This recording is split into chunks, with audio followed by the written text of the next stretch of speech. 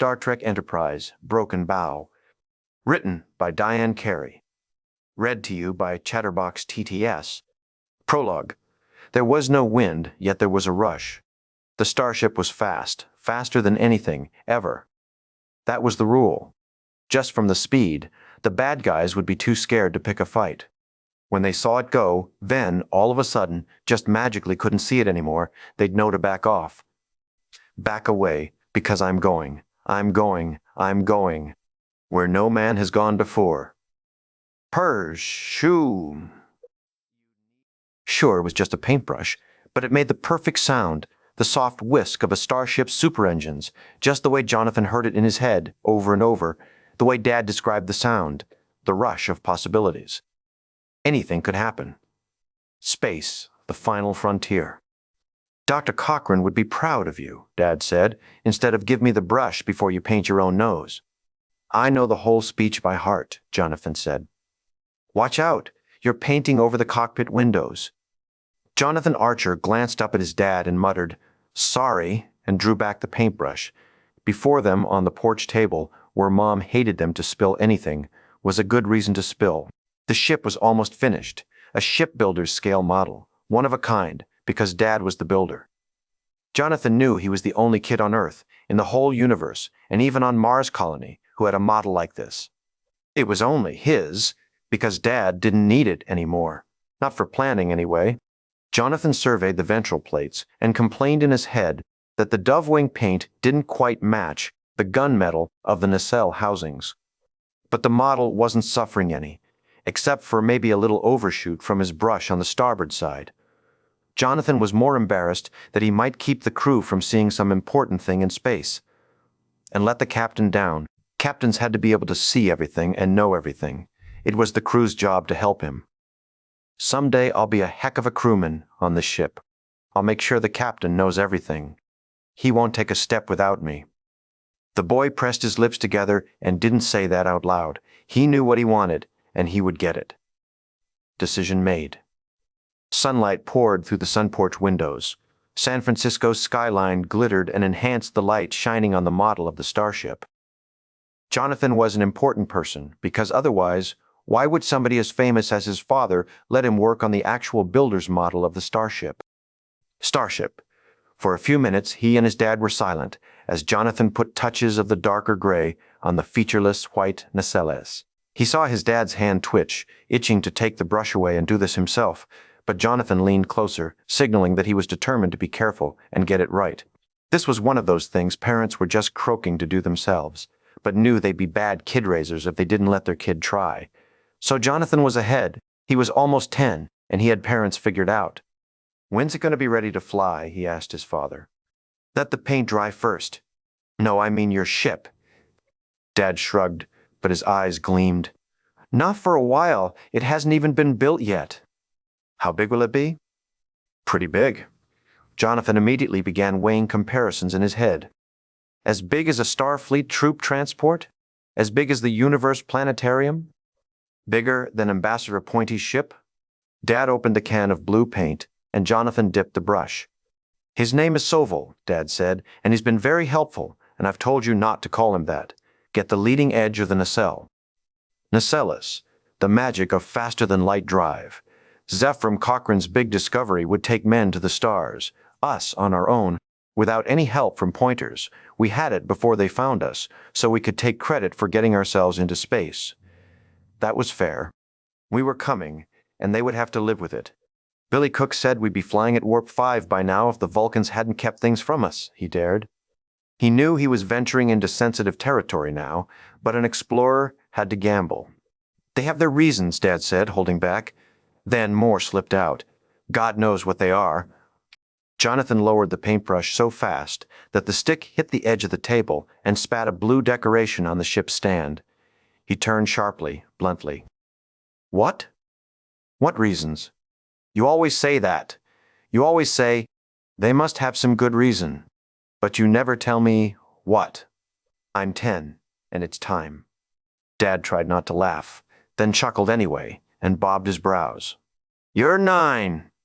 9 3/4. If I'm old enough to ask, then I'm old enough to get told something, and not just, Well, it's mysterious. Why won't they help? We would help them. I would help. Dad's smile faded to something else. He leaned forward, hunched his shoulders, and gazed directly in a way that made Jonathan feel important. Then, all at once, Dad started talking. But really talking, really saying something, as if he had started speaking to another grown-up all of a sudden. I haven't been very fair to you, have I? He considered. Treating you the way the Vulcans treat humans, the way they've treated me. I've been assuming that I'd be the one to decide when you were ready to know things, assuming you don't have anything to offer, because you're... Jonathan flared his arms and spat the word. Primitive? The interruption got just the reaction he wanted. Dad smiled, rolled his eyes, flushed pink in the face, and got embarrassed. For an instant, Jonathan felt as if he looked a lot like his dad. The sun-dipped brown hair, the same brown eyes, pretty good smile that crinkled his eyes, friendly face, not enough of a tan, and the same flicker behind the gaze, like maybe they were both smarter than the next guy about certain things, even if the next guy was each other. Primitive, Henry Archer murmured. It was a mocking word, one the Vulcans used a lot, till it was more like a joke. The sadness in Dad's face, though it hurt them both. Jonathan shrugged a little, not knowing what to say, but his feelings were hurt. His dad had done everything a human could do to prove that we were ready for space. Just as good as the Vulcans or whatever Slimers were out there, and still the Pointers wouldn't teach the important stuff, like they thought we were just puppies in clothes who couldn't learn. They knew how to swim but wouldn't teach us. They wanted humans to half drown, like some kind of punishment, then learn to swim on our own, and if we almost drowned, well then they'd step in maybe, and be heroes for saving us. What kind of friend is that, to think your friends are less than you in the universe? Some friends. Couldn't they see just from working with people like Dad and Zephram Cochrane? When Starfleet came around, didn't they get it that we were serious? Didn't they see how much we wanted to go? Couldn't they learn? Couldn't they dream? So, who was primitive and who wasn't? If I can make a person like Dad be honest with me, then I can do it with other people too. I'll think about this later and figure out what I did right. Then I'm going to use it on somebody. I'll make the Vulcans talk, and I'll make them say they're sorry to you. Bad. Because they should be. As if hearing Jonathan's thoughts, Dad stood up and tapped the lid back on the blue paint. Then he reached for Jonathan's hand. Come on, son. Jonathan took a leaping step because he knew. Where we going? To the space dock. Dad drew a long breath and nodded in agreement with himself. It's time for you to see the real thing. Chapter 1. 30 years later. Ogama, failed. I have smashed my craft, and now I flee to live. Die here, in rows of weeds and seeds? This is no way to die. Suliban, the savage pawns must not have what I know. Escape is not cowardice. Run. Thus he ran from the smelling wreck of a noble craft that had carried him so far, whose flawed intakes he had not been able to mend in time. The wreck would distract them. It was Klingon to its core, and it would serve till the end, spewing a curtain of smoke to hide him in the stalks. Who was on this planet? Who had made the stalks into rows as tidy as a Machlik's spine plate? What beasts were here who built the land into squares, the buildings into squares, and the fences into squares? Were they also square? Klang ran like a fear-driven child, but with anger also, which kept him leaping harder with each step. The gravity here, he could run faster than on Kono S. His bulky body served better here and seemed young again. He knew he was big, even for a Klingon, but here he sensed an advantage. Soliban animals would lose him in this weed field. Then the blasts began, and he knew he was wrong. The stalks beside him burst into flame and withered, blackened. A glance over his shoulder told him they were after him even through the smoke and weeds. He saw their mottled faces, heard their weapons, and sensed their insult. Ha! A burst of new energy, driven by the stink of burning plants, drove him faster toward the square buildings he had seen as his craft rushed overhead to its death. A good death in battle for a good old craft. To go ferociously into the dust and flame with scars of Suliban attack. The future would know about it. The Suliban weapons spat bitter fire at Klang as he ran. The alien countryside lit up in great expanses. Ridiculously, he tilted toward each shot. Escape would be preferred. But if there was no escape, he wanted to die boldly. He was running to save the mission, after all, not himself. His conscience and his duty were in conflict. But to die with Suliban disruption in the back, who would tell how it really had been for him? Why he died with wounds in his back? Could he run backward? He was about to try when a port opened in the nearest building and an alien emerged, bright in the face and round in the body, with hairless chin and narrow shoulders and cloth on its head. Shock broke across its expression, and it disappeared back into the swinging port. Clang angled away from that building and went for the silver tower to the side. It was windowless and tall, suggesting an inner confusion and a possibility of darkness in which to conceal himself. The door was large enough for him, made of thin metal and bracings. He pushed it shut and slammed the rod that obviously bolted the door. Would Suliban be stopped? Clang stepped back into the darkness and looked at the door. A thin sliver of light around the perimeter proved the door was not tight. Suliban would flatten through it. He had seen the disgusting sight before. He began to feel his way around and found a ladder. By the time he heard the Suliban dislocating their skeletal structure to melt under the door, actually, he heard their shuffles as they reassembled, but in his mind, he saw the meltdown. He was bursting out another door, high in the silver tower. Another roof. Yes, he had seen this nearby small building, and now it was here to help him. He held his breath and leaped. His soul slammed onto the tiny roof, breaking the plated material that warded off weather. In his mind, he endured a quick guess about what kind of weather would come to a place like this. Then, he was on the ground again. He lost balance for a moment as he spun around and drew his disruptor. Now, he would get a shot at them. They were inside that port he had just come from, trapped in the metal tower. A disruptor shot would charge those metal walls and force the Suliban out the other end, where Clang would be waiting for them. He leveled his disruptor and fired a single salvo at the open portal he had just come from. Rather than a simple charge, what came out was a gout of sheer fireball. The tower rumbled at its base, then blew to splinters with a great throbbing roar. Explosives. Why would these aliens keep volatiles in a field of stalks? Clang staggered, shocked, blown backward by the unexpected detonation.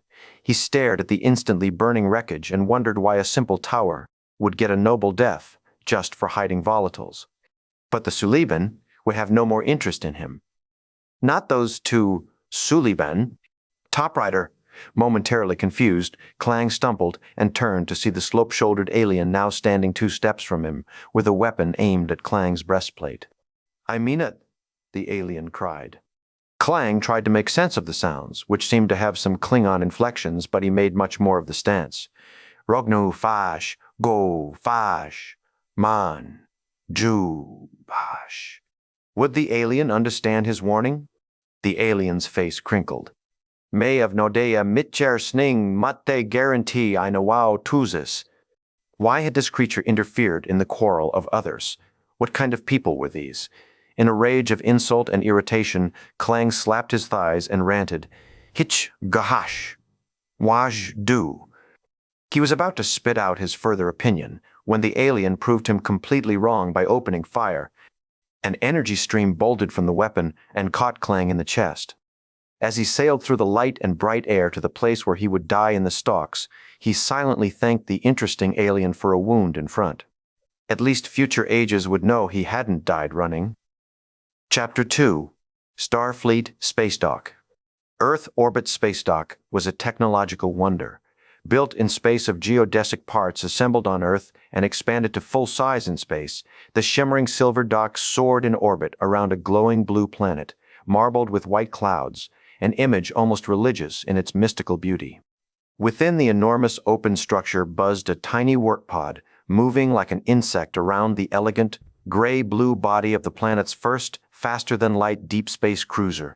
Together, as the pod maneuvered around the orbital inspection pod, and under the rim of a gigantic blue-gray saucer, the 2 men inside watched through a small ceiling portal as a string of hull bolts breezed past in orderly fashion. Well, Trip, old boy, it's an unwritten law in these parts that every starship's got to have a country boy on board, or it ain't going to fly right. You're making fun of me, Engineer Charles Tucker noted. Darn right I am, partner. Captain Jonathan Archer smiled, completely content in the moment. If I didn't take it out on you, I'd probably go ballistic in the face of some Vulcan dignitary, or an admiral, or a ship's cook, or somebody important. Are you saying I'm not important? Why would I say that? You're the country boy. Can an engineer tell a captain to shut the heck up? Sure, shut the heck up. In. Sir, they finished together. Their laughter rang through the cramped cockpit. Sounded good. They didn't hurry to stop. Archer held his gaze on his younger friend a few moments longer than necessary. Tucker was trying to be nonchalant about the new ship's imminent launch, but the veil was thin. He was just as excited as Archer, but Archer didn't feel obliged to hide his near giddiness at just being here, skimming across this ship, at this time in history. The two weren't quite 9 years apart in age, and between Archer's boyishness and Tucker's pretending to be a grown-up at least half the time, Archer figured that put them pretty close. Of all the newly assigned crew, they'd been together the longest, from the design stage to fitting out of the new warp-speed ship. The new ship hovered above them in space dock, as comfortable as an eagle in its eyrie, being tended, coddled, and preened by devoted minions in extravehicular suits, none quite as consumed with wonder as the proud captain himself. I wish Dad could have seen this. At his side, Tucker let his bright grin soften to a misty understanding. Everybody does, John. Some things just aren't going to come out fair. I don't think anybody in Starfleet will ever quite forgive the Vulcans for stalling. The worst part is how they pretend they didn't, Archer commented drably, as if we're too silly to know the difference. I've been waiting 30 years for them to open up, and it's never really happened. They just keep dangling that carrot. With one hand on the helm controls, Tucker held out the other palm and said, "But look what we've done anyway. There she is." Archer smiled, heartened, and drew a deep breath. "Yes, there she is." He gazed for a moment at the underbelly of the meaty, stubborn-looking ship's wide saucer section, then turned a grateful regard to Tucker. "With you around, who needs a ship's doctor?" "We do." Tucker whirled the inspection pod around sharply as they came to the next section and speared downward toward the nacelles. Beneath, the planet Earth gleamed mightily in a sheen of sunlight that made space dock glitter. The old Earth and the new ship moved together through the solar system that had given them both life. Magic. "The ventral plating team says they'll be done in about 3 days," Tucker offered when he saw where Archer's eyes were leading. "Make sure they match the color to the nacelle housings." "Planning to sit on the hull and pose for postcards?" "Maybe." Archer smiled again and sighed happily. "God, she's beautiful." "And fast. Warp 4.5 on Thursday." Archer shivered with awe. "Neptune and back in 6 minutes. Let's take a look at the lateral sensor array." Before the last syllable was out, the pod vectored 90 degrees on its port seam and spun aft, dropping 50 feet like a stone. Only at the last second did Tucker wheel out of the fall. Archer closed his eyes and swallowed a moan. These stupid utility pods, smaller than they had to be, and definitely faster than they had to be. "If I didn't know better," Tucker chided, "I'd say you were afraid of flying." "If I'm afraid of anything," Archer said, "it's the scrambled eggs I had for breakfast. Pretty soon, you'll be dreaming about scrambled eggs. I hear the new resequenced protein isn't much of an improvement." Archer skewered him with a meaningful look. "My #1 staffing priority was finding the right cook. I think you'll be impressed. Your galley's more important to you than your work core. That's a real confidence builder. You're a great engineer, Trip, but a starship runs on its stomach. Slow down. There. Those are the ports that buckled during the last test. They need to be reinforced." Tucker released the controls, picked up a pad and a stylus, and scribbled notes to himself, checking the numbers on the hull plates and poking the identifiers on a schematic of the section that came up on his pad. With one passion competing with another, the pod drifted sideways and "Punk!" struck the body of the new ship, then made a lazy yaw to starboard. "Sorry." Tucker kneed the controls, and the pod stiffened to a more stable position. Archer pressed forward in his seat and craned to look out the viewport. "Great. You scratched the paint." Tucker took a breath to make his presence known, but the comm chirped and cut him off. He tapped the button. "Orbital 6. "Captain Archer? Sir?" "Oh, well, they'd found him." Arch leaned back. "Go ahead. Admiral Forrest needs you at Starfleet Medical right away." He looked at Tucker, but the engineer just shrugged. Very well, Archer called to the comm. Ask him to stand by. I'm on my way. Thank you, sir. Tucker was still looking at him, even though he was also now spinning the pod out of the presence of space dock and heading toward the planet. Who's sick? Archer shrugged. It can't be personal. Everybody I care about is up here. Come on, John, Tucker sighed. Don't be bitter. Not today. Don't worry, I'm not. It's just the truth. A little truth never. You and the truth. Can't we have a little old-fashioned social disguise from our captain? Fool us some, lull us into complacency? Archer laughed again and dropped a hand on the engineer's arm. Tucker, you are plenty complacent enough. Speed up, will you? But the approach vector limit here is They can give me a ticket. Whatever Forrest's got, I want to get it over with and get back here while the getting's good. That's a lot of getting, Captain. I'm on it. Hang on. Trip, holy. Who was chasing him? We don't know. They were incinerated in the methane explosion, and the farmer's description was vague at best. How did they get here? What kind of ship? They were using stealth technology. We're still analyzing our sensor logs. I'd like to see those logs. The Klingons made it very clear they want us to expedite this. It happened on our soil. That's irrelevant. Ambassador, with all due respect, we have a right to know what's going on here. You'll be apprised of all pertinent information. And just who gets to decide what's pertinent? Jonathan Archer knew exactly what was going on before he ever entered the ICU at Starfleet Medical. There were 5 voices. Admiral Forrest and that other funny little admiral who always reminded him of Grandpa's golf partner, Admiral Leonard was his name. Commander Williams as well. The other 2? Well, he knew Ambassador Soval's voice well enough, curse him, and the other was clearly a Vulcan too. That snooty tone of voice, the precise diction, and the shield of parent-like solemnity. Archer almost made an unpleasant sound, but decided to just walk in instead.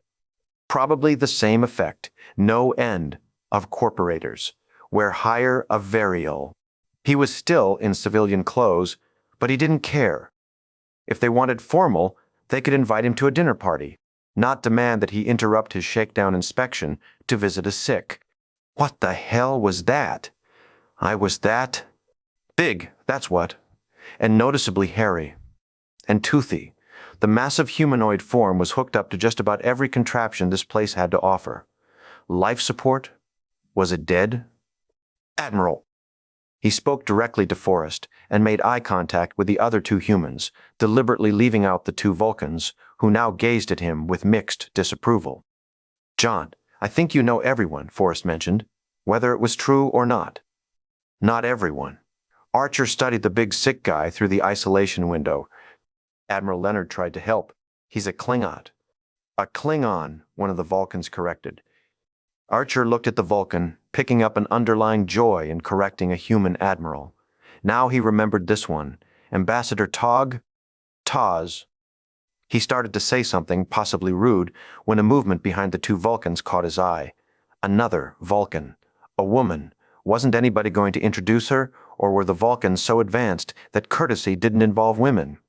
He decided their protocol was their own problem and put his attention back with the Klingon. Where'd he come from? Oklahoma. Tulsa, right? Archer moved closer to the glass. A wheat farmer named Moore shot him with a plasma rifle, Forrest filled in. Says it was self-defense. Fortunately, Tos added, Soval and I have maintained close contact with Konos since the incident occurred. Archer turned. Oh, what the heck, just ask. Kono-Ez. It's the Klingon homeworld, Admiral Leonard said, proud that he could pronounce it now. Forrest eagerly added, This gentleman is some kind of courier. Evidently he was carrying crucial information back to his people. When he was nearly killed by your farmer, Soval stuck in. Uh-oh. Archer's back stiffened. He knew that tone, that inference. Your farmer. Good thing he was well enough educated to understand the subtle nastiness as wielded by the pointy among us. He turned, faced them all, tilted his head just a little, and waited for the other shoe to drop. Carefully, Admiral Forrest finally admitted, Ambassador Soval thinks it will be best if we push back your launch until we've cleared this up. Well, isn't that a surprise? Archer snapped. He looked directly at Soval with what he hoped were his father's eyes. You'd think they'd come up with something a little more imaginative this time. Soval's face was impassive. Captain, the last thing your people need is to make an enemy of the Klingon Empire. If we hadn't convinced them, Toes filled in, to let us take Klang's corpse back to Konos, Earth would most likely be facing a squadron of warbirds by the end of Ha! Corpse, Archer broke in. Is he dead? That would change things, but he had no idea how. What was an alien agent or courier doing bumbling about on Earth anyway? If Archer understood the general layout of this part of the galaxy, Earth wasn't particularly easy to stumble onto, which was why nobody had stumbled here until Zephram Cochrane sent up his big flare. The Vulcans were annoyed at his questions, but Archer wasn't about to be swayed by that.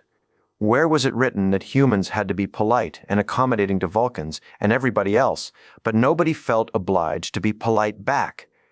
Starting today, He stepped past Soval and Admiral Leonard to the ICU door, opened it, and cued a passing physician. Excuse me, is that man dead? Though in hospital garb, the physician was some kind of exotic alien breed, nothing Archer recognized, but his delight at getting to work on this patient was downright human.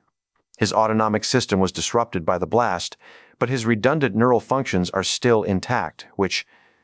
Is he going to die? Archer pestered. Yes or no? Just yes or no. Not necessarily. Close enough. Without amenity, Archer turned back to the 5 musketeers. Let me get this straight. You're going to disconnect him from life support, even though he could recover. Where's the logic in that? Klang's culture finds honor in death, Soval explained. If they saw him like this, he'd be disgraced. They're a warrior race, the other Vulcan went on. Did these two always share lines? They dream of dying in battle. If you understood the complexities of interstellar diplomacy, you would... So, your diplomatic solution is to do what they tell you? Pull the plug? Archer heard his temper rising in his tone. Why not? The putrid lesson in diplomacy betrayed the Vulcan's own ignorance. What Earthling hadn't heard about a dozen cultures on his own planet with that Viking morality of dying in battle?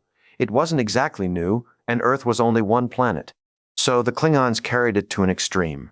All it did was guarantee that they'd be at war with somebody all the time, and they'd fight each other if they couldn't find some stranger to fight. And the Vulcans called humans primitive, but this they respected? Your metaphor is crude, but accurate, Toes said. We may be crude, but we're not murderers. Archer turned a cold shoulder to the Vulcans and faced Forrest. You're not going to let them do this, are you? And he asked in a way that made them all understand that he wasn't going to let this happen, and the admirals could help if they wanted to. As he waited for their decision, whether to agree with him now or in a few minutes, he glanced at the enormous form on the Ichu bed, its legs hanging off the bed from the calves on down. This Klingon hadn't even had the chance to die in battle. He'd crashed and was running. What kind of battle death was that? Better he live and pick something better. Maybe a hand-to-hand with Tucker. Or Soval. Yeah. Soval leaned a little toward them. The Klingons have demanded we return Klang immediately. Admiral, Archer prodded, ignoring the ambassador. Forrest fidgeted. The sight enraged Archer. That the Vulcans and Klingons could reduce a Starfleet admiral to nervousness, some things just shouldn't happen. It was time they stopped happening. We may need to defer to their judgment, Forrest attempting trying to make everybody happy. Boy, was it ever time for this guy to retire. Brave new world, that has such marshmallows in it. We've deferred to their judgment for 100 years, Archer snapped. John, how much longer? His bluntness did the trick, not to mention the clarification that he really wanted an answer. This wasn't rhetorical. He was making a demand not for himself, not for Klang or the new ship, but for Earth, to establish itself a stake separate from the Vulcans. If they wouldn't come up to the plate, Earth would come up without them. Archer was ready. Why weren't these others? When would there be a better chance to demonstrate what humanity was all about among these people who thought silly things were important? How you died instead of how you lived, for instance. The Vulcan female stepped forward, quite suddenly, right through the 2 elder ambassadors. She was the only one with the guts to say what she was thinking. Until you've proven you're ready. Archer bristled. The Vulcans kept chanting that mantra, but they were never interested in letting Earth people do anything that might just prove readiness. Who did these stiffs think they were anyway? Interstellar schoolmarms? Ready for what? Archer asked, even though he knew. Hell, everybody knew, but he wanted to make her say it. To look beyond your provincial attitudes and volatile nature. The elegant female had a firmness in her eyes. She was playing his game. She darn well comprehended the triteness of her own declaration. Maybe she was waiting to see how far Archer could be pushed. Volatile? Archer mocked with a little lilt. You have no idea how much I'm restraining myself from knocking you on your ass. Eyebrow raised, she looked at him in near enjoyment. Was that right? There was a glint in her eye. Despite her mosaic stillness, he got the idea she might not like what she heard, but did like hearing it. Very few humans talked back to Vulcans, yet. I think I'll start doing seminars. How to talk back to a Vulcan and spit in an Admiral's Eye 101. You too can learn this in 10 easy lessons. Oh, forget it. He pivoted back to Forrest. These Klingons are anxious to get their man back. Fine. I can have my ship ready to go in 3 days. We'll take him home. Alive. This is no time, Soval interrupted, to be imposing your ethical beliefs on another culture. Archer just cast him a look of deadly irony and waited while Forrest turned to Leonard. Dan? Forrest asked. What about your crew? Leonard asked. Your comm officers in Brazil. You haven't selected a medical. 3 days. That's all I need. Okay, everybody always said 3 days, so Archer had picked it out of a hat, hoping they'd think it had a good ring. Admiral, Soval protested. No doubt he was having nightmares about a crew full of Neanderthals shooting through space into civilized areas like the Klingon cul-de-sac. We've been waiting nearly a century, Ambassador, Forrest said at last. This seems as good a time as any to get started. Listen to me, said Soval, his voice noticeably louder. You're making a mistake.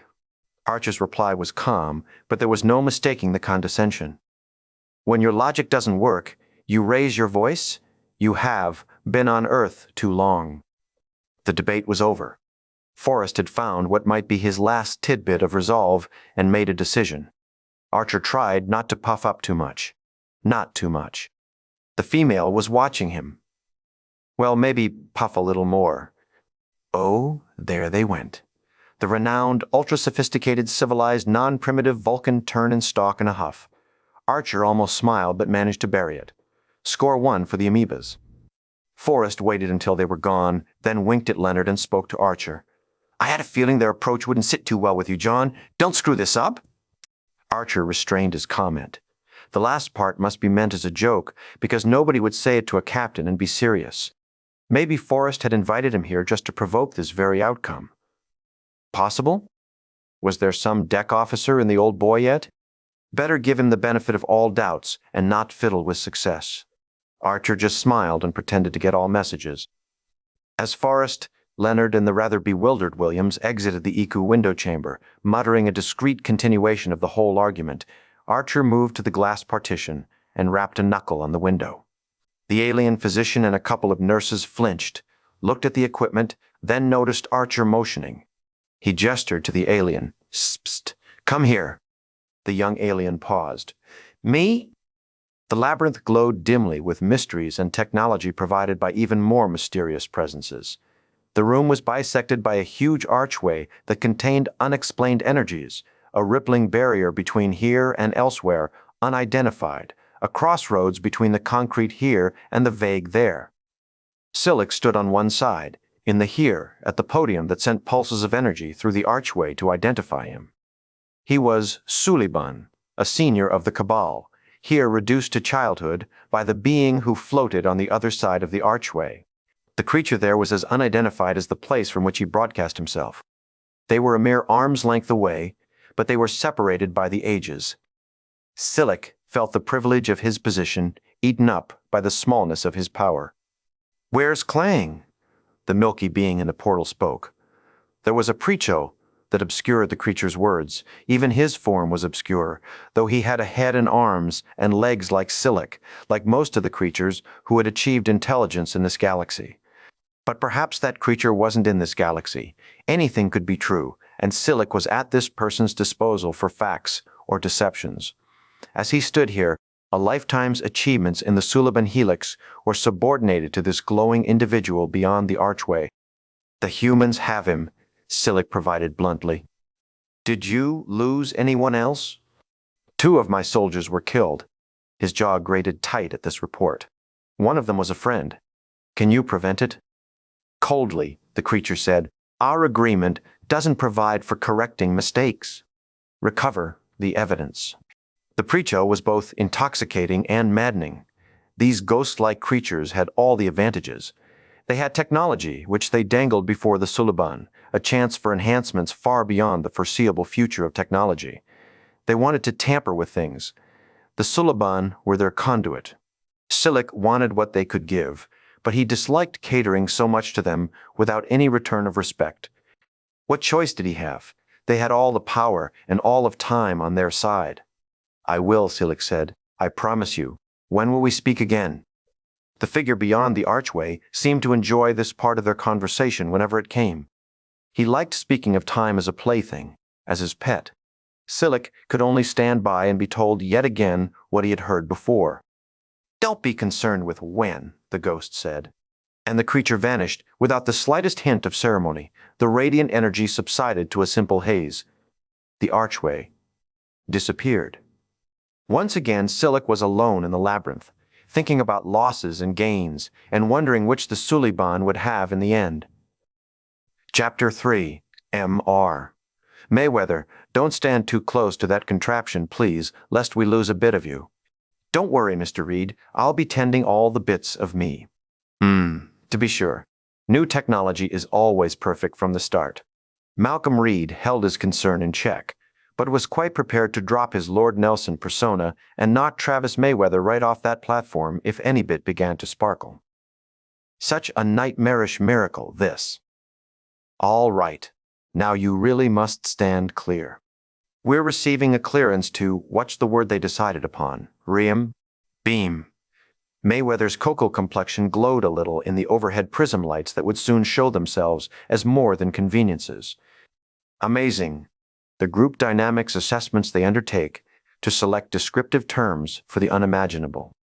I heard they went through scramble, heat, dissemble, and spear before they found one that wouldn't scare people. Beam sounds so peaceful and sunny. Not quite what's going on here, is it? Reed sighed at the awesome complexity of this contraption. Travis Mayweather, though, was giddy with pleasure at the new might of their science. He had just come aboard, and the glaze of awe had yet to take a scuff.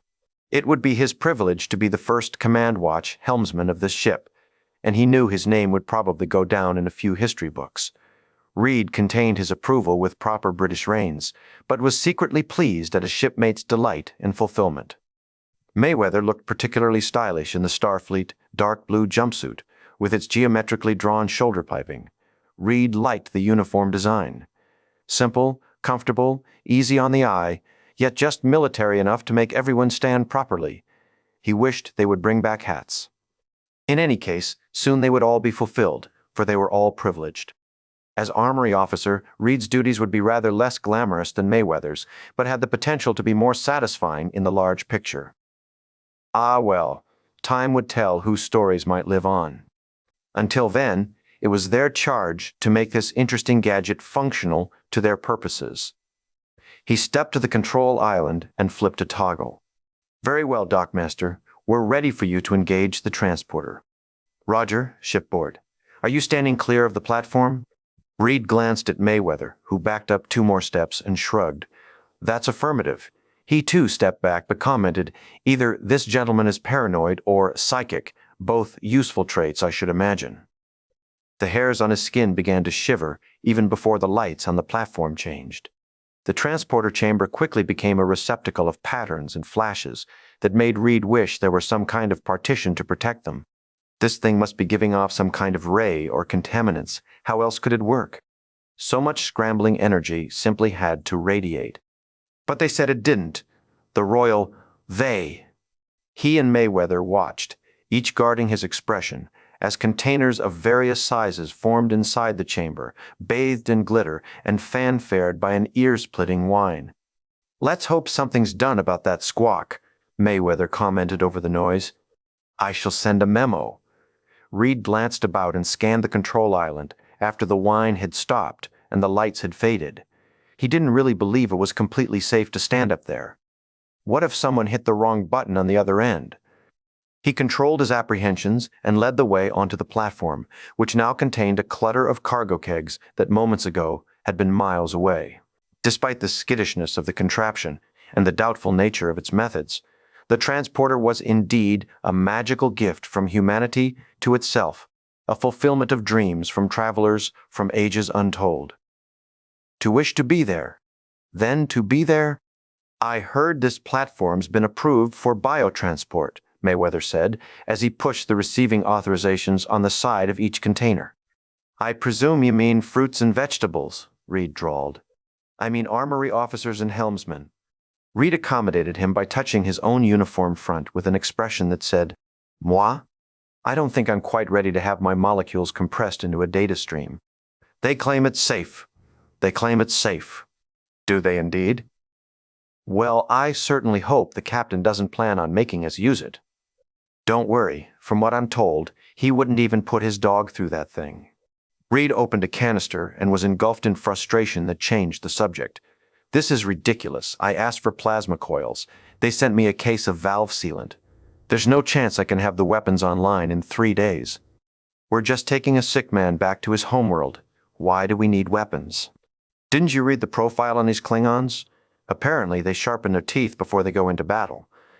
Mayweather shrugged. Then don't let them get close enough to bite you. Personally, Reed opined, I suspect it's all rubbish and lore. After all, with whom do they do all this battling they speak of? And who supports this constant tactical front? Someone must do the sewing, cooking, construction, repair, and run a supply line, correct? Someone must cobble the soldiers' boots, as they say. One should think they must have some other flammable race which also prefers to battle constantly, or they would have to simply battle with everyone they meet. Sooner or later, someone will have shown them their own heads. You really think it's a myth? Oh, yes. One simply can't behave that way without ultimately coming up against a bigger dog, sharpened teeth, or no. And a more disciplined dog, sir? Why, of course. Discipline ultimately beats all Celts and Huns. It's the British way. Mayweather rewarded him with a stream of laughter as they exited the mystical transporter room and hurried down the corridor through a scaffold of working crewmen engaged in the hustle of making the ship ready in record time. No one had been ready for the captain's morning muster. 3 days. They wouldn't be ready, but there would be a passable pretense of readiness. No doubt Mr. Tucker will reassure me that my equipment will be here tomorrow, Reed went on, satisfied with his performance for the day. He continued, imitating Trip Tucker's southern drawl. Keep your shirt on, Lieutenant. Mayweather wasn't listening. Is it me, or does the artificial gravity seem heavy? Reed took a few measured steps. Feels all right. Earth sea level. My father always kept it at .8 G. He thought it put a little spring in his step. After being raised on cargo ships, it must have felt like you had lead in your boots when you got to Earth. Took some getting used to. 4. Excuse me. Though Mayweather took a breath to say more, Reed was on to something else, for he had spotted a crewman about to tune the power conduits to the lower levels with his magnetic coil reader. You may find that if you rebalance the polarities, you'll get that done quite a bit faster, crewman. The midshipman glanced at him. Thank you, sir, the young lady said, not meaning it. Very well. Come along, Mr. Mayweather. As the two men continued hurrying down the corridor, Mayweather cast a glance back and chided. What was that all about? She didn't need the help, you know. Did you enjoy a little venture into superiorizing? Yes, I did. Of course, it also helps that everyone in earshot got a little jab that we are indeed in a genuine hurry. Ulterior motives. Sneaky. Anything for king and country. Listen, Malcolm, Mayweather began, more quietly. If I didn't thank you for recommending me for this assignment, let me do it right now. Oh, all I did was drop a syllable or two into the captain's ear. Your record spoke for itself, all your life aboard spaceships, able to fly nearly any make or model. There's no model like this one. No, there isn't. So take heart, for there's nothing against which to compare you. No one will know whether you're mucking up at the helm or not. Wait, engineering is this way. Always bear to starboard below deck 8. Starboard, aye. But thanks anyway. Reed nodded. We shall see. Okay, Alex, give it some juice. Trip. Tucker danced his own kind of ballet through the outcroppings and knotholes of the cramped engineering deck, a complex scaffold made to support experimental technology of the most skittish kind. This was the red-like nerve center of the new ship, busy and tightly fitted, a place where 1,000 adjustments had been bolted on where they were needed, from circuit breakers to flow quenchers, some just to see if they helped at all. Tucker swung and dropped, hooked and monkeyed through the arrangement, rather like a child on playground equipment or a zoo monkey on the run. Malcolm Reed winced as Tucker's foot slid on a rung, but the engineer succeeded in barely keeping a heel hold with the other foot and hovered in place to check whatever he was doing. Beautiful, he cried to someone among the many crewmen rushing around this area. Lock it off right there. His voice, so high against the chamber's ceiling, carried an echo. Reed, with Mayweather at his side, stood watching Tucker in his engineering flight suit dance about the ladders and support structures for the mighty and pre-legendary warp core. Yes, the massive shipborne power plant already was a legend across space. The clever, useful, and somewhat shocking development, all human, in spite of holdbacks from other races who already had faster-than-light speed. Apparently, humanity had surprised everybody, coming up with warp power on their own, then developing it so quickly. For other cultures, it had taken centuries to get from point A to point B in this technology, but once humans had seen what others could do and knew they could do it, they wouldn't be left behind now that they had a grip on the possibility. When the Vulcans held back, humans had surged forward with even harsher relentlessness. Spite? Perhaps, and wasn't it joyfully irritating? Look at him, Reed commented, the very embodiment of glee. I would be too, Mayweather sighed, if this baby were all mine, the way it belongs to its chief engineer. Oh, or its primary watch helmsman, I dare say. Don't sell your roles short. You are the first, after all. You're determined to make me self-aware at the wheel. A bright smile broke within Mayweather's face. But you're right, it's giving me butterflies to realize what I am and where I am. Do you think all the men who came before us on ships felt like this? Unless they were shanghaied, Reed muttered his comment, then realized he had failed to fan the mystique. Ah, he added, but each age has its enterprise, and always has. This is ours, for all our own people, and any other who wishes our friendly hand. Mayweather accepted the heartfelt sentiment. Or our firm fist. Amen to that. The two stood together, in their ship, among shipmates, and embraced this moment of charm. A dash of sprightly humanity came as Trip Tucker swung downward toward them, finally to slide down the handrail of the last ladder and land, with a thunk on the deck, not 10 steps away, proudly eyeing the warp core. At last he pulled out an engineer's cloth and relieved a smudge of its misery. I believe you missed a spot, Reed charged. Tucker turned and seemed immediately proud. Then eyed Mayweather. Commander Tucker, Reed introduced, Ensign Travis Mayweather. Tucker stuck out his hand eagerly. Our space boomer. Mayweather seized the hand and tried to return the enthusiasm. Helmsman and engineer, the right and left hands of any ship, but he couldn't keep his eyes off the stunning warp core. How fast have you gotten her? He asked, finding a compromise that excited them both. Warp 4. We'll be going to 4.5 as soon as we clear Jupiter. Think you can handle it? Reed buried a grin at the two children who had found each other in the midst of Fantasyland, each wanting to do the other's job just for a few minutes. 4.5. Mayweather gazed hungrily at the power source, openly awed and not ashamed to show it. Unthinkable speed, indescribable power, soon to be in his hands. Pardon me, Reed interrupted, but if I don't realign the deflector, the first grain of space dust we come across will blow a hole through this ship the size of your fist. Tucker snapped back to business. Keep your shirt on, Lieutenant. Your equipment will be here in the morning. What's taking so long? There was some problem at Central Dispatch with Space Crate Incorporated's shipment manifest. The crate with your stuff in it got waylaid in transit, and it's being rerouted. By whom? Who signed that reroute order? Some guy at the dockmaster's office. Seems odd. That's what we get for trying to hurry things up. They get more late. But the shipment was confirmed for this afternoon, Reed protested. I got the bill of lading. How do these things occur? Inefficiency? Tucker shrugged. We've had 6 foul-ups already, and it's not even breakfast. You're not the only one. All involving shipments? Travis Mayweather asked. All but 2, which were misinstallations of critical parts for the motive power system. I'm having to watch my engineers like a mama lion. Reed frowned. Who made these misinstallations? Don't know. We're trying to trace them, but nobody seems to know where the work orders are coming from. Just confusion is what I think.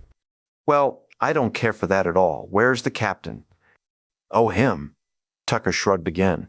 Where would you be if you had just ordered your ship fitted out with a 72-hour readiness deadline and you didn't even have a deflector or a command staff? He's in Brazil. Where else? Guangait. Take Neklit. Very good. Again. Glungait. Tak Nekli. Ah, the sound of learning. Jonathan Archer came up on the doorway of his target classroom and noticed that he'd been doing a lot of eavesdropping lately. Gotten a lot of information out of it, too. He paused for a couple of moments and listened, trying to pick out which language the students were repeating to their teacher. The process was heartwarming, but quickly becoming obsolete, as most of the races humanity met as it moved into space had learned English just as quickly. They were probably more accustomed to dealing with foreign languages, but, on the other hand, Earth has more than her share of languages, so humans had been used to this sort of thing too for eons. Of all the planets Archer had heard of, both rumors and confirmed, Earth had by far the widest range of cultures, races, dialects, and languages. Though the Vulcans and others liked to pretend otherwise, Earth was the most cosmopolitan and diverse planet in the charted galaxy. But diversity didn't suit Archer's purpose at the moment. He needed one narrow thread of talent. It was in that room. He heard her voice, a charmingly high, small voice, almost a child's voice, but strong and confident at leading the mumble of students through tedious repetitions of alien pronunciation. Tighten the back of your tongue, the charming voice suggested. Then somebody choked. Oh, it wasn't a choke. Probably alien poetry. Who knew? Archer was looking forward to having Hoshi Sato's spirit and cheer on his bridge. Good thing, because she would be there about half the time, and most command watches, as the ship's communications officer. The station was a relatively new posting, never before located on the ship's bridge itself, but this was a correction of a problem. The communications officer had turned out to be far more important to the moment-by-moment workings of a ship in space than anyone had expected, even when nobody was talking to anybody. It would be Hoshi's responsibility not only to make sure the crew heard every command, but that all the systems in the ship were communicating with each other, from sensors to the red alert klaxons. Hoshi was also in the command line, simply because the comm officer always had first-hand knowledge of exactly what was happening. Then she spotted him lurking in the back of the room, her youthful face screwed up with concern. The captain never showed up without a reason, and that meant she would be leaving with him. She knew it, he could tell.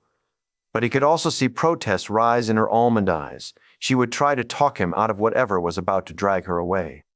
Archer watched her. She was already disappointed, upset just from seeing him here. Her right eye got a little tighter. He'd hoped to ease her distress a bit with his Hawaiian shirt, a kind of peace offering, but not much of a disguise. Was it working?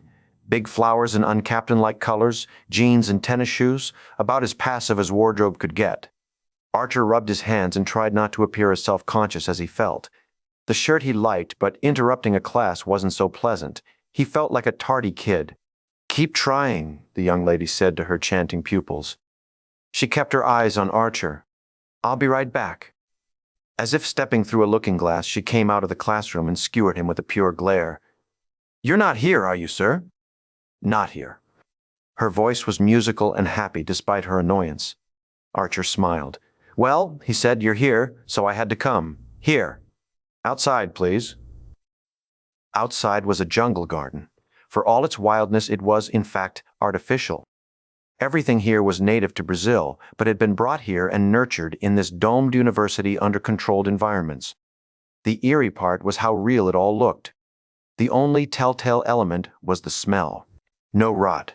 I need you, he stated bluntly as she stepped out before him on the constructed pathway.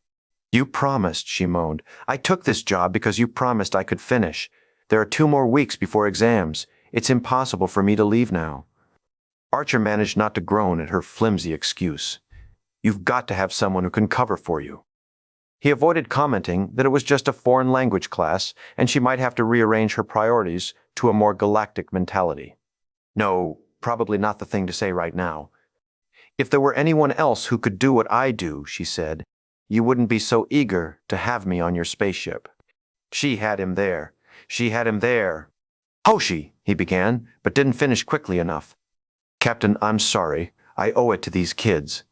He almost laughed, though managed to keep from it again. Kids? She was hardly a crone herself, and there were other things at work besides devotion to this particular cluster of students who would be scattered far and wide in a matter of weeks. I could order you, he attempted, just to see what kind of a rise this would get. I'm on leave from Starfleet, remember? You'd have to forcibly recall me, which would require a reprimand, which would disqualify me from serving on an active vessel. He shrugged. I need someone with your ear. And you'll have her in 3 weeks. This angle was all wrong and wouldn't work, Archer knew. She was a sweet and benevolent person, intelligent and clever, but she was lousy at lying, and this was a lie. Nobody was quite this irreplaceable. There were plenty of teachers out there who could gargle in front of a group and get them to repeat it. This wasn't the first time she'd put him off. She was afraid. They both knew she didn't want to go out on an experimental ship on a mission that could turn dangerous on a whim. Hoshi wasn't the pioneer type. How could he broach the reality? Tell her she was right to hesitate. He wanted to open up and reassure her that being scared of scary things wasn't the same as being a coward. Except for one thing. She wanted to be out there speaking languages, not down here teaching them, and he knew it. Time for the heavy artillery. From his breast pocket he took a small device and clicked it on, letting a stranger's voice speak for him. A Klingon voice, speaking the garbled ancient language never heard on Earth before a few days ago. The tension left Hoshi's brow. Something else replaced it. What's that? Klingon. Ambassador Soval gave us a sampling of their linguistic database. I thought you said the Vulcans were opposed to this. They are, but we agreed to a few compromises. Hoshi fell silent and listened to the recording, gacking and gleshing and cotton-king merrily in Archer's hand. Archer kept his lips clamped on any encouragements. He had to give her something worth being scared for. She didn't want to teach, she wanted to do. Teachers were always the last to use new information. Hoshi would want to be the first. Yes? Yes? She was leaning a little closer to his hand. What do you know about these Klingons? Not much, he tempted. An empire of warriors with 80 polyguttural dialects, constructed on an adaptive syntax. Turn it up. The Klingon voice got louder. What a language. Sounded like this guy was throwing up. Think about it. You'd be the first human to talk to these people, he trolled. He lowered his voice, hunched his shoulders, and leaned toward her. Do you really want someone else to do it? Her eyes flickered like butterflies. She backed off a step, then 2, and looked at him without turning again to the speaker in his hand. Why are you rushing me? She asked. What do you really want? I want people around me who I already trust, he admitted. Because? The mission's so simple. Deliver a sick man home. Why do you need to trust anybody the way you're saying? He shifted on his feet, wobbling into a perfectly formed fern, and decided that if he could force her to be honest, then he should be too. Because something's wrong. Nothing's happened yet, she said. What could be wrong? Archer gazed down at the little device, its alien voice of the unavoidable and complex future. He clicked it off. He clicked it off. I don't know yet. Chapter 4. Trip. Doesn't all this strike you as too many things going wrong? Charlie Tucker frowned at Jonathan Archer's question as the two of them peered out the small ready room's viewport at this side of space dock. What difference does it make what I think? What do you think? Don't parry. Just tell me. Well, you rushed us into readiness and we're still not ready, but that meant cutting a lot of corners. Things are bound to tangle some. This much? Archer settled on the edge of his desk. Doesn't this strike you as excessive? Something going wrong with almost every shipment of ordnance of any kind? Messages garbled, timelines confused, shipments misdirected, Maybe I'm just being overly cautious. Paranoid, you mean? I want it to work, Trip. Dispreed. Tucker smiled briefly. Well, I think we all want that, Captain, although I can't speak for our science officer. He paused, weighing his words. Since when do we have Vulcan science officers? He said at last. Tucker's complaint was more of a moan, and there was much more to the statement than he was saying outright. Vulcans who hadn't earned a place at the top of the team. Rank she hadn't earned, trust she hadn't earned, on a ship she'd never touched, dealing with science her people won't share. A perfect perch from which to keep even more secrets. So Archer gave him the bald truth by way of an answer, since we needed their star charts to get to Konaz. Seeming almost in physical pain, Tucker rolled his eyes. So we get a few maps, and they get to put a spy on our ship. His disdain was justified, to Archer's mind, which made this all the worse. They were selling rank and influence at a pretty low price, on top of the plain risk of a randomly appointed executive officer. Bad judgment, and he couldn't pretend it was anything less. He looked away from Tucker, out at the bright space dock, which would no longer protect them after today. He felt cheapened, as if he'd bent too far backward, and the people feeling the ache were his crew. Admiral Forrest says we should think of her as more of a chaperone, he attempted. Pathetic. Fancy words couldn't massage the gift of authority to someone who didn't deserve it. If anything happened to him, nobody would be taking orders from a chaperone. The figurehead could very quickly go to supreme power, and the crew would be obliged to obey. And he had told Hoshi he only wanted people around whom he trusted.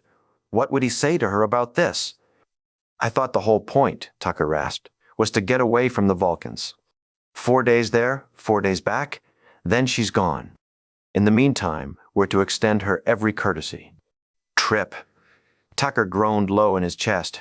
I don't know. I'd be more comfortable with Porthos on the bridge. Archer smiled sorrowfully at the idea, and searched for something that might give Tucker a boost. He was interrupted before he began by the door chime.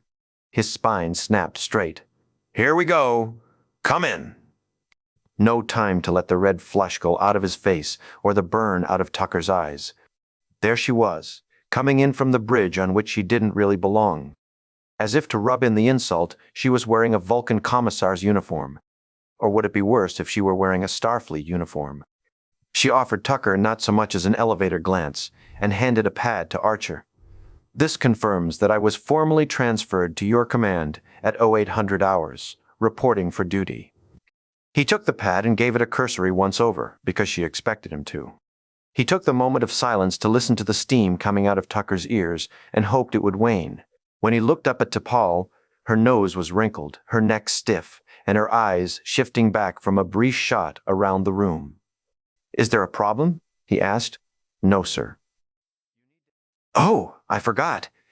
He glanced at Tucker, then over to the couch, where Porthos lay sleeping with 3 or 4 paws in the air and his snout off the edge of the cushion. Vulcan females have a heightened sense of smell. I hope Porthos isn't too offensive to you. He pushed an inflection on the word females, just enough to prickle her if she could be prickled.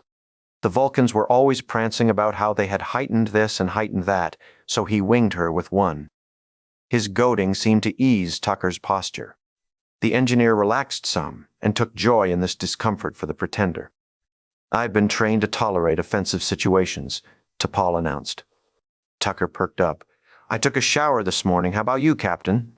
T'Pol eyed Tucker and held her breath as long as she could. I'm sorry, Archer began, pausing just long enough for her to think he might be apologizing for stinkiness. This is Commander Charles Tucker III, Sub-Commander T'Pol. Tucker jabbed his hand out toward her. Trip. I'm called Trip. T'Pol took a slight breath. I'll try to remember that. Oh, enough. Archer allowed himself an annoyed sigh and plunged into the core of Tucker's very legitimate problem with all this. While you may not share our enthusiasm for this mission, he said to T'Pol, I expect you to follow our rules. What's said in this room and out on that bridge is privileged information. I don't want every word I say being picked apart the next day by Vulcan High Command. If she happened to be insulted, he declared to himself and silently to Tucker, then her irritation would be due payback for her rudeness. The Vulcans prided themselves on their social decorum, but they were among the most discourteous people Archer had ever met. Truly sophisticated people treated others with more respect just as a matter of course, until given much better reasons otherwise than the Vulcans possessed. Humans had certainly demonstrated that Earth wasn't going backward, wasn't standing still, and wouldn't be impeded by snobbery, so why not help? Like Hoshi, the Vulcans didn't want to take any risks. Unfortunately, they also wanted to act superior about their own reticence. Archer didn't feel like letting them anymore, and he finally had the influence to make good. My reason for being here, T'Pol began, feeling the pressure, is not espionage. My superiors simply asked me to assist you. Your superiors don't think we can flush a toilet without one of you to assist us. I didn't request this assignment, Captain, she went on, and you can be certain that, when this mission's over, I'll be as pleased to leave this ship as you'll be to have me go. She flinched suddenly.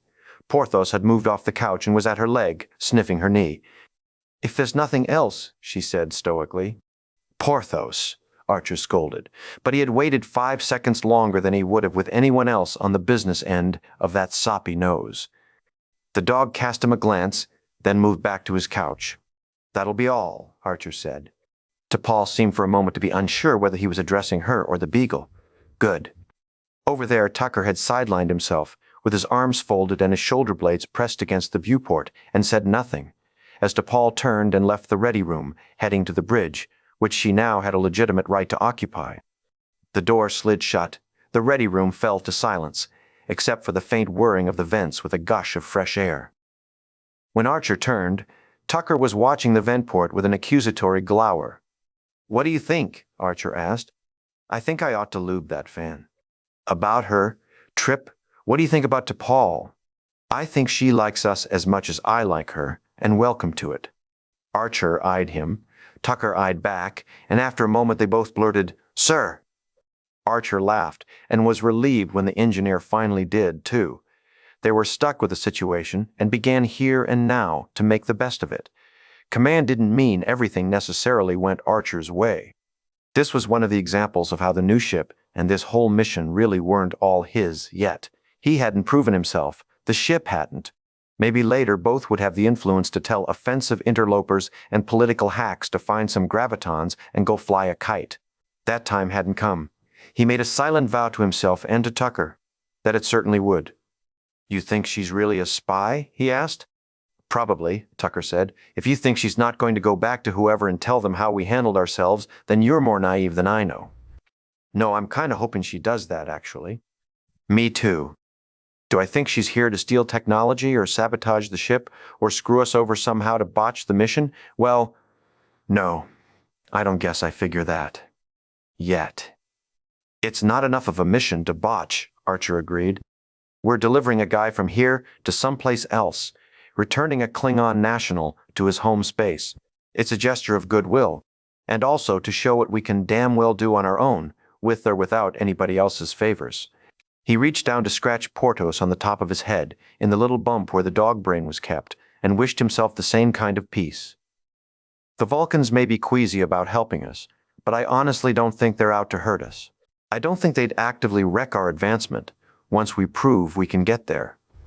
Maybe you're naive after all, Tucker interrupted. How many times have you heard them say how we're not ready to go out into the galaxy, or how they're waiting for us to prove we're worthy of the company of others and all?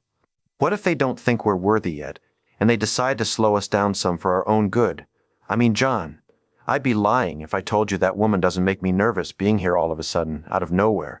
Serving as a senior officer, why would she have to be a senior officer if they just want to keep an eye on us? Don't think there's nothing to that. I'd be peeking over my shoulder if I was you. Archer's expression changed. He felt his face grow tense. Is that a serious recommendation? You think my life could be in danger? With her in that position and the Vulcans thinking we're bad news, hell yes.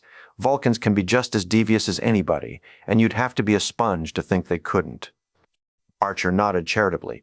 No, any intelligent being can deceive. It goes with the brain case. Sue me if I'd rather think better of them till proven otherwise. Not me. I'll look over your shoulder for you. But if we don't give them the benefit of the doubt, then we're doing to them what they do to us, always assuming the worst. I'm not ready to do that yet. Guess I'm not as nice as you. Tucker shook his head. You don't know her, John. Archer sank onto the couch next to his dog without really relaxing. No, I don't know her, not yet. Then a surge of conviction struck him, and his eyes flicked up to meet Tucker's. "But, Trip, she doesn't know me either." With a sigh, Tucker indulged in a grim, daring smile. "Not yet." Chapter 5. The space dock observation deck was awash with dignitaries, invited guests, officers, ambassadors, muckety-mucks, and would-bes. Starfleet brass rubbed elbows with Vulcan emissaries, clusters of pundits, power grabbers, and publicity wonks, all here on a day's notice. Some showed obvious signs of jet lag and more than a little confusion at the sudden acceleration of launch. Admiral Forrest was speaking already, even though not everyone was seated yet. They were really hurrying this along. Jonathan Archer was glad of it. At least they took his determination seriously. He hadn't even called sickbay to make sure the transfer of the Klingon had gone well and the guy was still alive. He glanced at his sides. Trip Tucker was beside him, and after him was Lieutenant Reed. On Archer's other side were the newly arrived helmsman, Mayweather, and Hoshi and the Vulcan, T'Pol. He'd feel comfortable but for her presence among people he trusted. Even Mayweather was an associate from 2 of Archer's previous ships. The only stranger was the Vulcan woman, and she made them all uneasy. Archer tried to bury his concerns, doubts, and the sniggering insult at having her here with these people who had embraced the faster-than-light program with far more devotion than the Vulcans could muster. He tried to suspend his 1,000 immediate concerns and do his ceremonial duty, pay attention to Admiral Forrest's bountiful pontifications from the podium. When Zephram Cochrane made his legendary warp flight 90 years ago, the Admiral was saying, and drew the attention of our new friends the Vulcans, we realized that we weren't alone in the galaxy. The crowd obliged with applause, stretching moments into minutes. "Today," continued Forrest, "we're about to cross a new threshold. For nearly a century, we've waded ankle-deep in the ocean of space. Now it's finally time to swim. The Warp 5 engine," the Admiral went on, "wouldn't be a reality without men like Dr. Cochrane and Henry Archer, who worked so hard to develop it, so it's only fitting that Henry's son, Jonathan Archer, will command the first starship powered by that engine." Forrest nodded to Archer. The crowd applauded again as Archer and his command staff stood up and moved away from their seats. Archer kept his eyes from meeting anyone's. The applause should be for Dad and nobody else. Archer knew he was catching the glory by reflection only, and wondered how many other bits of fallout from his father's work had bolstered him in his own climb to command. That couldn't be ignored, and it would be unfair of him to claim otherwise. Bitterness set in again. He would happily have become a shuttle conductor if only Dad had received the honors he deserved and the right to see his ship launched while he was still alive. This was too little. Too late. Damn Vulcans. He led his crew toward a set of doors while the Admiral kept talking. Rather than quoting Dr. Cochrane, I think we should listen to his own words from the dedication ceremony for the Warp 5 complex 32 years ago. A large screen took over the crowd's attention as it came alive with archival footage of a very elderly Zephram Cochrane, the father of warp drive, giving a speech in front of a throng of scientists, including Henry Archer, a long time ago. Ironically, Archer remembered being present at that speech before he was even 7 years old. Even then, he had realized the import of what he was hearing. "On this site," the crotchety Cochrane began, "a powerful engine will be built. An engine that will someday let us travel 100 times faster than we can today." Archer led his crew through the breezeway to the airlock attached directly to the ship. As they moved, the speech was piped through to the bridge. The bridge was a compact command center, austere and Spartan, mostly steel-walled, with a source of light from hidden panels overhead. There were no carpets or amenities, just various stations with bucket seats and a maze of gauges, dials, and little scanner screens. In the middle was the captain's chair, to which Archer dutifully moved while the universe watched. "Imagine it," Cochrane's voice thrummed. "Thousands of inhabited planets at our fingertips, and we'll be able to explore those strange new worlds and seek out new life, new civilizations, IDC. This engine will let us go boldly where no man has gone before." Barely conscious of it, Archer noticed his own lips moving to the words. He stopped and cleared his throat. Everybody was waiting for him now. "Detach mooring umbilicals and gravitational supports," he ordered. Retract the airlock and disengage us from the space dock. Confirm all breakoffs. Internally metered pulse drive stand by. Impulse drive standing by, sir, Mayweather responded. All sublight motive power systems ready. At Archer's side, DePaul appeared, but she didn't repeat any orders, as would a practiced Starfleet officer. She didn't interfere at all. Perhaps she felt as out of place as they thought she was. She took the science station with reserved grace, but seemed out of place and unhappy. Frozen vapor swarmed through the space dock as if a dragon had breathed across dry ice. Archer leaned forward in the command chair. Around him, the crew was tense and expectant. On the engineering tie-in screen to his left, he saw Trip Tucker standing before the throbbing warp core, looking like an eaglet about to fledge. In Archer's mind, his father's hand worked the control unit of a model ship, smiling warmly at a little boy who believed in him completely. Every man could do much worse in life than to have a little boy believe completely in him. The father's hand came down and passed the control unit to a boy's tiny palm. The boy inserted the unit into the model ship. "Take her out," Archer said finally. "Straight and steady, Mr. Mayweather." "Ladies and gentlemen," Admiral Forrest's voice overlaid Archer's words, "Starfleet proudly presents to the galaxy the faster-than-light long-range cruiser, Enterprise." Applause rang and rang in Archer's ears. A shiver went down both arms. The lean and masculine ship, rugged in construction and blatantly field-ready, undecorated and proud of it, began to move slowly forward, throbbing with power to her innermost bones. Space Dock peeled back from his view and disappeared behind him, like so many memories. Everyone else expected her to be back in 8 days, but Archer had other ideas. If the ship stressed out well and he could play his cards right, she wouldn't see a space dock for the next 6 months. They'd made it. They were out, and with 2 hours to spare. Now all those dignitaries could go back to bed. Archer forgot them immediately. His eyes were on the forward screen, open space. He found his voice again and tapped the chaircom. "How we doing, Trip?"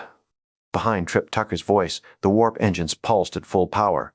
"Ready when you are," he responded, sounded both excited and nervous. "Prepare for warp. Mayweather, lay in a course," Archer said, and glanced at DePaul. "Plot with the Vulcan star charts, direct course to the planet, Konaz." Mayweather's eyes flicked toward DePaul, but he studiously managed not to look at her. He worked his navigational controls, which only now, as they cleared the solar system, received clearance from the Access classified star charts brought by their new executive officer. "Course laid in, sir." That was it. Never again would the Vulcans be able to hide the location of the Klingon planet from Earth. Sounded like a prime tourist destination, didn't it? "Yes, folks, spend your next holiday spitting and howling in the galaxy's newest vacation wonderland. Request permission to get underway?" Mayweather looked at Archer. Archer snapped out of his thoughts. Warp speed, high warp. This was it. He looked at T'Pol and asked silently for confirmation of the course. She sensed his eyes and looked up. "The coordinates are off by 0.2 degrees. Mayweather glanced at her, embarrassed and angry. Something about the way she said that. But Archer wasn't about to let her spoil the moment. "Thank you," he said quickly, and waved casually to Mayweather. "Let's go." "Warp power," Mayweather uttered aloud, though he didn't have to. "Warp factor 1, bore." The ship surged physically. There was a snap of light, and the crescent of Earth was left behind as if by magical invocation. The whole solar system was suddenly no more than a whim. "Warp 1 accomplished," Mayweather confirmed. Archer made eye contact with everyone around him, first T'Pol, who had no more criticisms, then Reed. He seemed weary, but British propriety kept his shoulders back and tension in check, and he gave Archer a nod of generous encouragement. Archer smiled, then looked at the little screen with Trip Tucker shepherding his engines. "Trip, you okay?" "Ready and willing," Tucker responded, but never looked away from the glowing warp core. "Go to warp factor 2. "Warp 2, Mayweather choked. Another flash, another surge, and the ship shouldered into a multiplicity of speed. Stars blurred. Space itself began to bend to the ship's will. "Warp 2 accomplished, sir." "I like the feeling," Archer offered. "Everybody stable? No jumps in the readings?" No one spoke up. "Warp factor 3, farced hell." Though Mayweather didn't respond, his hands worked on the helm. Another flash. The surge this time was smoother, and in a moment they had made warp 3. Good, Archer commented. Everybody take a breath. Check your stations. Hoshi, do a ship-wide sweep. Ship-wide. Aye, Hoshi responded, her voice tight. She was terrified. Giving her something to do was sound operational practice.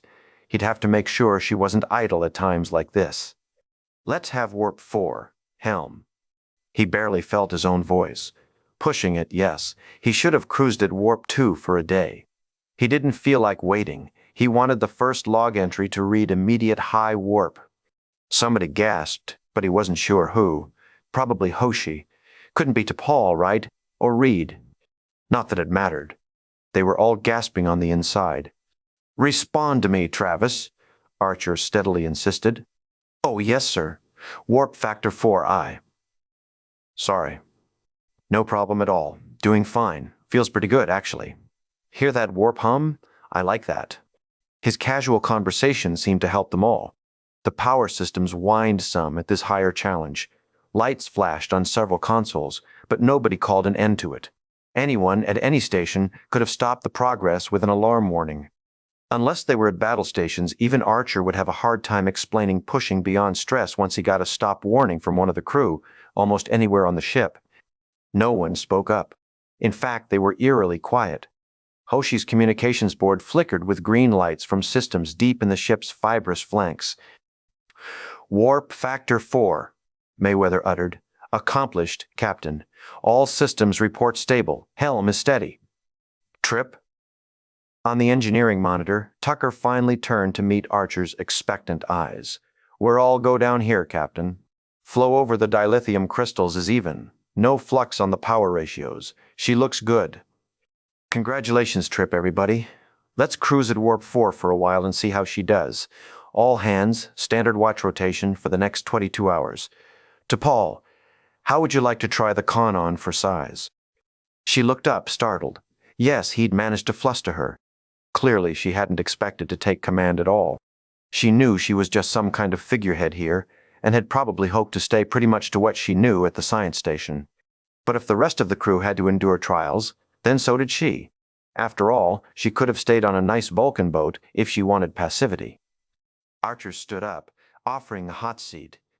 T'Pol's eyes narrowed. She sensed a trap. Perhaps it was. Under the cloying eyes of the crew, she stood up and moved to the center of the bridge and took the command chair. What choice did she have?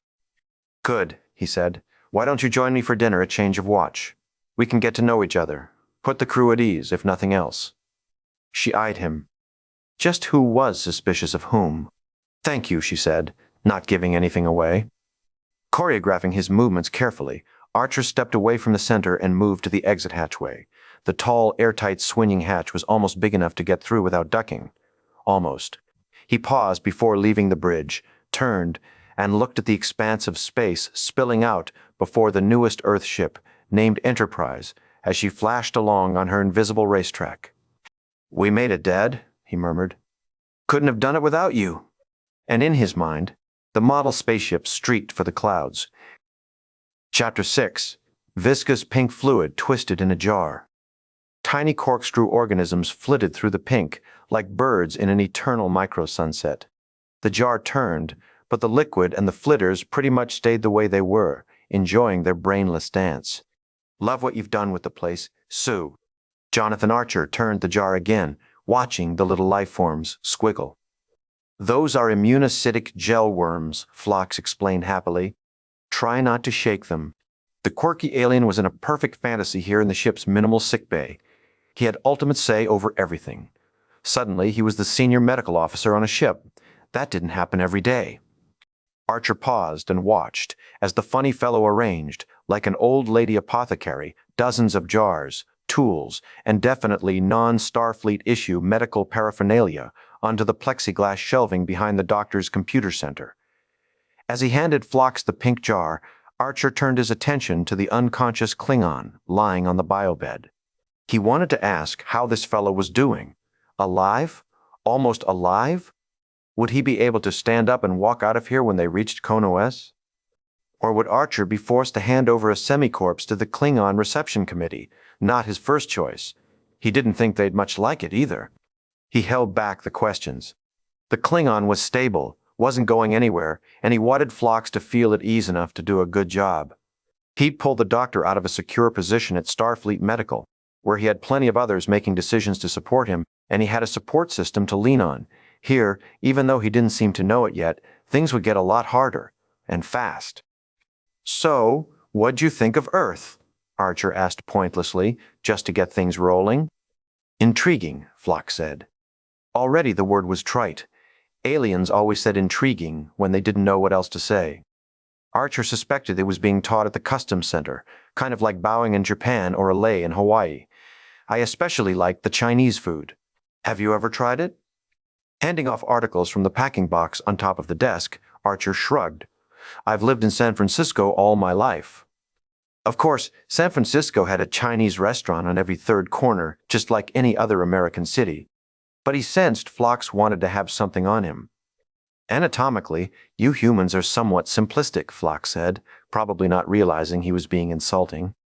"But what you lack biologically, you make up for with your charming optimism. Not to mention your egg drop soup. Be very careful with the blue box." Gingerly, Archer passed him a funny-looking box with breathing holes punched in both lateral sides. Inside, something skittered that made him almost drop the container. "What's in there?" "An Alterian marsupial. Their droppings contain the greatest concentration of regenerative enzymes found anywhere." "Their droppings? If you're going to try to embrace new worlds, you must try to embrace new ideas." "Ah!" Archer just nodded, annoyed that everybody seemed to be taking classes in etiquette from the Vulcan Institute of Creative Condescension. "That's why," Phlox went ignorantly on, "the Vulcans initiated the interspecies medical exchange. There's a lot to be learned." But Archer had stopped paying much attention. Instead, he wandered to the ward and stood over the Klingon. Was he breathing? "Sorry I had to take you away from your program, but our doctors haven't even heard of a Klingon." "Please," Phlox blurted, "no apologies. What better time to study human beings than when they're under pressure?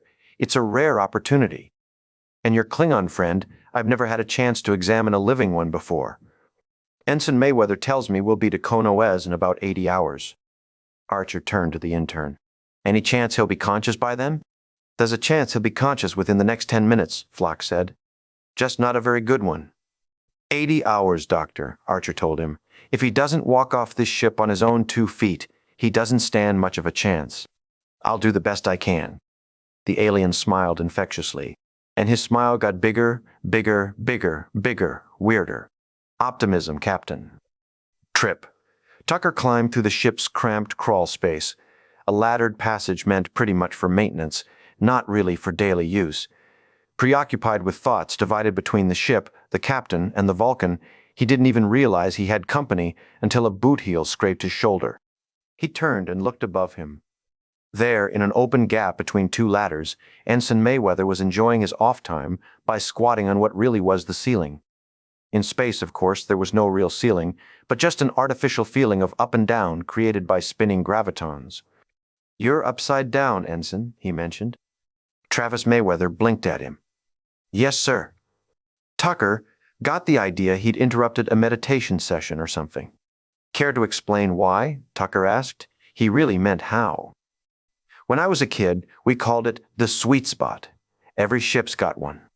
"Sweet spot? Is what?" "It's usually halfway between the grav generator and the bow plate." He pointed to a thin conduit crossing below them. "Grab hold of that conduit. Now swing your legs up." Tucker took a grip on the conduit, but couldn't quite muster the nerve to jump off the ladder, the only stability between him and 3 decks looming below. "Swing your legs," Mayweather encouraged. "Whoa!" Tucker gulped as an unseen force took hold of him with the slightest encouragement and gave him support as he twirled in sudden 0G. He still had a grip on the conduit, just in case. "Now let go," Mayweather said. One hand, then the other, he laughed at the sensation. "Just like basic training." He spun and pirouetted merrily, tucking his legs and stretching them out again. Then he bumped his head on the ceiling, next to where the helmsman sat. "Takes practice." Mayweather reached for him and helped him find a stable sitting position. Ever slept in 0G? Slept? Like being back in the womb. Tucker paused and eyed him. Captain tells me you've been to Trillius Prime. Mayweather nodded. Took the 4th, 5th, and 6th grades to get there. I've also been to Dralax, and both the Tanabian moons. I've only been to one other inhabited planet besides Earth. Nothing there but dust-dwelling ticks. I've heard the women on Dralax have... The helmsman nodded drably. 3. It's true. You know that firsthand? First hand, second hand, and third hand. Sailor stones already. Tucker offered a shrug and made no further comment about their slipping back into a pointlessly prepubescent moment. Officers and gentlemen, right? Guess growing up a boomer has its advantages, he said, avoiding a comment about how a cow has 4. They shared a silly smile. The Grand Canyon? No. Big Sur Aquarium? Sightseeing was not one of my assignments. All work and no play, everyone should get out for a little R&R now and then. All our recreational needs are provided at the compound. Well, wasn't this rather like having a dinner conversation with a block of granite? What was it about Vulcans and common courtesy? Maybe humans should just cut their losses and learn to be stiff and rude. Little blessings, the door chimed, and got Archer off the hook of making small talk with a person with whom he should have an awful lot to talk about. He'd known captains and science officers who talked non-stop for the first 5 watch rotations, just to get to know each other. Not this time. Come in, he said thankfully. Charlie Tucker strode from the mess hall into the captain's private mess chamber. It was a pleasantly appointed room with a table for 4-6 if they squished, warmly lit by 2 candles provided by the captain's steward as a first meal gift. There was no food yet, but only a basket of breadsticks between the candles. Tucker came all the way in to let the door close and declared, "You should have started without me." "Sit down," Archer said, afraid he might get away. Tucker clumped into a chair beside Archer and snatched up a breadstick. Noisily, he began to gnaw, paying special attention to the sesame seeds. Paul raised her chin and looked down her nose at him, literally and figuratively, in clear disapproval of the eating habits. Archer smiled. How else was there to eat a breadstick except with some noise and breakage? You had to burn a few dilithium crystals to get power, after all. Archer extended the basket of breadsticks to Paul. She obligingly took one and placed it dead center on her plate, then looked at it as if expecting it to explain its intentions. "T'Pol tells me she's been living at the Vulcan compound in Sausalito," Archer attempted. "No kidding," Tucker blurted. "I lived a few blocks from there when I first joined Starfleet. Great parties at the Vulcan compound." T'Pol didn't respond, but picked up her knife and fork and began dutifully sawing at the breadstick on her plate. It crumbled almost immediately and sprayed the tablecloth with crumbs. "It might be a little easier," Archer suggested, "using your fingers. Vulcans don't touch food with their hands." Where had she made up that one? Archer had seen, with his own eyes, Ambassador Soval eating finger food at a reception. Maybe it was a regional thing. Vulcans always talked in generalizations, he was beginning to realize. "Can't wait to see you tackle the spare ribs," Trip Tucker commented as T'Pol changed her approach to the breadstick. She held it down with a fork and began to deliberately saw at it with a butter knife, but she glanced forbiddingly at Tucker. "Don't worry," Archer said. "We know you're a vegetarian." As if conjured, the steward entered from the galley passage with 3 plates of food, 2 meat, 1 grilled vegetables. Archer was suddenly glad he'd remembered that little detail at the last minute. Vegetarians on ships had caused complications for ship's cooks for centuries, not to mention allergies and other special needs. Plain baked beans instead of pork and beans. Having aliens aboard would certainly change even more galley plans. T'Pol was all of those. "Looks delicious," Tucker commented. "Tell the chef I said thanks." The steward nodded and simply exited. Archer and Tucker began to eat enthusiastically, but T'Pol ignored her food and continued methodically sawing at the breadstick. "You humans claim to be enlightened," she said, "yet you still consume the flesh of animals." Archer caught Tucker's annoyed glance, but got the idea the engineer was enjoying something about this predicament. "Grandma taught me never to judge a species by their eating habits," Tucker mentioned. "Ah, yes, infinite diversity, Vulcan style."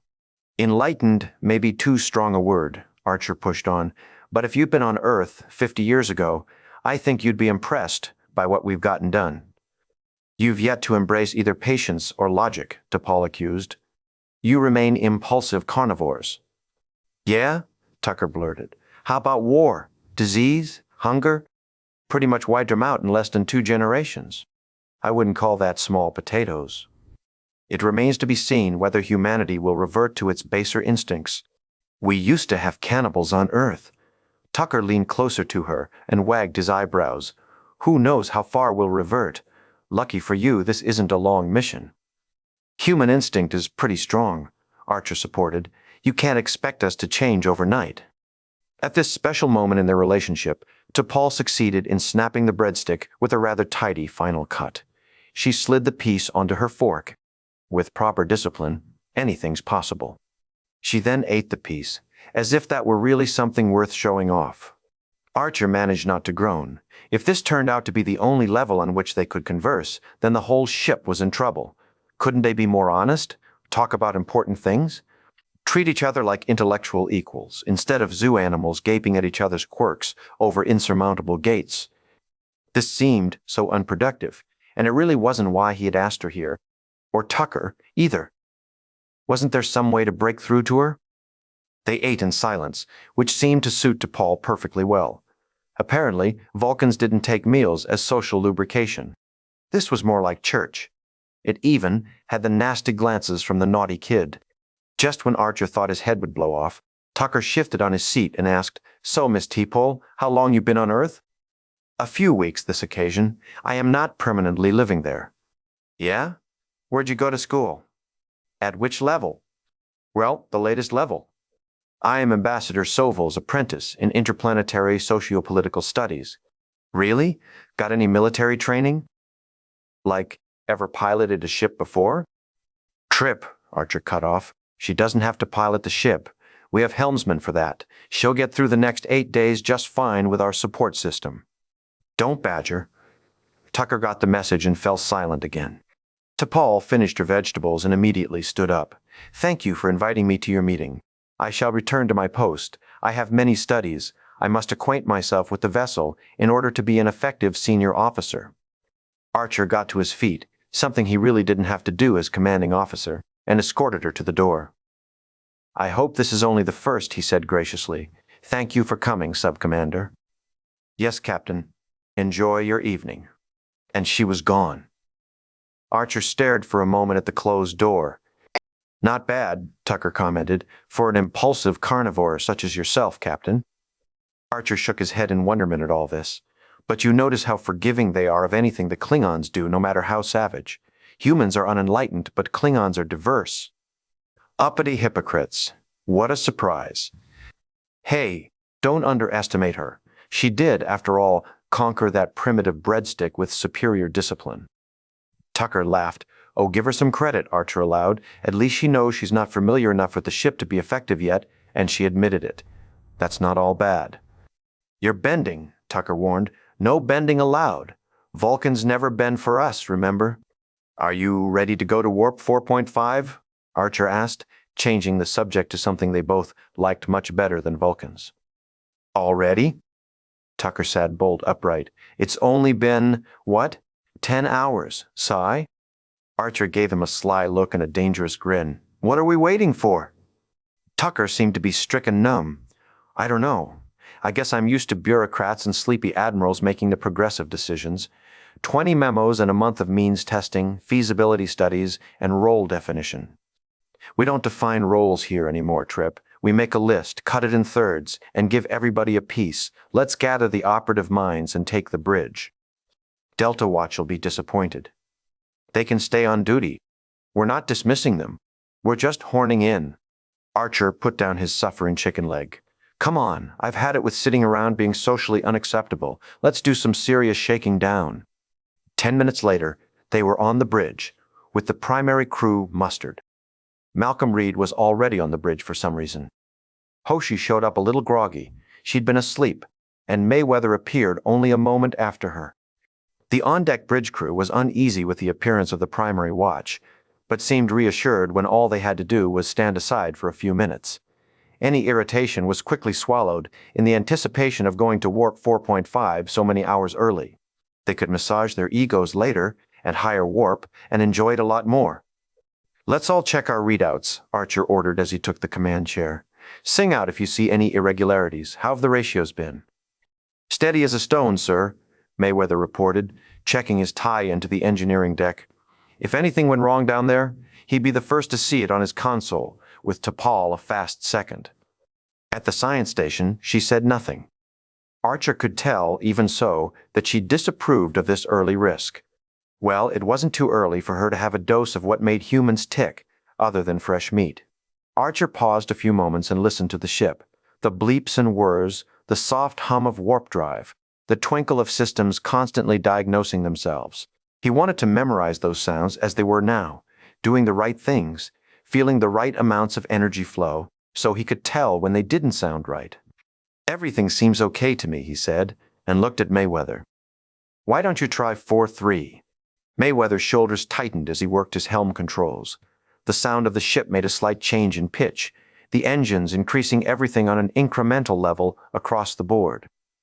No calls from Tucker. So far, so good. "Warp 4.3, sir," Mayweather reported. They waited and listened. Would something happen? Or had it just happened, and this was it? This was the sound of success. "Not much of a change," Reed observed. "I don't know," Hoshi spoke up. "Does anybody feel that?" Archer looked at her. "Feel what?" "Those vibrations, like little tremors." T'Pol cast her a cool glance. "You're imagining it." Archer thought about what they had said. His science officer neither saw nor felt anything, but his motion sensor super-ear did. Of course she did, right? There were bound to be tiny increases in everything. They had just gone from really fast to really, really fast. They had just shortened their trip by several hours, even on the galactic scale. That was a lot of change. Sure, she felt something. Mayweather was looking at him. Archer nodded. "Bring us to 4-4, Ensign." This time, the ship shuddered, and everybody felt it. Sounds thrummed from deep places with a new acceleration. Vibrations racked the deck under their feet. Hoshi grabbed the sides of her seat. "There. What do you call that?" "The warp reactor is recalibrating," T'Pol explained coldly. "It shouldn't happen again." But an alarm went off at Reed's tactical station. Hoshi jumped. "Now what?" "The deflector's resequencing," Reed told her. "It's perfectly normal." T'Pol eyed her own board, but said, "Perhaps you'd like to go to your quarters and lie down." Hoshi cast her a provoked glance. "Panfo Miran," she said. "Vulcan for butt out?" Archer watched the women. They were, more or less, a microcosm of the whole crew and all his problems. "I was instructed," T'Pol responded, "to speak English during this mission. I'd appreciate your respecting that." Archer interrupted. "It's easy to get a little jumpy when you're traveling at 30 million kilometers a second. Should be old hat in a week's time."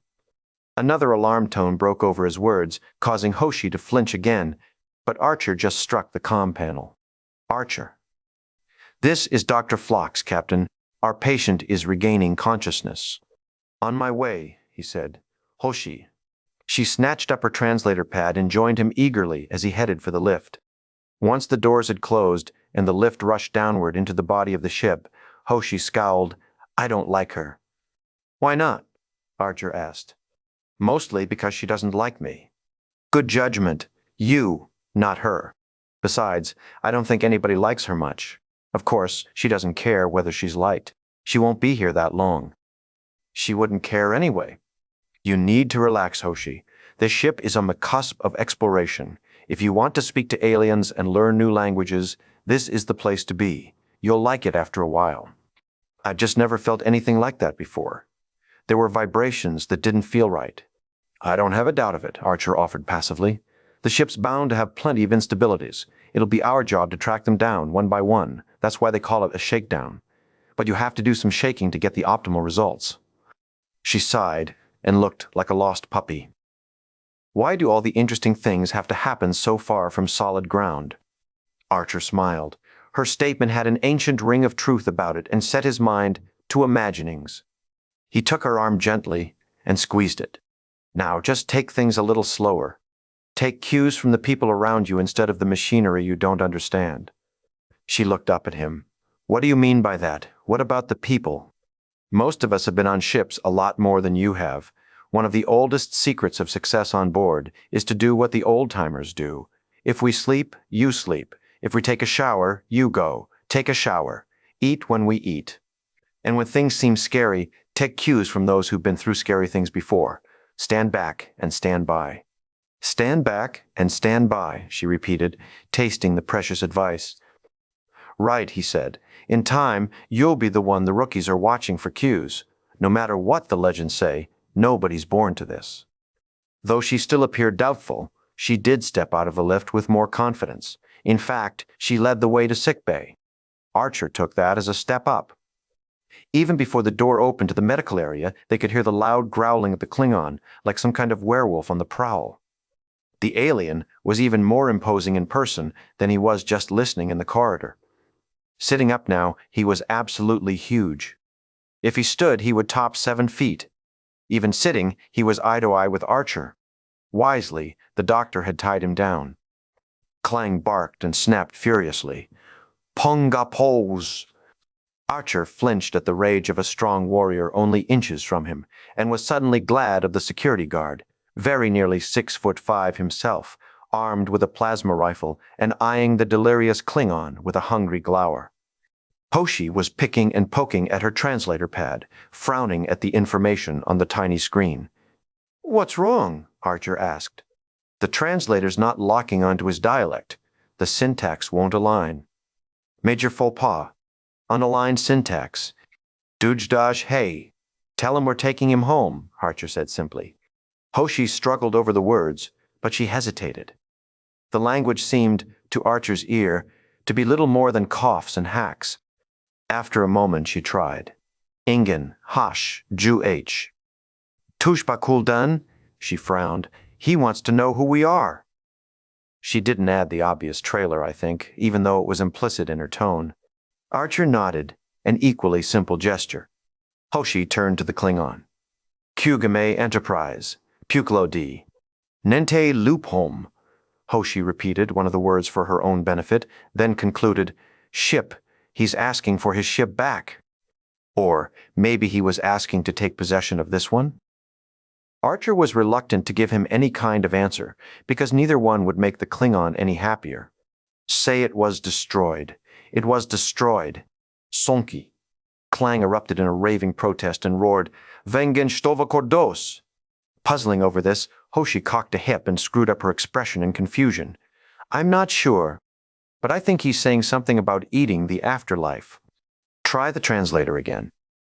Frustrated, Archer tried to contain his impatience. She worked with the pad. It didn't help. I'm going to need to run what we've got through the phonetic processor. Majwa blamohq. Archer turned to her again, but Hoshi could only offer, he says his wife has grown ugly. He sighed. If the best translator he knew couldn't do any better than this, what kind of primitive garble were they dealing with? What he needed was a Klingon who spoke English. I'm sorry, Captain, Hoshi said quietly. I'm doing the best I can. He was about to give her a word of comfort when Phlox interrupted. Excuse me, the doctor butted in as he took a scan of the Klingon. His prefrontal cortex is hyperstimulated. I doubt he has any idea what he's saying. Halyo Owao Kune. I think the doctor's right, Hoshi said, unless Stinky Boots has something to do with all this. The ship shuddered under them, sending Hoshi wobbling against the Klingon's bed. She shimmied away and Archer caught her arm and pulled her farther. The guy had spiked leg bands after all. That's the warp reactor again, right? She asked softly. Oa o Kune. Archer hurried to the nearest wallcom. Bridge, report on that. We've dropped out of warp, sir, T'Pol's voice announced with a shiver of electrical static. Main power is... A burst of static. The comm went dead. The lights flickered suddenly. Then, consoles all around sickbay began to go dark, one by one. Chapter 7. Archer instantly crossed to the comm booster and played with the controls, but all he could get was a ghost of the action on the bridge. T'Pol, respond, he attempted. Tucker, anybody. The comm chittered, but there was no sense to it. It might be the sensors going dark, he muttered, thinking aloud. As he spoke, the sickbay went finally to total darkness. The Klingon raged on his bed. The security guard shambled about, though he didn't know what to do. Archer heard them, sensed them, felt Hoshi's rising fear, but couldn't see a thing. The comm was completely dead. The ship was dark. In his mind, he saw the action going on all over the ship. Crew automatically going to stations, the procedures of emergency and safety snapping into place. He imagined them calling for him on the croaked comm system. He felt the ship's power depleting rapidly, felt the drag on his body as speed dropped. Around sickbay, Phlox's zoo of pet alien organisms chirruped and whistled, either in confusion or ecstasy. "Where are the handheld lights?" he demanded. "Phlox." "I don't know, Captain. I haven't inventoried those yet." "They've got to be in a drawer or a cabinet. Feel around. We can't do anything if we can't see. Hoshi, look around for the beacons. Guard, you too." "Aye, sir," the guard rumbled. Despite her fear, Hoshi started moving. He heard the clap of cabinets and drawers. A few moments later, she was the one who found them. Instantly, sickbay glowed with red lights. Clang continued to bellow his maddening protests. Archer paused and forced himself to think. Auxiliary power should have kicked in by now. When the Klingon growled and spat again, louder now that nobody was paying attention to him, Archer added, "Do you know how to tell him to shut up?" More nervous by the second, Hoshi swung to Clang. "Shut up!" she shouted. But it didn't work. Diplomacy just wasn't the way today, was it? "Sedate him if you have to," he snapped to Phlox. "I need to get to the bridge." "Captain!" He whirled at Hoshi's shocked cry. She was moving her beacon across the lateral bulkhead. Why was she doing that? Without waiting for him to ask, she hissed, "There's someone in here." Archer glanced around the poorly lit room. "Hoshi, I'm telling you, there's someone." "Axtray." She stopped moving. Archer followed her beacon to the wall again. A humanoid form. Like a chameleon, the form had taken on the appearance of the background, complete with certificates and alien life forms in jars on the shelves. It was barely visible, but now that he focused, there was no mistaking the intrusion. Once discovered, the creature leaped from its hiding place back into the shadows. On the biobed, Clang fell to bizarre quiet. "Sullivan!" he growled. Archer spun, flashing his own beacon across the wall, trying to rediscover the... what was the word? Sullivan? Well, he didn't need any help translating that. Boogeyman. Another one, perched high on the wall like a spider. But this one wasn't camouflaged like the other. This one had blotchy skin, almost tie-dyed, with eyes that were clearly evolved for some kind of night vision. "Crewman!" Archer shouted. The guard's rifle snapped up just as the Suliban leaped to the ground and met a third one darting from the shadows. The guard fired. Plasma bullets flashed through the room in quick stroboscopic flashes. Now the action turned to rapid cuts illuminated by the strobes. Clang yanking around in frustration and shouting in Klingon, Hoshi cowering low to avoid the gunfire, scanning erratically with her beacon, the guard swinging around to take aim again at something he sensed behind him. And one of the Suliban leaping onto the big boy. The guard hit the deck, and so did his plasma rifle. The weapon rattled and skidded away. Archer lunged toward the weapon, hoping he was going in the right direction, but lost his handheld beacon as he struck the deck. Hoshi's beacon was gone now, too. Was she hurt? The rifle fell into his hands, like a warhorse seeking a rider, and he whirled it toward the nearest Suliban. Taking an instant to be sure he wasn't shooting at his own people, he opened fire. The Suliban was hit and flew backward into the wall. At Archer's right elbow, Clang stared upward and spat an accusation. "Suliban directly overhead." The creature dropped from the ceiling. Archer felt the hard strike of a heavy body on the back of his head and neck. He was driven to the deck under a crushing weight, the plasma rifle trapped under his ribs. The room went dark again, and very abruptly silent. The silence was scarier than the chaos and rifle shots had been. Hoshi's little tremor squeaked from under the biobed. "Captain?" Archer tried to roll over. This time he felt no resistance. Whatever had been on top of him was now gone. As he got to his knees, a surge of power thrummed up through the skeleton of the ship under his knees and hands. One by one, the consoles began to flicker and light themselves. Warp power. It was coming back. Good boy, Trip. Trip. The guard was just sitting up, dazed. Phlox rushed to help him. Under the biobed, Hoshi found herself crouched beside the dead Suliban and squirmed suddenly away.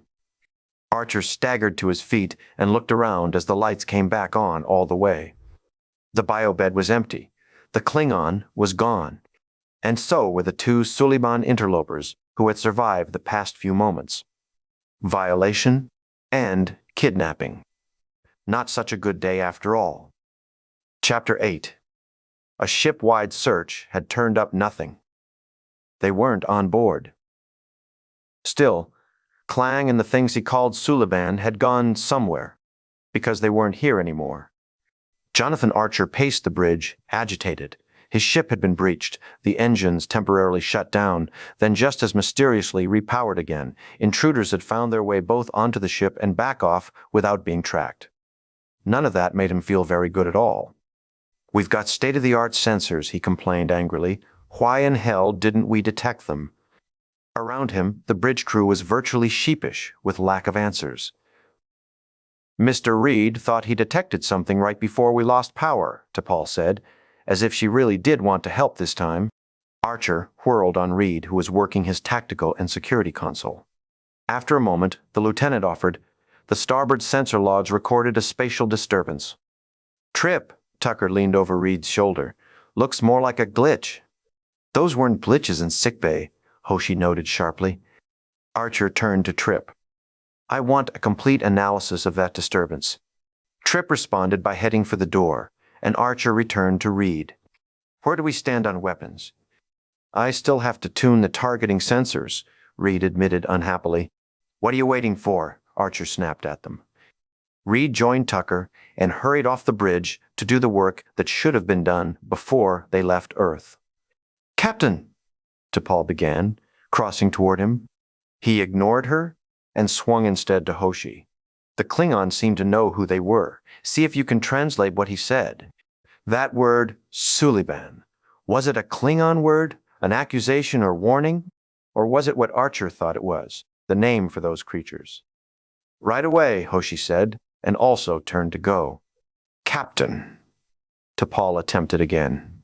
Finally, with no one else to chew out, order around, or grouse at, he turned to hear what she had to say. "There's no way you could have anticipated this. I'm sure Ambassador Sovol will understand." "You're the science officer," Archer blurted. "Why don't you help Tucker with that analysis? The astrometric computer in San Francisco will be far more effective." "We're not going to San Francisco, so make do with what we've got here." "You've lost the Klingon," she said. Though she sounded reasonable, he still heard that familiar superior attitude in her voice as she finished. "Your mission is over." He leaned toward her, broiling under the surface. "I didn't lose the Klingon. He was taken, and I'm going to find out who took him." "How do you plan to do that?" she asked reasonably. "Space is very big, Captain. A shadow on your sensors won't help you find them. This is a foolish mission." "Ian, come with me." What he really meant was something along the lines of getting her ass in here. But luckily he still had a little hold on the reins of decorum. He stepped into his ready room and almost instantly whirled on her. "I'm not interested in what you think about this mission. So take your Vulcan cynicism and bury it along with your repressed emotions." "Your reaction to the situation," she protested, "is a perfect example of why your species should remain in its own star system." He closed the small distance between them in an openly hostile manner. "Did they have body language where she came from?" "I've been listening to you. Vulcans tell us what not to do all my life," he fumed. "I watched my father work his ass off while your scientists held back just enough information to keep him from succeeding. He deserved to see that launch. You may have lifespans of 200 years. We don't." T'Pol was affected by his words, perhaps more by his passion, but she didn't back down. "You are going to be contacting Starfleet," she said, "to advise them of the situation." "No, I'm not," he said with a warning glower. He hoped his message was clear, because clarifying further wouldn't be either polite or pretty. "And neither are you. Now get the hell out of here and make yourself useful." With nothing more to say, she had no choice but to simply leave. He couldn't imagine Reed or Tucker welcoming her help or even her presence in their work. That was her problem, something she had set up for herself with her own lack of manners. Archer stalked the ready room, which wasn't much of a stalking space at all, but only a tiny excuse for an office where the captain might be able to be alone once in a while. He didn't really like it here, but was determined to get used to it. The space came in handy just now as a good place to chew out the sliver under his fingernail, namely, T-Paul. Bitter and impatient, he struck the comm on his desk. "Sickbay, Archer. Phlox. I'm coming down there and I want some answers ready when I arrive. Make them up if you have to, but give me something." Sickbay never responded. He never gave Phlox the chance. Within moments, he was stalking the corridors instead of his ready room, thumping down through the tubes and access ways directly to the sickbay deck. It wasn't exactly faster than the turbolift, but at least he wasn't standing still while the box rushed him around the ship. He didn't lose many seconds, and he managed to use up enough frustration that by the time he plunged through the doors into sickbay, he was ready to listen. Dimly lit except for the surgical lamp shining down on the dead intruder, sickbay was almost like it had been during those terrible moments of attack. Phlox's gloved hands were busy inside the open chest of the dead creature. He picked enthusiastically through the entrails as Archer watched, unmoved. "Mr. Klang was right about one thing," the doctor said. "He's a Suliban. But unless I'm mistaken, he's not an ordinary one." Archer's throat tightened. How could he tell that this Suliban was special if he had no experience with what an ordinary Suliban was? And he didn't feel much like taking biology lessons. Were there short answers? "Meaning, his DNA is Suliban, but his anatomy has been altered. Look at this lung, 5 bronchial tubes. It should only have 3. And look at the alveoli clusters. They've been modified to process different kinds of atmospheres." "Are you saying he's some kind of a mutant?" Archer asked, going for those short answers as deliberately as possible without discouraging information he might need. "Yes, I suppose I am. But this was no accident, no freak of nature. This man was the recipient of some very sophisticated genetic engineering." Like a kid in a candy store, Phlox almost giggled with delight at his discovery. He activated a tiny instrument with a thin red beam and shined the light on the Suliban's dappled face. "Watch this." He moved the light, revealing that the skin had changed color, perfectly matching the hue and intensity of the red light. Subcutaneous pigment sacs. He tapped a control on the little instrument, and the color of the light changed to blue. He shined it on the Suliban's clothing this time, instead of its face. The clothing also adapted to the new color. The clothing. "A biomimetic garment," Phlox piped, delighted. Archer didn't even bother trying to control his amazement. The skin he could understand. How did these people make their clothing biological enough to do the same thing? "The eyes are my favorite," Phlox went on. He lifted an eyelid on the corpse, exposing a superdilated pupil that glowed nearly phosphorescent. "Compound retinas. He most likely saw things even your sensors couldn't detect." "Like my sheer anger?" Archer thought. "Even a dead guy should be able to pick that up." "It's not in their genome?" he asked. "Certainly not. The Suliban are no more evolved than humans." Very impressive work, though. I've never seen anything quite like it. No more evolved than humans. Yeah, we're still practically microbes compared to all you demigods out there. Determined to raise the veil of ignorance even if he had to kick somebody out of the way, he asked, "What do you know about them? Where do they come from?" "They're nomadic, I believe," Phlox said, apparently not catching the fact that his captain was about to reach down his throat and pull the information out physically if it didn't start coming faster and more voluntarily. "No homeworld. I examined 2 of them years ago. A husband and wife. Very cordial." The word stuck in Archer's craw. He couldn't imagine cordiality at this particular moment, from the Suliban, from himself, or anyone else. He didn't even want any. "Look, Doctor," he began tersely, "I'm not in a pleasant mood. I don't want to hear about anything nice or cordial or even intriguing right now. I want to know where the Klingon went, how the Suliban got onto the ship, and how they got off it. Something tells me they didn't jump out of space hatch and go for a random free float. They went someplace. I mean to find out where. None of the answers to those questions is bound to be nice, so you don't have to feel obliged to smile or twinkle at me anymore." He jabbed a finger at the body on the bed. You have the only piece of concrete evidence we own. I'm giving you my permission to get ugly. If you have to set up candles and a Ouija board and bring this corpse back to life, I want to know how they did what they did today on my ship. Do I have to say any of that a second time? Good. Trip Tucker had the distinct displeasure of working side by side with the Vulcan female at the sensor data station in main engineering. Still, it gave him a chance to see what she knew, just how much of a token she was in practice. That Vulcans had a strong science base in their education and also their natural predilections couldn't be denied. Hiding a spy as a science officer became the convenient and most obvious trick. There was too much about this woman that was just plain obvious. Working made Tucker feel better. No matter what they did, he hadn't been able to find any systems, failure, or fall-off. The intruders had flickered the power flow just enough to do what they wanted to do, steal the Klingon, then let everything come back without damage.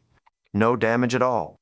Why would they go to all the trouble of figuring out the technology, the security system, sneaking aboard, hiding themselves, shutting down the power, finding a prisoner, stealing him, and sneaking back off the ship, and go to the extra bother of not hurting or breaking anything? You'd have to work at that. How about this? He pointed at the newest flush of data on the sensors. It's just background noise, the Vulcan's monotone voice stated. Your sensors aren't capable of isolating plasma decay. How can you be so damn sure what our sensors can do? Vulcan children play with toys that are more sophisticated. Tucker stopped what he was doing and took a moment to reflect on this, which was just a plain fake-out. She knew better, and worse, she knew he knew better. Either she was playing or enjoying another insult. I know, he began, fed up. Some people say you Vulcans do nothing but patronize us, but if they were here now, if they could see how far you're bending over backward to help me, they'd eat their words.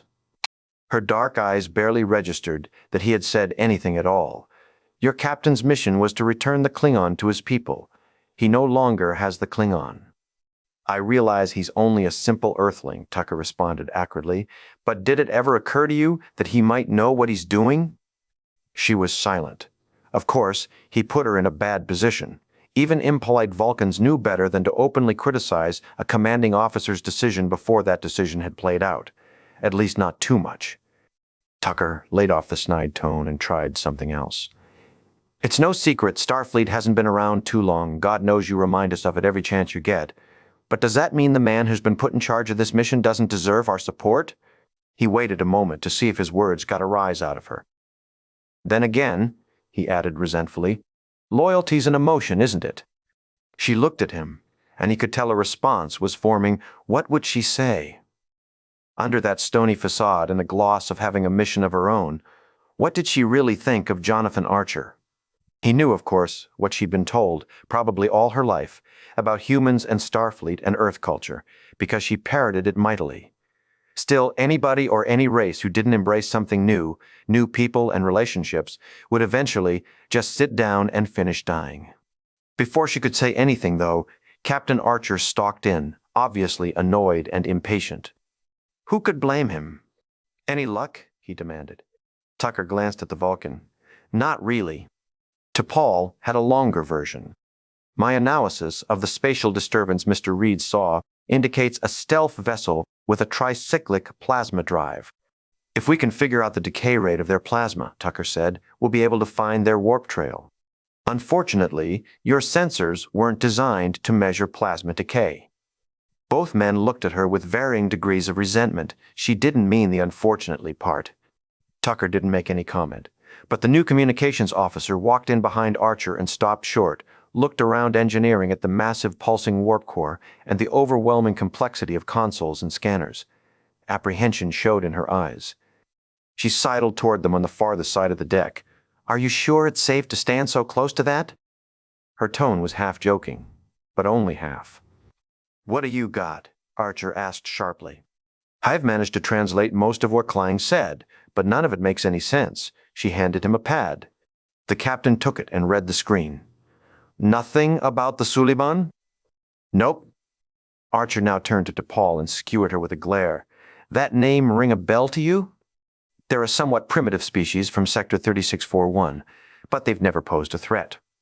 Well, They have now. Tucker snickered at her. Yet another primitive species for the Vulcans to chide. Did she think of the Suliban the way she thought about humans? If so, were they more capable of subterfuge than she gave them credit for? Did he say anything about Earth? Archer asked Hoshi. She shrugged. The word's not even in their database. Archer eyed the pad again. Tucker watched him and wished he could help. It's all there, Hoshi said weakly. There were only 4 words I couldn't translate, probably just proper nouns. She wanted to help, too, but Archer's problem wasn't improving. The captain strode away a few steps, contemplating what he saw on the screen. Jellic, Saren, Rigel, Tholia, anything sound familiar? T'Pol hesitated, uneasy. Seemed her goals were at cross purposes. Or worse, maybe they weren't. T'Pol, Archer sternly pressed. She paused again, glanced at Tucker, who was careful to give her one of those get-cracking looks. Prigel, she finally began, is a planetary system approximately 15 light-years from our present position. Tucker watched and held his breath.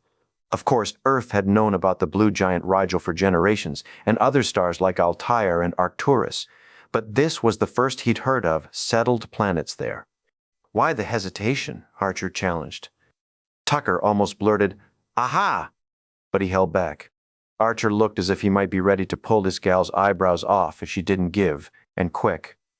Realizing she was about to knock the stick off his shoulder again, she decided to shell out. According to the navigational log salvaged from Klang's ship, Rigel 10 was the last place he stopped before crashing on your planet. Though Archer's face flushed with new anger, he plainly wasn't surprised. Why do I get the feeling you weren't going to share that little piece of information? I wasn't authorized to reveal the details of our findings. There it was, the problem in a nutshell. Our and your, we and they. She was here, but she wasn't yet on the team. Tension mounted. Archer shared a pointed glance at both Tucker and Hoshi. Tucker held his own expression in careful check, not knowing which side of this teeter-totter would be the best one to be on. Should he fan Archer's anger and therefore his strength of will? Or should he mollify the situation and hunker down for more efficiency? Better not choose right now. The captain would signal soon enough which direction he wanted to go. Controlling himself valiantly, Archer was scarier now than if he'd been yelling. He glowered at her like a cat.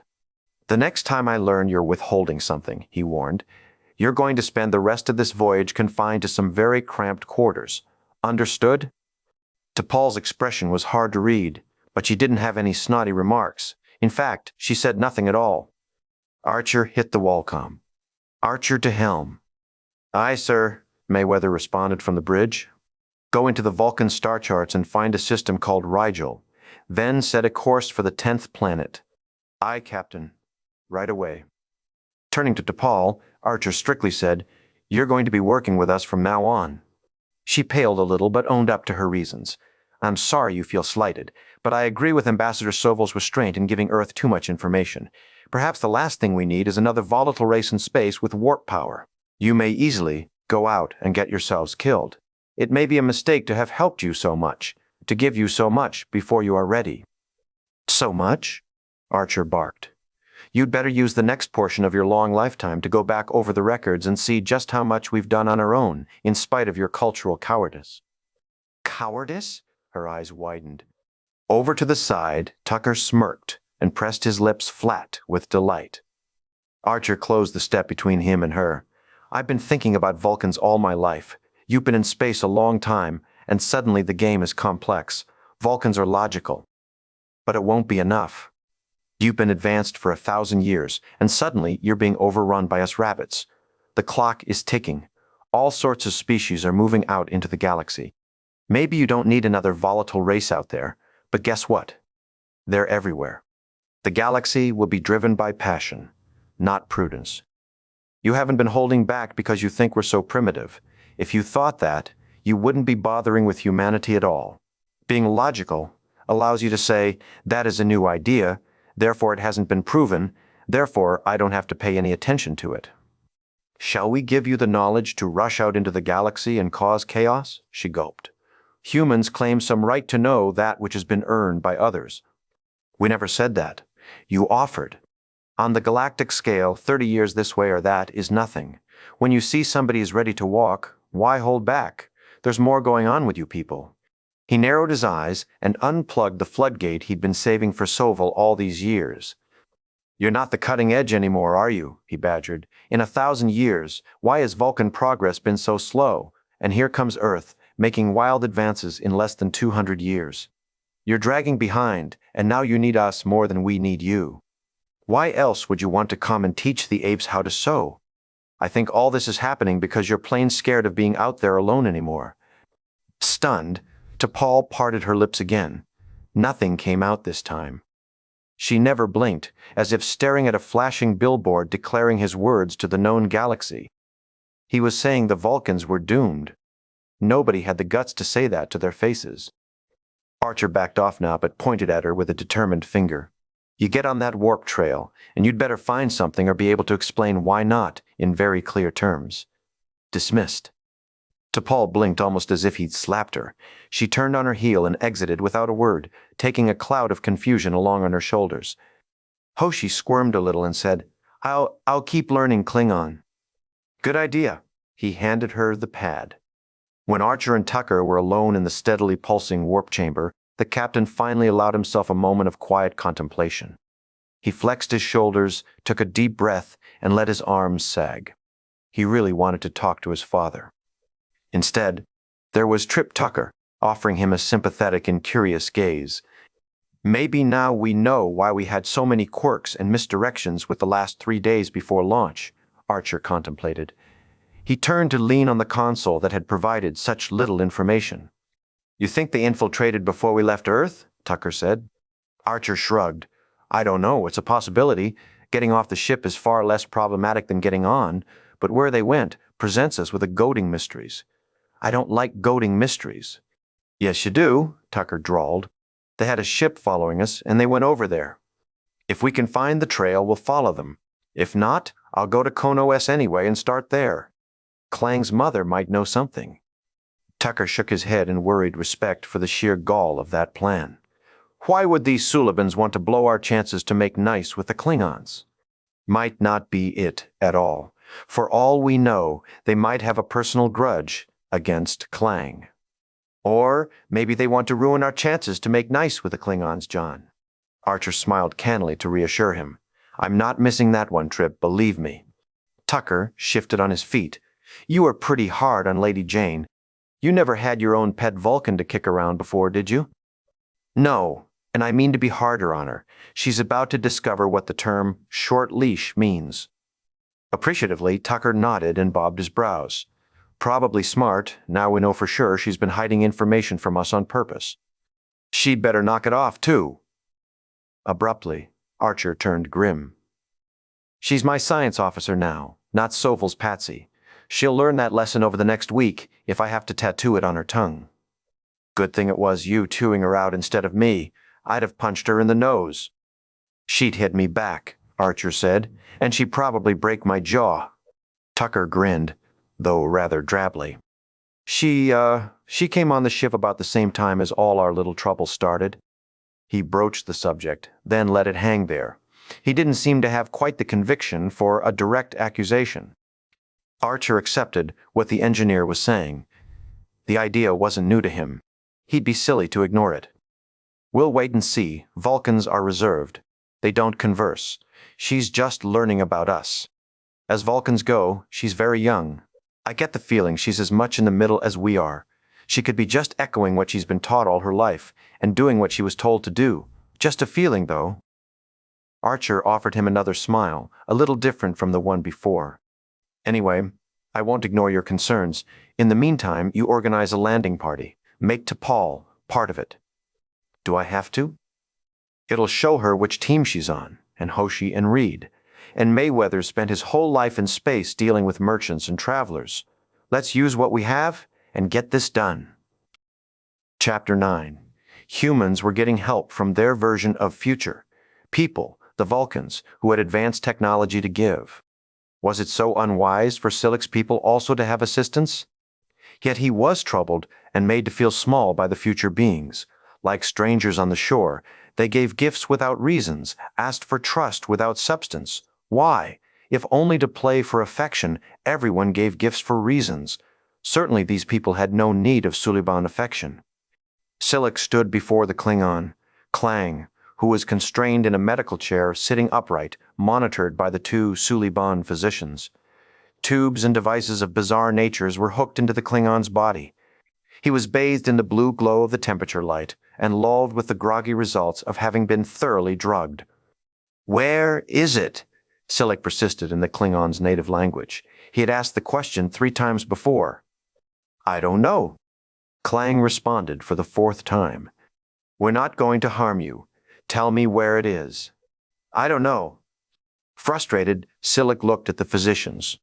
"Are you certain he's telling the truth?" "Absolutely certain," one of them answered, and he seemed to believe it. Silik bent forward toward Klang. "Did you leave it on your ship? Did you hide it somewhere? Is it on Enterprise?" Klang's enormous head rolled to one side. "I don't know what you're looking for."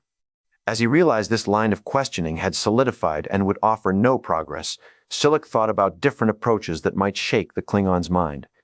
After contemplating for a moment, he attempted, "What were you doing on Rigel 10? "I was sent to meet someone." "Who?" "A Suliban female named Saren." At last, the first bit of useful information. "And what did Saren give you?" "Nothing." But Silik now had a tidbit upon which the day might turn. From a single name, he had an idea of where to begin. He turned away from the Klingon and to the physicians charged, "Keep him alive while I'm gone." Enterprise shuttle deck. "Once we've tied down, we'll be descending into the trade complex. It's got 36 levels." Archer paused and looked at DePaul, indicating that she should take over. The crew should become accustomed to hers as the voice of the science officer. "Your translators have been programmed for Rigelian. However, you'll encounter numerous other species. Many of them are known to be impatient with newcomers.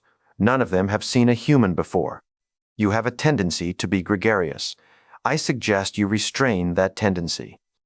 "You forgot to warn us about the drinking water," Tucker complained as he belted his jacket and took one of the communicator translator devices she was handing out to the landing party.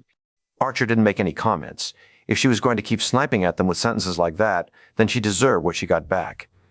Beside him, Tucker, Reed, Mayweather, and Hoshisato were veritably twitching with anticipation. A new planet, strange new worlds. T'Pol didn't even get Tucker's comment. She went on to the next thing. "Dr. Phlox isn't concerned with food and water, but he does caution against intimate contact." Archer glossed over that one, disliking the idea of treating his command staff like cadets on leave. "The Vulcans told us Klang was a courier. If he was here to get something, then whoever gave it to him might know why he was taken. That was only a few days ago," he added optimistically, "and a 7-foot Klingon doesn't go unnoticed. T'Pol's been here before, so follow her lead." He gave her a glance of what he hoped was confidence. "Where do we rendezvous if we find something?" Hoshi asked. "Back at the shuttle pod, and no one goes anywhere alone. From what I've heard about this place, it's an alien version of an Oriental bazaar. Don't stop to buy trinkets. Ask simple questions. Get direct answers. If you don't like what you hear, move on. There are a lot of people down there, or versions of people. Don't get swallowed up. Watch each other." Clear? Whether it was or not, they were on their way. The 6-seat subwarp shuttle pod was functional, but not really comfortable, and the trip down to the planet seemed longer than it was. Mayweather brought the pod into the atmosphere and found himself bucking snow-torn slopes and high winds. Approaching what appears to be a landing deck, he squinted out the windshield. "I see a trail of lights. Runway, possibly." "I'd say this spaceport accommodates all kinds of craft," Archer confirmed, "just to make them all feel better. They might be strangers here, but they were coming to a place that was used to strangers. Coming into a cosmopolitan spaceport would be much easier to tolerate than invading a tribal clutch or a village. In fact, when they finally found the landing pad in the whipping veils of snow, their shuttle turned out to be the smallest thing around, in a swarm of dozens of ships coming and going at the same time. The sight was eerily familiar to anyone who recognized a travel center. Something about it was reassuring to Archer, as they approached and were received as a matter of course, no fanfare, no ceremony, no warnings or threats. Beacons and trails of blue and yellow landing lights branched out in patterns both distinguishable and not, at least enough to get them down safely. T'Pol used her knowledge of this place to secure a parking spot where the shuttle pod had a chance of not being plundered, and they immediately disembarked and broke into teams. Trying to appear casual, Archer went first to the dockmaster's control tower. After all, something had to come and go from here with Clang aboard. He certainly hadn't popped in out of thin air, so there had to be a trail. He and Hoshi were ushered through a tubular construction with lots of bridges into a central control area with windows on every side, couched by banks of controls, and broken every few seconds by the sweep of a beacon from the runways. The dockmaster himself was a huge, burly alien preoccupied with traffic. "Pardon us," Archer began, hoping the translator didn't get it wrong. "I'm Captain Jonathan Archer of Starfleet." "Who? What planet is that?" "It's not a planet. It's an organization. The planet is Earth." "Good for you. The visitor center is on Quintash Plaza." "Thanks very much. Before we go, would you answer a few questions for us?" "There's a manual on the wall in the corridor. Read it," the alien rumbled. "Next time, approach from the mountains. Less crosswind." "Thank you again. I'd like to know whether a Klingon vessel of any kind came through here about 5 or 6 of your days ago." 5 or 6 days? Do you realize how much traffic we process in a single day? "You must keep records," Archer suggested, glancing at Hoshi. This was a one-man Klingon scout ship. "What species are you?" "Human. We're called humans." As if congratulating him, an alarm went off and lights flashed on the dockmaster's console. The dockmaster hammered on what might have been a keyboard, then checked a monitor. "Elkin 9, raise your approach vector by 0.2 radians." When the alarm stopped, the dockmaster hammered something new into the keyboard, and the monitor changed. "It was 7 days ago, a Katok-class vessel. Does it say who he was here to see?" Although the question was probably out of line or classified, Archer took his best shot at getting what he wanted. What it says is that he arrived at docking port 6 and was given a level 1 biohazard clearance. Archer kept from clapping his hands. He would never have given up information like that just for the asking. At least this guy had no such guardrails. "You don't seem very interested in what people do here." "Our visitors value their privacy," the dockmaster said, even though he had just handed over information. Clang probably never wanted known. "It wouldn't be very to Zarobko to Proyaplo business they're in." Archer flinched at the sudden change in sounds and looked at Hoshi, who busily adjusted the communicator translator. "It's all right," she said. "Regalian uses a pronominal base. The translator's just reprocessing the syntax." Who cared? Archer avoided telling her nobody was interested in how it did what it was doing as long as it succeeded and he could keep talking to this person.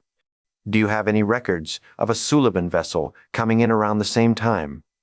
"Suliban? I don't know that word. Your device must still be malfunctioning." The dockmaster went back to his work, turning his idea of a shoulder to the newcomers.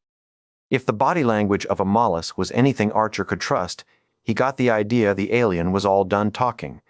Had he asked the wrong question? Or the exactly right one?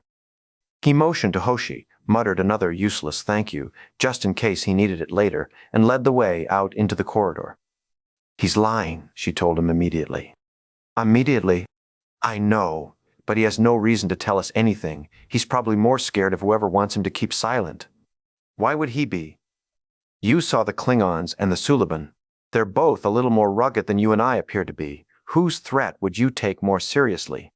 And we still don't know anything.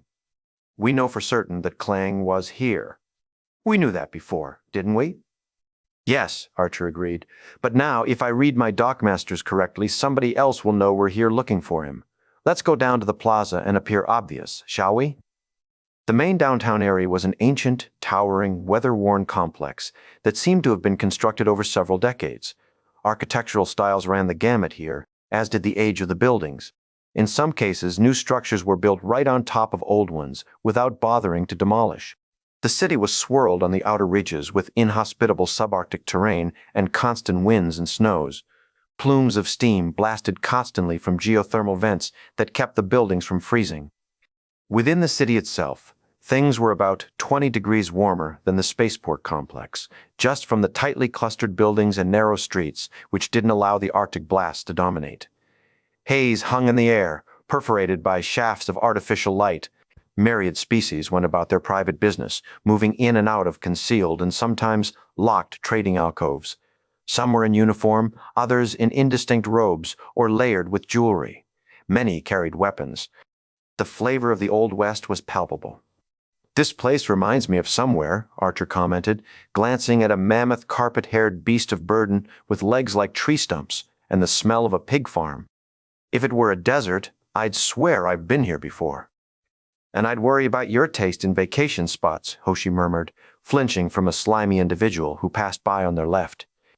Alien insects came to investigate them, large insects the size of birds on Earth.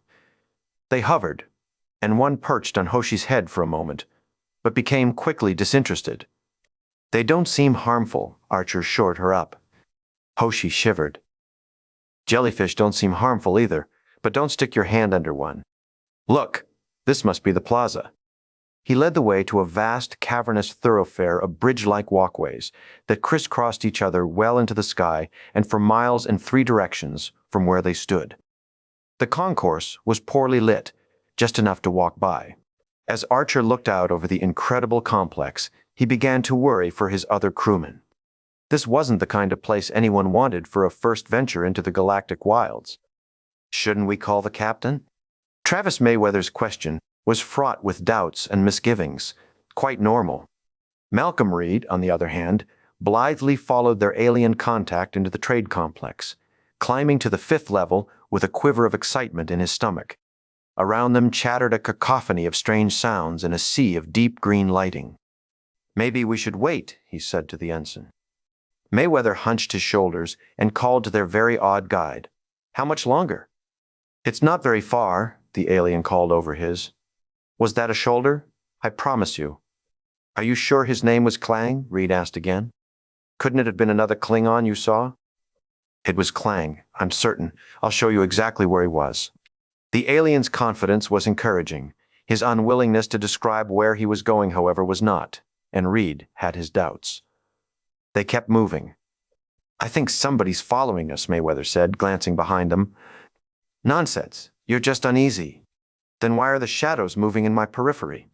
"They're alien shadows. They probably have arms as well." "Funny, sir. Of course." "Look at that." Mayweather pointed ahead of them as the lights changed, literally to red. Alien music pervaded the air just above the comfort range for conversation. In an archway off to one side, two mostly undressed alien women squirmed and writhed to an unusual rhythm. It almost sounded Eastern European, but Reed dismissed that as coincidental. Between the women was a thin lantern with dozens of butterfly-type creatures flitting around the light. As he and Mayweather watched, rapt by the sight, the women squirmed closer to the lantern. One of them tipped back her head and emitted an 8-inch tongue that snared one of the butterflies. An instant later, the second woman did the same. Were they competing? Only now did Reed and Mayweather realize they had been joined by a gathering of other spectators to watch the butterfly dance. The crowd seemed to run the course from arousal to disgust. "Rather familiar at the moment," Reed noted. "Ah, yes, a brothel." What a shock. If he had been sketching out the most stereotypical Mecca in all literature, this would be at its center. Didn't anyone do anything subtle anymore? "Would you like to meet them?" the alien man offered, waving a large, narrow paw at the women. "I can arrange it." Mayweather grimaced. "Was this where you saw Clang?" he persisted. No, not here. I'll show you where. But first, you should enjoy yourselves. Which one would you prefer?" "We're here to learn about the Klingon," Reed reiterated, though he found himself watching the women and "Are those real butterflies or some kind of hologram?" Mayweather took his arm. "We should get going, sir." "Yes, absolutely. You're right. You're right." They moved down the tube-like arcade of erotic dalliances from topless fire eaters to costumed performers of every stripe. Reed slipped in front of the alien man who was supposed to be guiding them and began to ignore the fellow's gestures of this way or that. Obviously, he was more of a tour guide than an informant. "Gentlemen, gentlemen," the alien called, suddenly desperate, "perhaps you'd prefer to watch the interspecies performance?" "You don't know anything about claying, do you?" Mayweather bluntly accused. "Of course I do. But there's no reason to hurry, is there?" "Interspecies performance?" Reed asked. "Lieutenant," Mayweather called wearily, "this man has no intention of helping us." Reed nodded. "Perhaps another time." Disappointed, their guide sagged in several places and disappeared into the crowd. Reed and Mayweather moved in a completely different direction, just in case the fellow held a grudge. "I can't believe we fell for that." Reed stifled a groan and avoided mentioning that he couldn't believe it either, and he didn't want to tell this story. Perhaps he could make something up that would be more interesting to hear about, and less trite in the telling. He shrugged. "We are explorers." Trip Tucker had gotten himself paired off with DePaul. Not the most natural of buddy systems, but he wanted to keep an eye on her. If she had a chance at subterfuge, this would be the place. She was over there speaking to a uniformed alien, maybe a security hireling or this place's version of a constable. He looked just as seedy as everybody else here. Tucker felt like maybe he should have let himself get 5 o'clock shadow before he came. He didn't like it here. It was dirty and unfriendly. Nobody trusted anybody. Nobody deserved trust. Too many people. Too little square dealing. All he could do was wait. They had agreed on a game plan. She would do the talking, and he would do the watching. He was sitting among a weird assortment of beings, waiting and hating every minute of it. The place was smoky, smelly, and dim. He'd never see a knife coming at him. And over there was this alien infant, screaming its tentacles off. He couldn't help but keep looking at it. Most of the people here ignored what was going on, but the loud squalling drove Tucker to wincing. The alien mother kept tweaking a complicated breathing apparatus on her child's nose, ear, whatever it was. Tucker thought at first the mother was trying to get the kid to stop crying, but every time she twisted the device, the child went into greater and greater distress. Why was she taunting him? Was this some kind of bizarre alien mothering ritual? Drive your child crazy with suffocation and it'll behave? He shifted in his seat and glanced at Paul and the constable. How much longer was she going to take? She seemed to be doing all the talking. What good was that? The mother twisted her child's breathing device again. The poor thing howled in agony. A few people around him shifted just from the noise, but no one interfered. What kind of people were these, to stand by and witness child abuse without a flicker? This was what awaited humanity in the open galaxy? Here came Paul. She motioned to Tucker, who quickly got up and hurried across the field of feet and tails to her side. By the time he reached her, she was already speaking into her communicator. Paul to Archer. On the comm unit, the captain responded almost immediately. "Go ahead." The wail of the distressed child cut off any chance at conversation. Tucker turned to the mother, unable to control himself any longer. "Hey!" DePaul ignored his concern and continued speaking to the captain. "Central Security claims to have no record of Clang, but they told me about an enclave on level 19 where Klingons have been known to go, something about live food." "Where, on level 19? The captain asked. "The easternmost subsection, by the geothermal shafts." "I'll meet you there as soon as I can. Archer out." The alien child was hysterical now. Tucker's innards squirmed as the mother disconnected the breathing tube entirely. The child was suffocating. Tucker bolted forward. "What are you doing? Leave that kid alone." T'Pol was right after him and seized him by the arm. "Don't get involved." "Do you see what she's doing? He's going to suffocate." "They're Lorillians. Before the age of 4, they can only breathe methyl oxide." She paused, watching the mother and child, as the little one began finally to grow quiet and begin breathing on his own, without the device. The mother is simply weaning her son. Tucker inhaled deeply in empathy. "Could have fooled me." "Humans can't refrain from drawing conclusions," T'Pol scolded. "You should learn to objectify other cultures so you can determine when to interfere and when not to." Tucker glanced back at the child. He knew he'd made a mistake, but that was all it was. He didn't like being lectured. He followed her into the open stretch of walkways and tubes leading toward the upper levels. "Well, hey, Sub-Commander," he told her. "Next time I see somebody backing you into a corner and taking a switchblade to your ribs, I'll know to wait a few minutes just in case it's a dance. Do you feel like somebody's following us?" "I feel like we're being watched." Do you get that feeling?" "I do. Do you think they're all right?" "I gan. No way to know yet. They don't like each other. I don't think T'Pol would let anything happen to Tucker, no matter how they feel about each other." Archer led Hoshi through a forbidding trade complex, much more desolate and eerie than the central cluster. Deep grinding noises from the power generators far below echoed through damp floors that creaked under their feet. He kept Hoshi close behind him as they skimmed past rows of burping geothermic ducts that constantly vented violent shots of steam.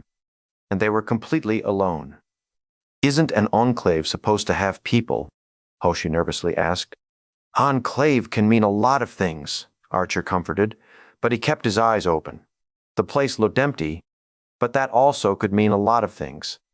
T'Pol said something about live food, Hoshi went on, quite spooked.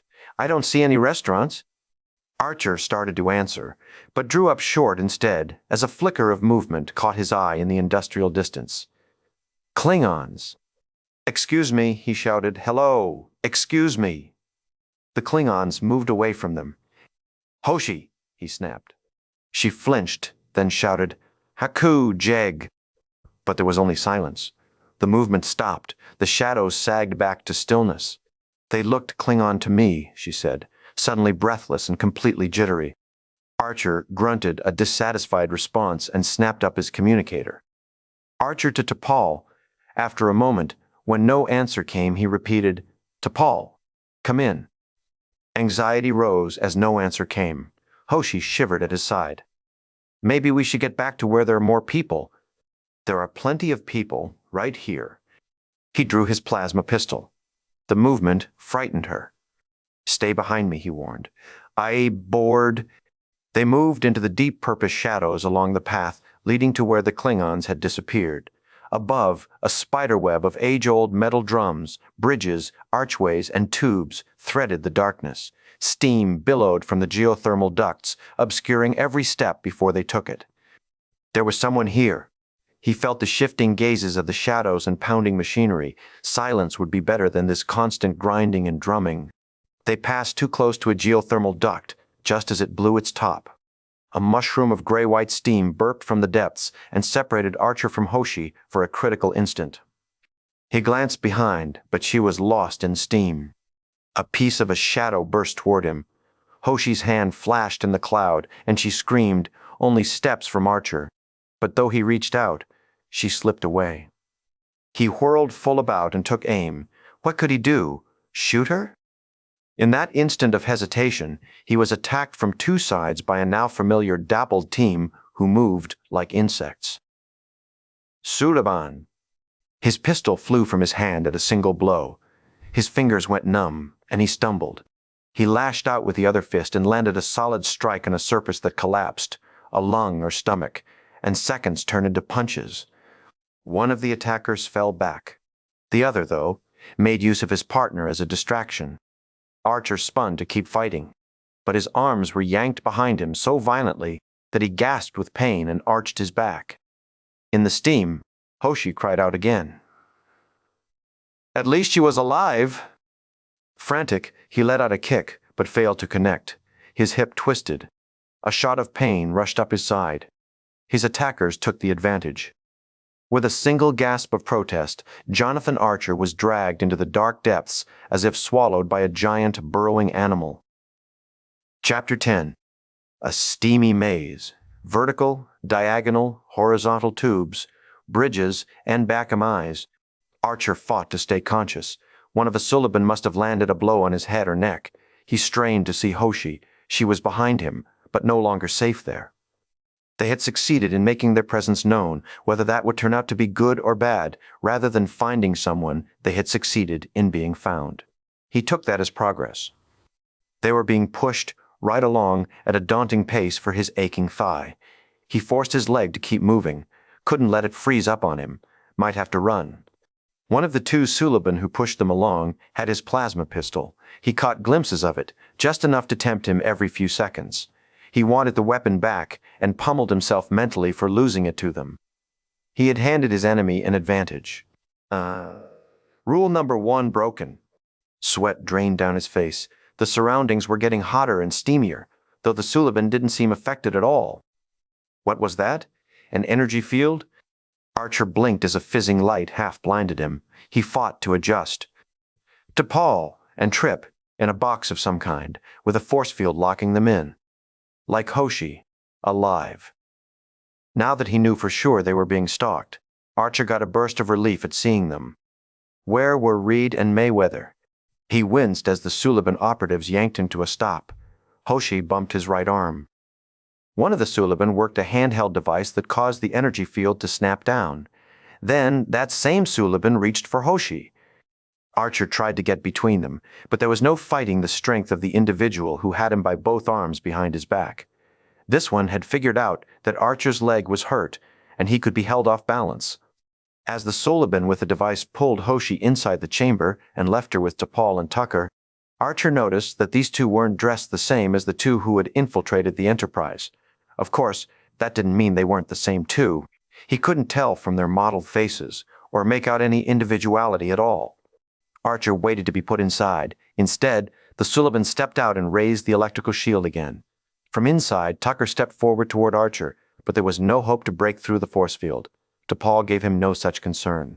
Instead, she seemed to be saying with her eyes, "I told you so." Angry and aching, Archer let himself be led away without further struggle. He sensed a chance for answers now, if not the ones he wanted. What would be done with his crew? Would they be interrogated? Pressured? The Suliban pulled him down a conduit to some steps, then down the steps.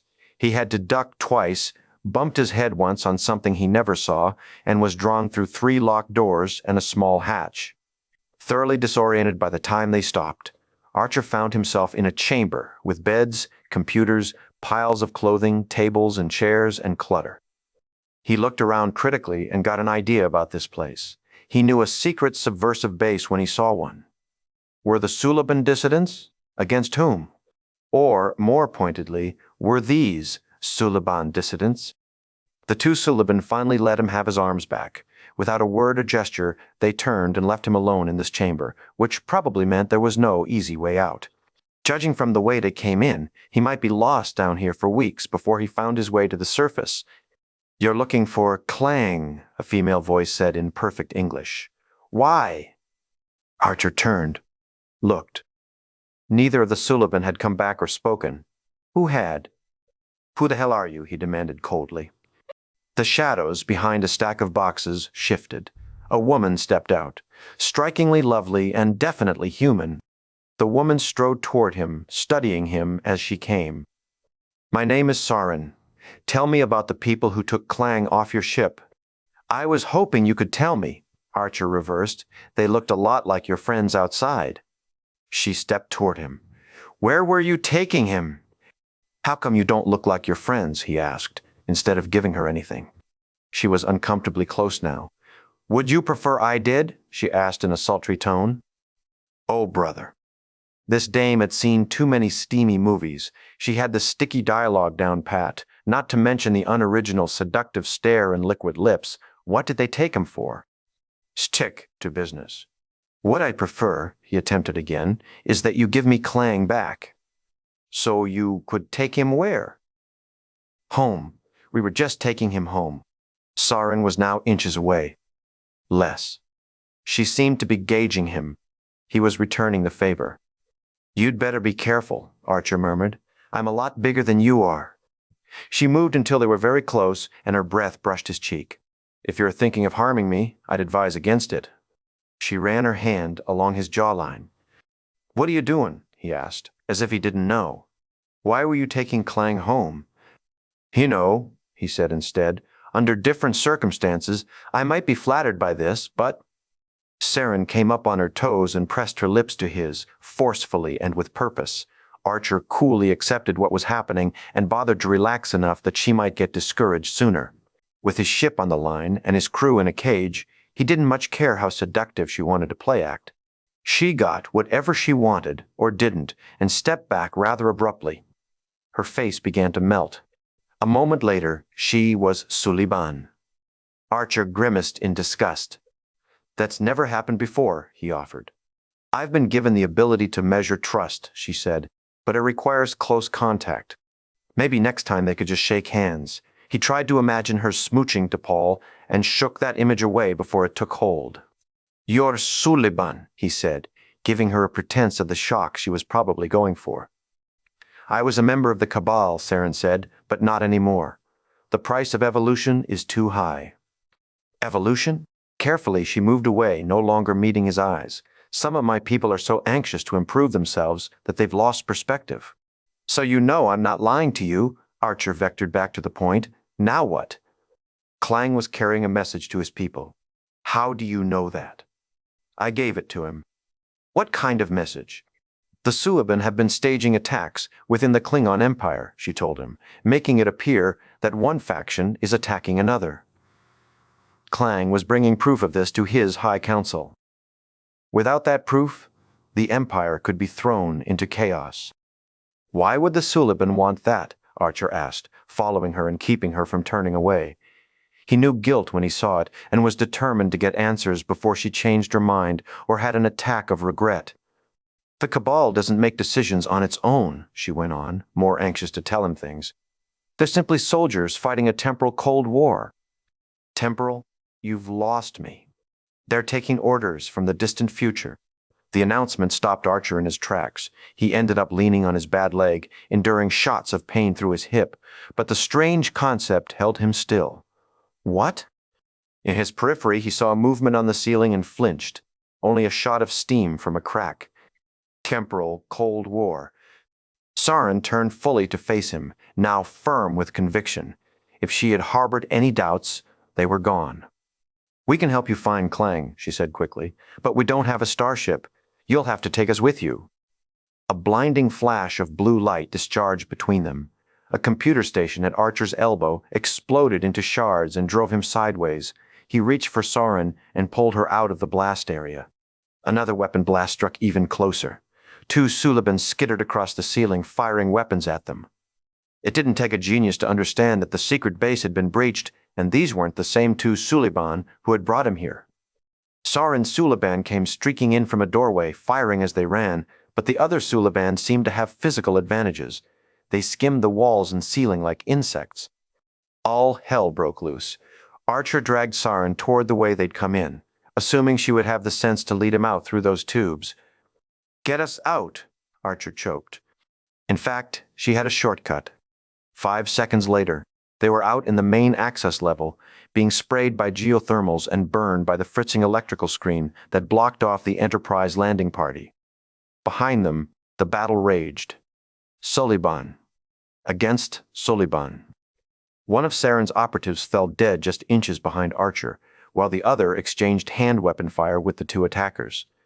Saren raised a weapon now that Archer hadn't even known she possessed and began returning fire, blocking blast after blast that might have taken Archer's head off. Saren's other operative followed them out, rushing frantically along a bridge, firing as he went. He blasted one of the two attackers, but was caught in crossfire and killed by the second invader. That left Archer and Saren on their own, and Archer had no weapon. His team was armed, but they couldn't get through the force field. He had to break that force field. The Suliban attacker, the remaining one, had the same idea. He drove Archer and Saren into hiding with his wild firing, then opened on the force field with the Enterprise crewmen behind it. They dove for cover, but there wasn't any. All they could do was crouch with each other as the field disrupted in blinding displays of free energy. At Archer's side, Saren took the initiative and stood clear. She fired openly at the attacker's body and blew him off his feet. With that window of opportunity, she rushed to the control panel of the force field and worked it with some kind of code. The field fell. The crew flooded out, Tucker first. T'Pol pushed Hoshi before her. Saren yanked open a panel that turned out to be a locker. She started handing the crew their plasma pistols. Archer briefly connected with Tucker, just a reassuring glance, and they were off running. "Where is your vessel?" Saren asked. "On the roof." Docking port 3. "Captain!" Hoshi cried, and pointed at the underside of a diagonal conduit high over the ground. Two more Suliban, defying gravity, crawled along the pipe. "This way," Saren called. As she led them in a completely confusing direction, one of the Suliban dropped and landed only a pace from Archer.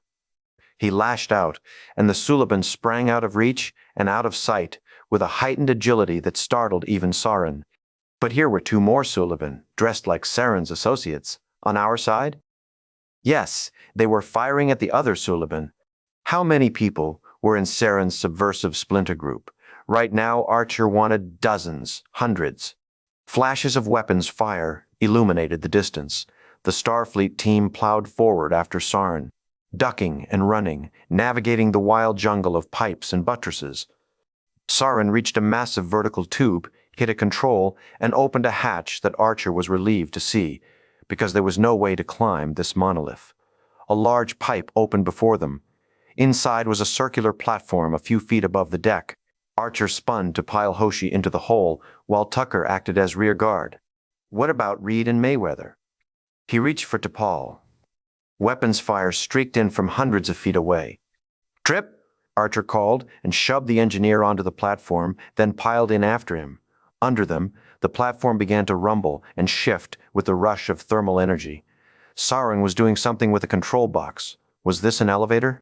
"Come on," Archer waved, but his voice was snatched away by a thermal rush. Saren moved toward the platform. She reached out to climb aboard. A blast struck her square in the back. A Suliban stood across the area, his weapon trained on her. He fired again just as his eyes met Archer's. Saren fell hard. The points of impact on her back glowed and sizzled as they burned their way through her writhing body. Archer launched off the platform, followed by Tucker. Tucker provided covering fire and drove the Suliban back, while Archer knelt at Saren's side. The Suliban took cover behind an outcropping of twisted pipes, but he was more persistent than the others and didn't run. Archer's mind flashed on his moment of contact with a single Suliban, and he recognized something in this individual's eyes, his manner, his drive. Unlike the others, who had ducked and hidden with more relish than they had fought, this one had a stake in whatever was happening. Archer glanced over again and memorized the patterns of dappling on the Suliban's face. But beneath his hands, the female Suliban was dying. "Find Clang," Saren murmured raggedly. Mercifully, she lost consciousness as the wounds in her body continued to glow, burn, and grow, eating her from the inside out. "Trip!" Archer bolted to his feet. He hoped it would be quick for Saren. He could give her no more now. He motioned for Tucker, and together they jumped back onto the trembling platform. Archer slid the hatch shut. The moment he did that, the platform blasted upward through the shaft, driving them to their knees, propelled by a rolling pillar of steam. In seconds, the hot steam was blown away by an Arctic blast. Archer forced his eyes open and saw snow blanketing the landing dock. They'd made it. The platform shot up and stopped a full 2 feet over the dock. The Starfleet team was thrown into a pile, but alive. Steam blasted out in all directions under them, billowing into the frozen air. Still covered with sweat, Archer pulled his team into the frigid snow. "Let's go!" he called over the whine of wind and blowing ice. "Where's the pod?" Hoshi called. "Over here." Tucker waved and pointed. T'Pol, though, called louder over the wind and pointed in a different direction. "No? This way." Archer weighed the two options, then picked T'Pol's direction. She was the only one who had ever been here before. He made the bet and pointed. "Come on." As the four of them headed toward an obscured shape with two lights that might indeed be the shuttle, Archer bent against the wind, endured the sweat freezing on his cheeks, and brought the communicator up, flipping it as he ran.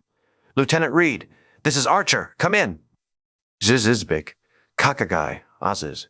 We're up on the roof. You need to get up here as quickly as possible. Where are you?" "Emergency evacuation. Reed." The communicator buzzed frantically. Someone was definitely trying to get through to him. Where were they? How deeply had they wandered into that steamy maze? The storm was getting worse. The landing deck was turning into a skating rink. Archer fell twice, Tucker once, and the women stumbled into each other like skittering ducks before the shuttle pod took shape before them in the white fume. Unintelligible sounds continued to burst from his communicator.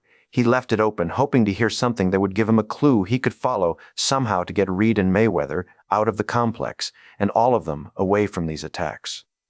Sullivan's soldiers appeared only seconds after Archer and his shipmates skidded onto the frozen deck. Time seemed to crawl when a blast rocketed past him. The wind began to clear. Blowing snow flattened into a sea, and the docking platform opened before them, empty. The obscured shape had been nothing but an approach shield. "Great," Hoshi blurted. "Like I said," Tucker shouted, "it's over there." Another blast of weapons fire sliced the air. Archer ducked and ordered, "Weapons!" They had to cross the deck again. And now the Suliban had found them. Even in the now rising snowstorm, Archer caught a glimpse of his determined counterpart, the one Suliban who wouldn't be put off, and whose resolve gave substance to the others behind him. But there was distance between them. Archer was resolved, too, and worked to use the blowing snow as a shield. If it could obscure a whole platform, then he could make it obscure his team. "Down.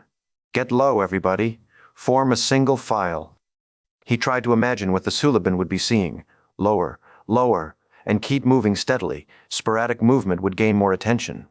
They kept searching for the shuttle, this time following Tucker through the storm of snow and weapons fire, firing all the way.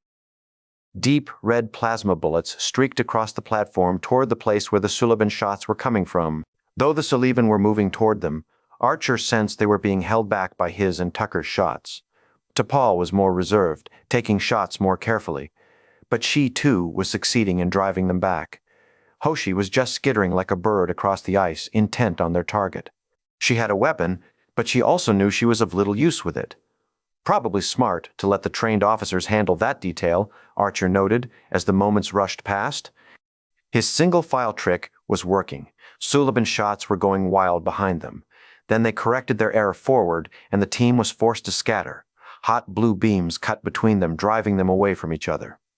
A darkened form, sheeted and blistered with ice, suddenly flashed with blue energy before them. The shuttle pod. The Suliban weapons fire lit up the skin of the pod and gave the Starfleet team a clear beacon to safety. T'Pol circled around Archer and pounded on the shuttle window. Why was she doing that? The emergency hatch began to crack open, popped out a few inches, and swung wider. Air gushed with equalization and temperature change. Archer tried to reach the shuttle, but a crackle of blue energy raked the hull and drove him back into the swirling snow. His face and hands were numb with cold now. Where was Hoshi? He lost sight of her. The Suliban were closing in. He knew that without even looking, he'd be doing the same thing. "Hoshi! Captain?" Her voice was weak, but not far. Shivering now, he forced his legs to keep moving away from the shuttle and toward her voice. Behind a wall over there, Tucker was firing steadily at something he could obviously see. The cover gave Archer time to find Hoshi in the roiling white storm. Without saying anything, he took her arm and pulled her along back the way he had just come. Where were his footprints? He had just come this way, but the trail was already erased. A mechanical roar directly overhead shook him to his boots. He pushed Hoshi down and tried to see what new method of attack the Suliban had invented. An aircraft launching from the port. Only its running lights showed through the blowing snow. Its great gush of thruster exhaust caused a frozen hell down here. Archer pulled his eyes away from the transport overhead and squinted through the miasma toward the place where the Suliban shots had come from. They'd stopped. The Suliban were driven down by the thruster exhaust. But the exhaust did one favor here and executed a problem over there. T'Pol was directly under the exhaust. The force knocked her off her feet and blew her across the deck. She had been near the shuttle pod, and now she was way over there, shifting and dazed, alone, unarmed. The Suliban soldiers and their leader rose out of the exhaust stream as the big ship moved away from the pad. They saw T'Pol, a clear target. "Get to the ship!" Archer shouted at Hoshi over the wind. Luckily, she wasn't the heroic type and did as he ordered. Archer thrust himself up on his aching legs and made himself obvious. He snapped his pistol up just as the Suliban leader noticed him. Without looking for cover, he ran furiously across the tarmac, directly toward the Suliban, firing as he ran. One of the Suliban was struck by a lucky shot. lucky only because most of his plasma bullets were being sucked sideways by the wind vortex on these open flats. One more down. The leader and the other soldier took cover. Archer reached to Paul's weapon, scooped it up without missing a step, and kept on with his direct assault. "Go," he called to her. "Enterprise needs his captain," she called back. "Give me the weapon." "I said go." To her credit, she hesitated another moment. During that moment, he struck her with a look so forceful that she must have realized she wouldn't be changing his mind. This was no time for a discussion. Archer broke the contact, raised the second weapon, and began firing both as T'Pol ran behind him toward the shuttle. He glanced back to gauge her progress and saw the shuttle pod hatch open again for her. Reed was reaching for her. Archer spotted Mayweather warming up the helm. They were already aboard. A flush of relief numbed Archer's whole body. His team was intact. As Reed pulled T'Pol inside, Archer moved backward toward the shuttle, firing constantly. The pistol in his left hand began to cool. Losing power.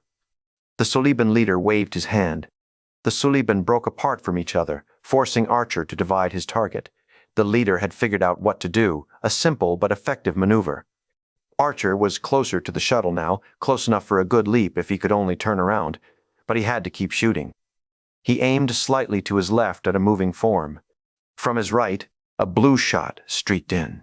His leg folded under him, burning and quivering. A moment later, the blinding pain struck full out. A tangle of movement confused him. Reed, right overhead, firing into the snow. Trip Tucker appeared at his side and pulled him through the hatch. Archer did everything he could to save himself and them from further torment, but he could barely think over the searing pain in his thigh. His thoughts piled together. Nothing made sense. He dug his shoulder into Tucker and accepted the support from his friend, who could do nothing for him, not here, like this. "The starboard thruster's down," Mayweather spat. "Ignore it." T'Pol, almost excited. "Take us up." Hoshi's face appeared in his closing periphery. She looked small, distant. "Open a channel." T'Pol again. The surge of acceleration made Archer's mind swarm like bees in the sky. The lower half of his body sizzled, as if he were being fried in a skillet. He tried to move, to sit up. "Sub-Commander T'Pol, to Enterprise." "Go ahead," the voice on the comm responded. "We'll be docking in a few minutes. Have Dr. Phlox meet us in decon." Acknowledged. "Is someone wounded?"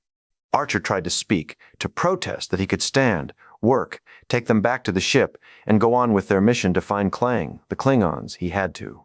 "Your pitch is too low. Bring the nose up." The pod rocked and turned in the wind. The port nacelle struck a branch and skidded into the snow. No, it was sand. "It's okay. You've almost got it. Try again." The ship skittered on the sand and rose over open water, airborne again, wavering. "I can't do it." "Dad, I can't keep the ship in the air. Why can't I do it right?" "Yes, you can. Take her up straight and steady." The ship skidded into a sand dune, bruised and lifeless.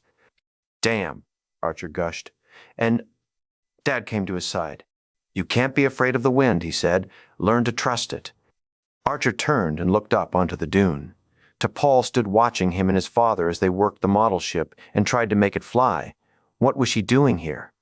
"The captain is injured," she said. "I'm taking command of the Enterprise." Dad didn't seem surprised. "Why not?" Chapter 11. You're not in command yet. Don't get ahead of yourself. The captain is incapacitated. My action is logical. That's what you think. Trip Tucker shed his wet field jacket and dumped it on the hangar deck beside the scarred and steaming shuttle pod, leaving him in a clammy snowcake uniform. He watched with dismay as the medics disappeared into the turbolift with the captain on an anti-grav gurney. Things weren't supposed to be this way. Who would design a scenario like this? The captain incapacitated 2 days into the mission. What kind of bolt had struck him? The wound had been chewing away at itself all the way back here, as if burning from the inside out. Tucker's innards twisted at the memory of it, of Archer's face as consciousness faded, giving the only relief from what must have been torture. He racked his mind for signs that the whole episode had been a trap engineered from inside the ship. Had T'Pol given Archer false information about the Klingons' activities? Everything stemmed from her. Now she was an inch from making the next command decisions. He saved your life, he told her. You owe him a buffer zone. Give him time to come out of the sedatives they just gave him. Dr. Phlox is working on the wound, T'Pol said. The captain will see to himself, as we all must. Command responsibility is now mine. Even you cannot dispute it. Watch me. I'm going to check on the captain. He started toward the exit. You haven't been scanned for contaminants, T'Pol called. Tucker, the safety of the rest of the crew. That stopped him. Damn. It did. He couldn't much comment on her responsibilities if he didn't oblige his own. Hell, all right. Is this really necessary? Tucker shifted his feet uneasily as he and T'Pol stood side by side in the decon chamber, still in their wet uniforms, now bathed in ultraviolet light. Dr. Phlox was here instead of sickbay, probably a good sign for the captain. The other scans were negative, he said. You two, unfortunately, were exposed to a protocysteine spore. I've loaded the appropriate decon gel into compartment B. Tucker groaned and began to strip out of his uniform. Beside him, T'Pol did the same. Tell Mr. Mayweather to prepare to leave orbit, T'Pol said to the doctor. How's the captain? Tucker bluntly reminded, insisting that she not forget the weight of what she was about to do. I'm treating his wound, Phlox said. Will he be all right? Eventually. A metal slat slid shut, cutting off Tucker and T'Pol from the rest of the ship. They each turned to a locker, opened it, and deposited their contaminated uniforms inside. Tucker tossed his in. T'Pol used the hook. Tucker stripped down to his shorts. T'Pol had some sort of a cropped t-shirt top on as well as her underwear. She opened compartment B and pulled out 2 beakers of gelatin, deep blue and gooey. Without comment, she turned to him, handed him a beaker, and they began spreading the goop on each other. The phosphorescent gel glowed in the ultraviolet light, turning them both into Halloween characters. Correct me if I'm wrong, Tucker began. But aren't you just kind of an observer on this mission? I don't remember anyone telling me you were a member of Starfleet. My Vulcan rank supersedes yours, she said. He bristled. Apples and oranges. This is an Earth vessel. You're in no position to take command. As soon as we're through here, I'll contact Ambassador Sovol. He'll speak to your superiors, and I'm certain they'll support my authority in this situation. Tucker clamped his lips.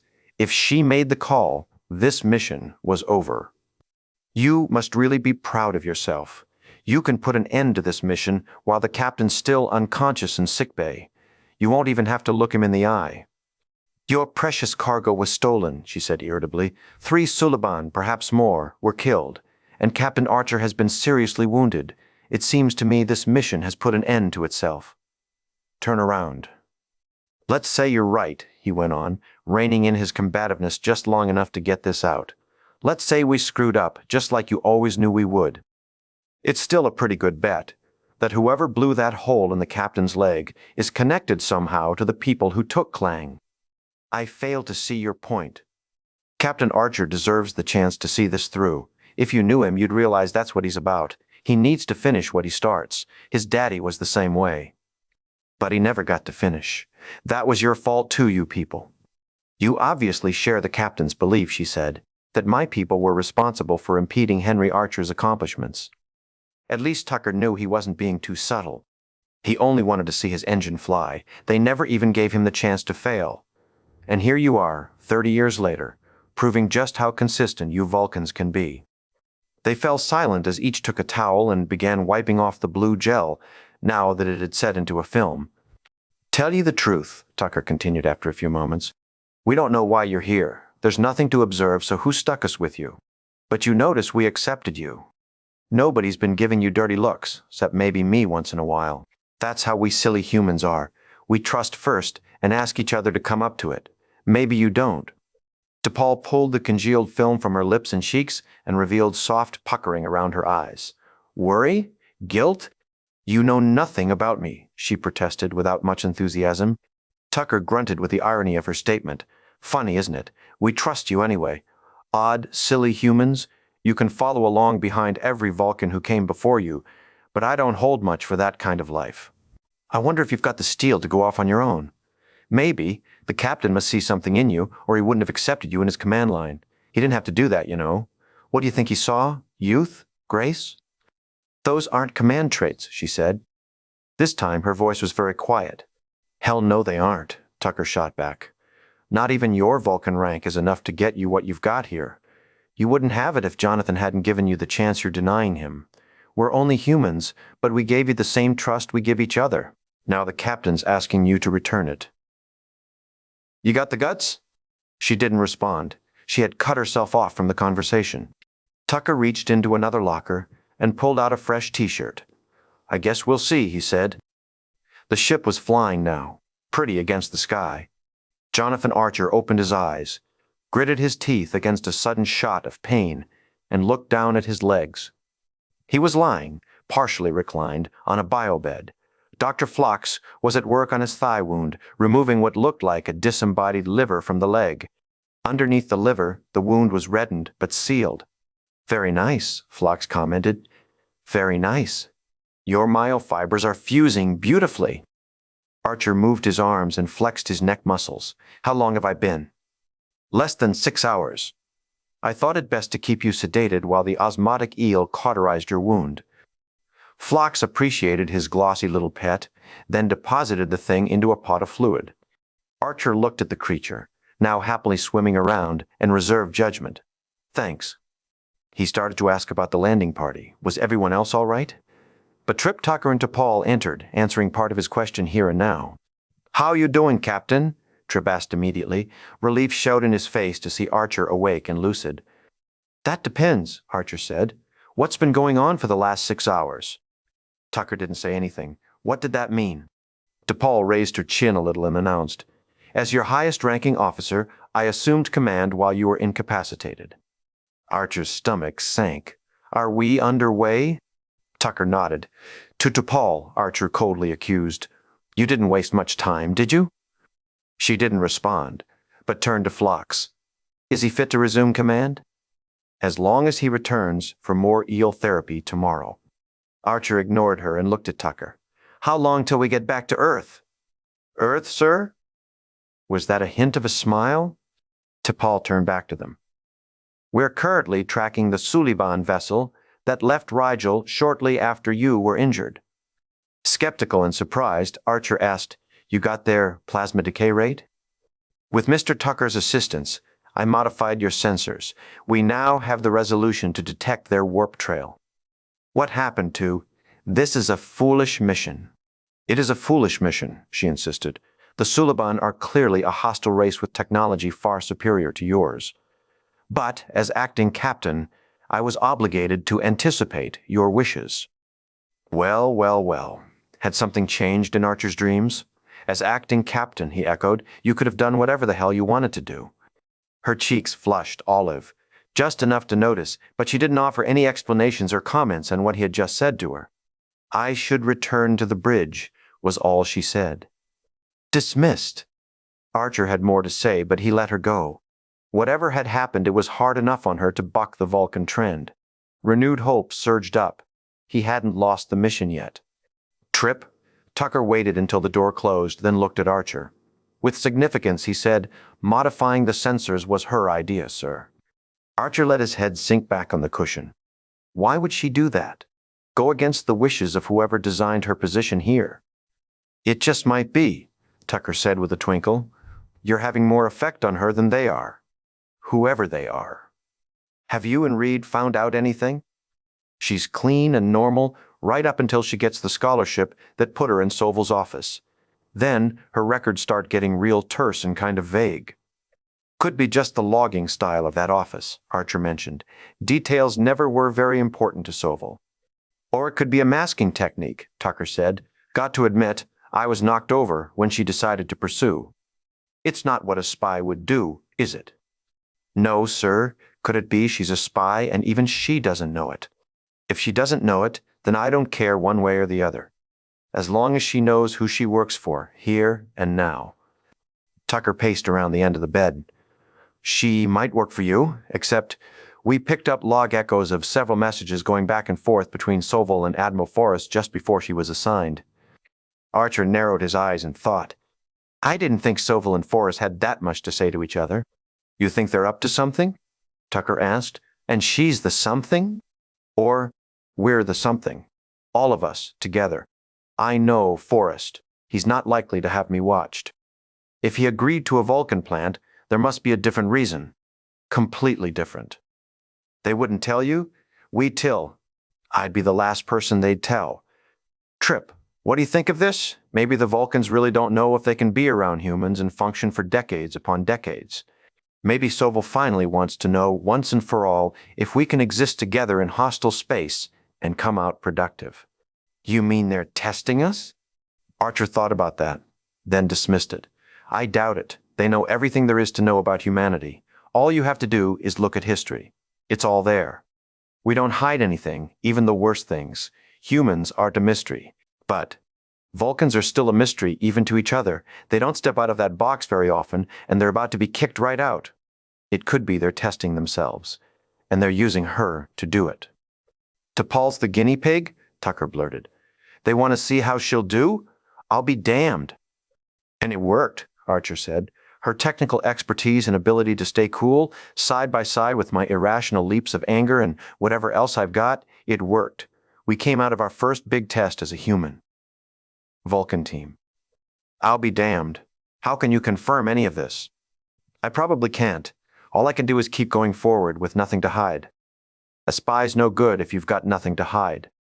How about that? T'Pol's the lab animal. What do you know? Tucker slapped the end of the bed with the Victoria's hand, then recoiled. Sorry, did I hurt you? Archer leaned back, put his arms behind his head, and luxuriated. Trip, I don't think anybody can hurt me anymore today. What are the symptoms of frostbite? Hoshi Sato picked at her fingertips. Behind her complaints, the sensor console was making a strange and frantic ping every few seconds. Lieutenant Reed didn't offer her a sympathetic glance, but did explain, your appendages blister, peel, turn gangrenous.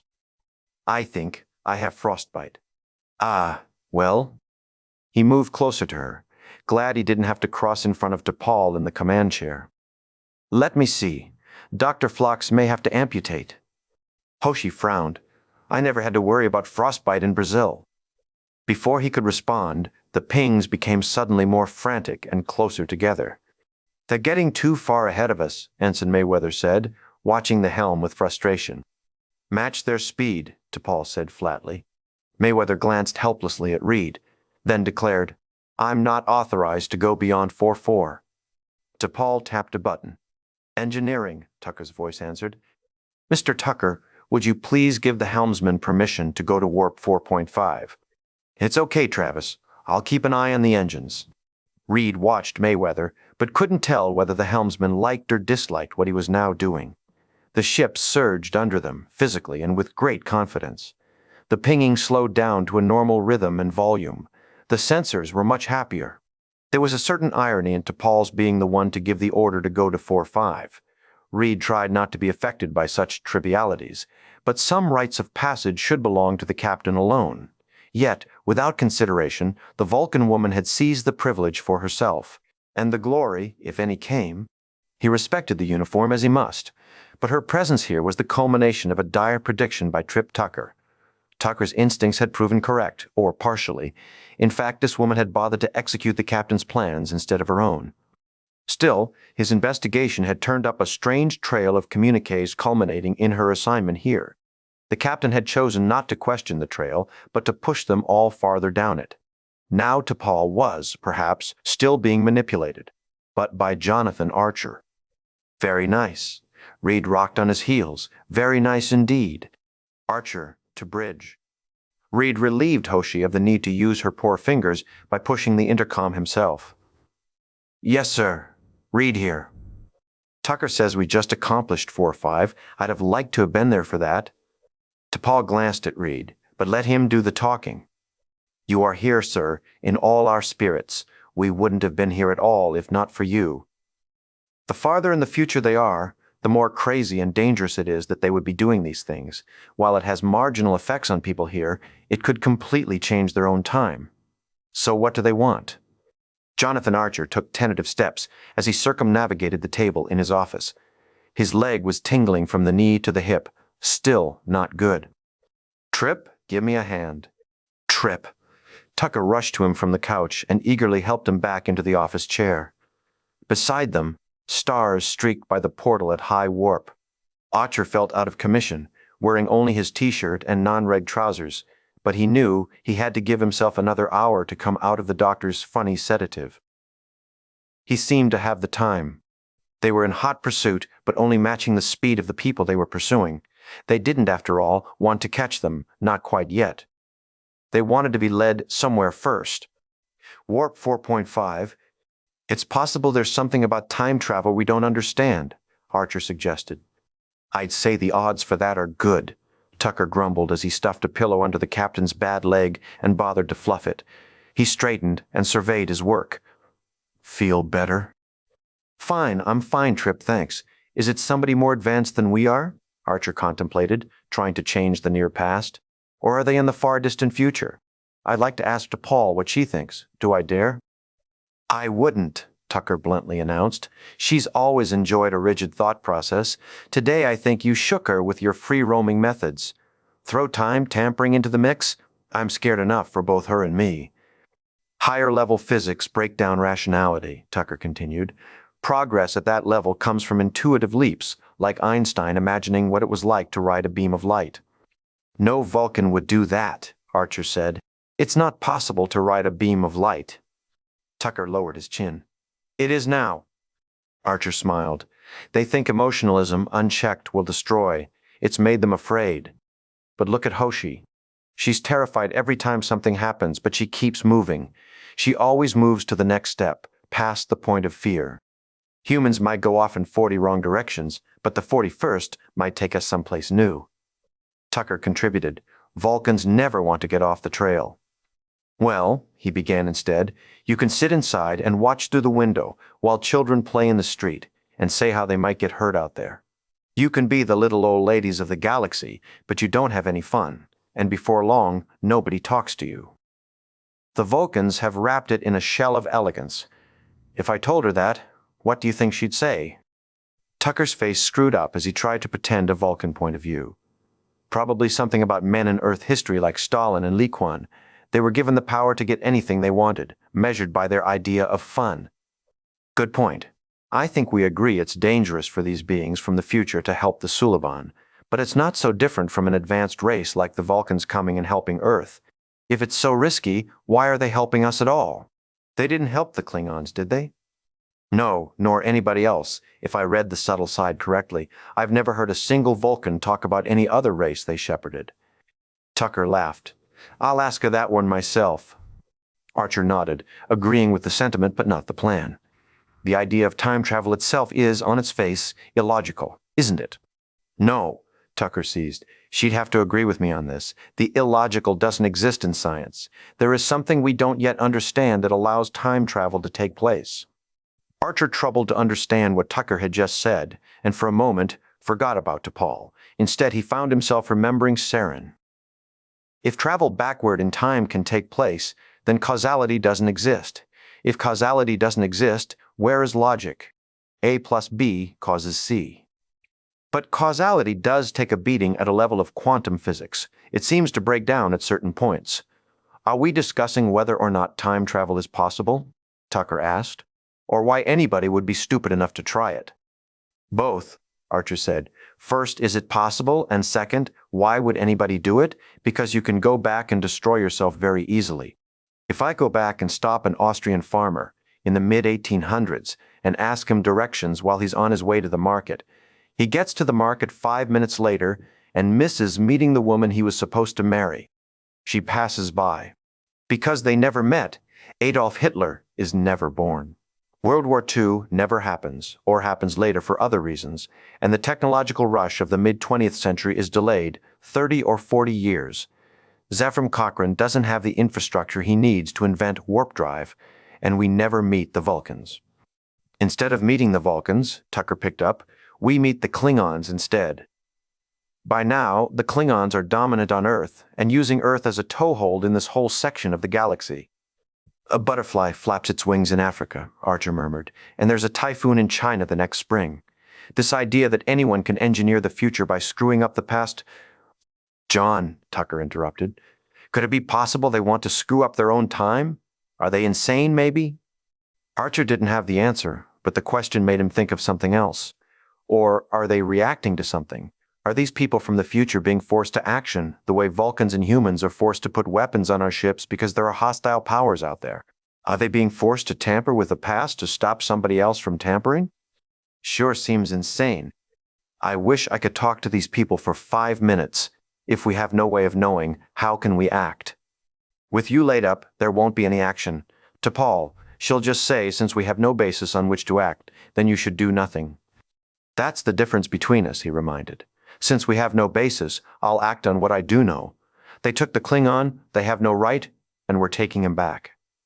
Archer bristled at his own conclusion and looked at Tucker for the support he knew would be there. This whole episode had been anything but proactive. Instead of making things happen, they had been involved in a scheme of making things not happen. He wanted to change that. I just have one thing, Tucker slowly added. What's the moral imperative to protect the future? None, Archer said with a jolt of enthusiasm. It hasn't happened yet.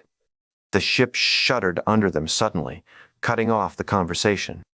Captain, Tucker made a tentative step toward the door. Sure, Trip. Go mind your engines. Thanks for helping me work through this. If we know some questions, we'll have a way to recognize the answers when they come. I love the concrete. Call if you need me. Embracing that which he could control to some degree, Tucker was gone in a flash. When he was alone, Archer looked out the window at the streaks of stars they were passing at remarkable new speeds. We're here, Dad. Warp 4.5. He cleared his throat and touched the nearest computer link. Enterprise Starlog, Captain Jonathan Archer. April 16th, 2521. Starlog. No, delete that. Begin recording, Captain's Log. April 16th, 2511. We've been tracking the Sullivan ship for 10 hours, thanks to our science officer, who came up with a way to tweak the sensors. Computer, pause. He let his head drop back and spoke aloud to the nearest sympathetic ear. I saved her life, and now she's helping us with the mission. One good turn deserves another. Doesn't sound very Vulcan. He stopped mumbling, thought about what he had just said, what he and Tucker had talked about before, and about the future, all the different possible versions. Resume log. The computer bleeped to assure him it was recording. I have no reason to believe Klang is still alive, but if the Sullivan woman was telling the truth, it's crucial we try to find him. Computer, pause. His back was aching in this position. He pulled Tucker's pillow out from under his leg and sat up. Sitting down just wasn't getting him in the right frame of mind. With care, he pushed off the chair again and put new pressure on his leg. He moved across the room to where Porthos lay, digesting a fine non-vegetarian meal. He scratched the dog's nose thoughtfully. Have you ever known a Vulcan to return a favor? No, neither have I. So he and Tucker were right. There was more going on with DePaul than just guilt about his risking his own life to save hers. Officers, soldiers, shipmates did that for each other all the time. He couldn't believe selflessness was so new to Vulcans that they had only found it here. They'd been in space a long time, and you can't do that without a scaffold of cooperation and generosity toward each other, whether you admit it's there or not. He scratched the dog and thought about his conversation with Tucker about time tampering. He wished he could discuss it with DePaul, because he needed a cool head when it came to such long-range theoreticals. But all his internal alarms stopped him. Resume log.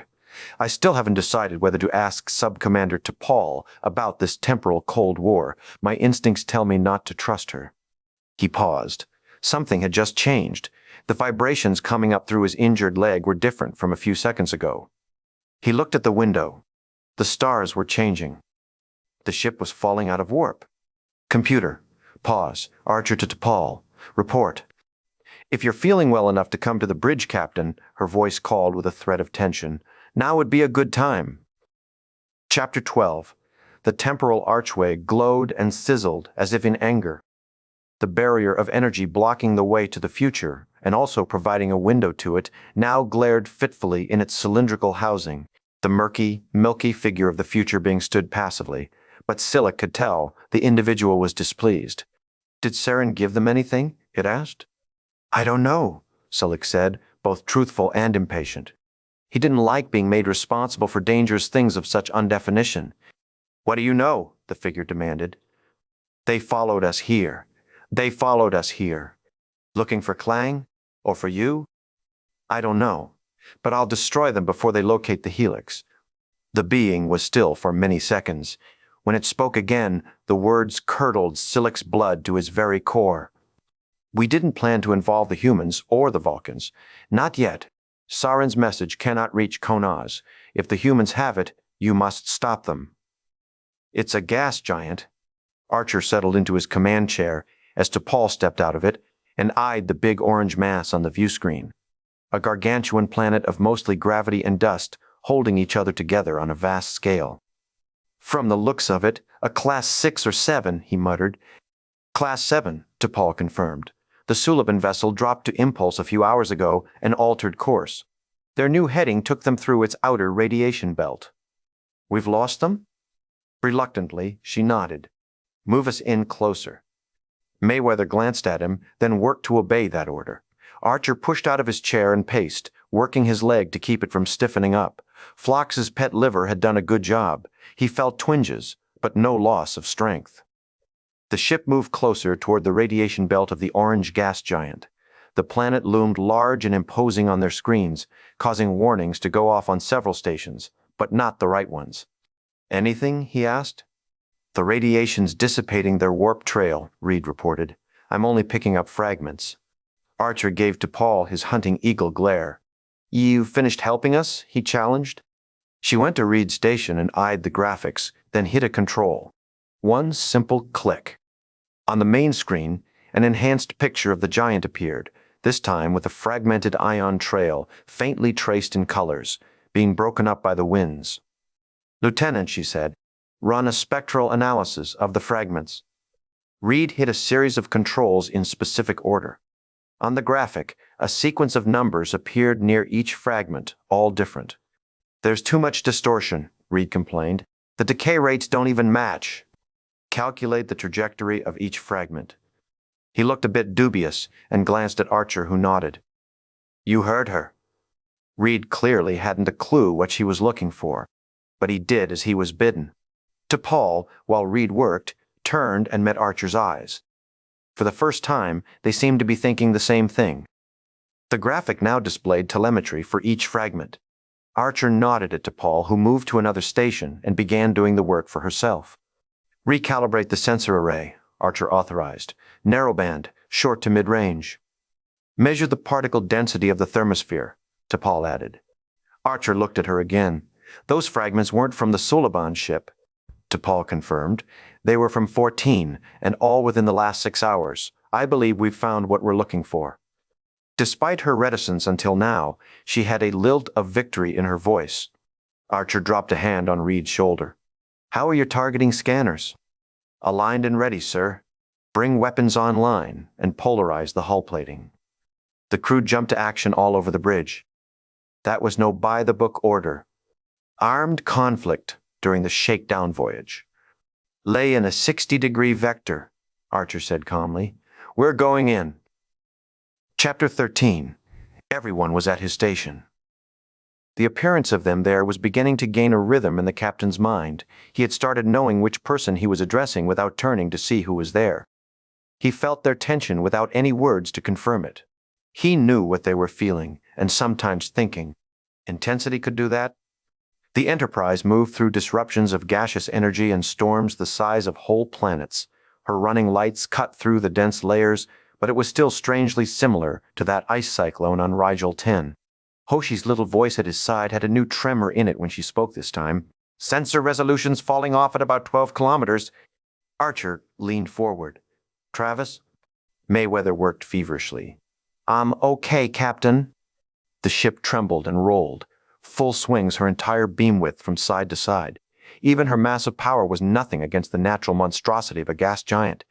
This was a terrible risk, something Archer knew would take weeks of exploration, testing, and measurements in another circumstance. He wanted to know what the ship could do. This would tell him. T'Pol worked almost anxiously at her console. Our situation should improve. We're about to break through the cyclohexane layer.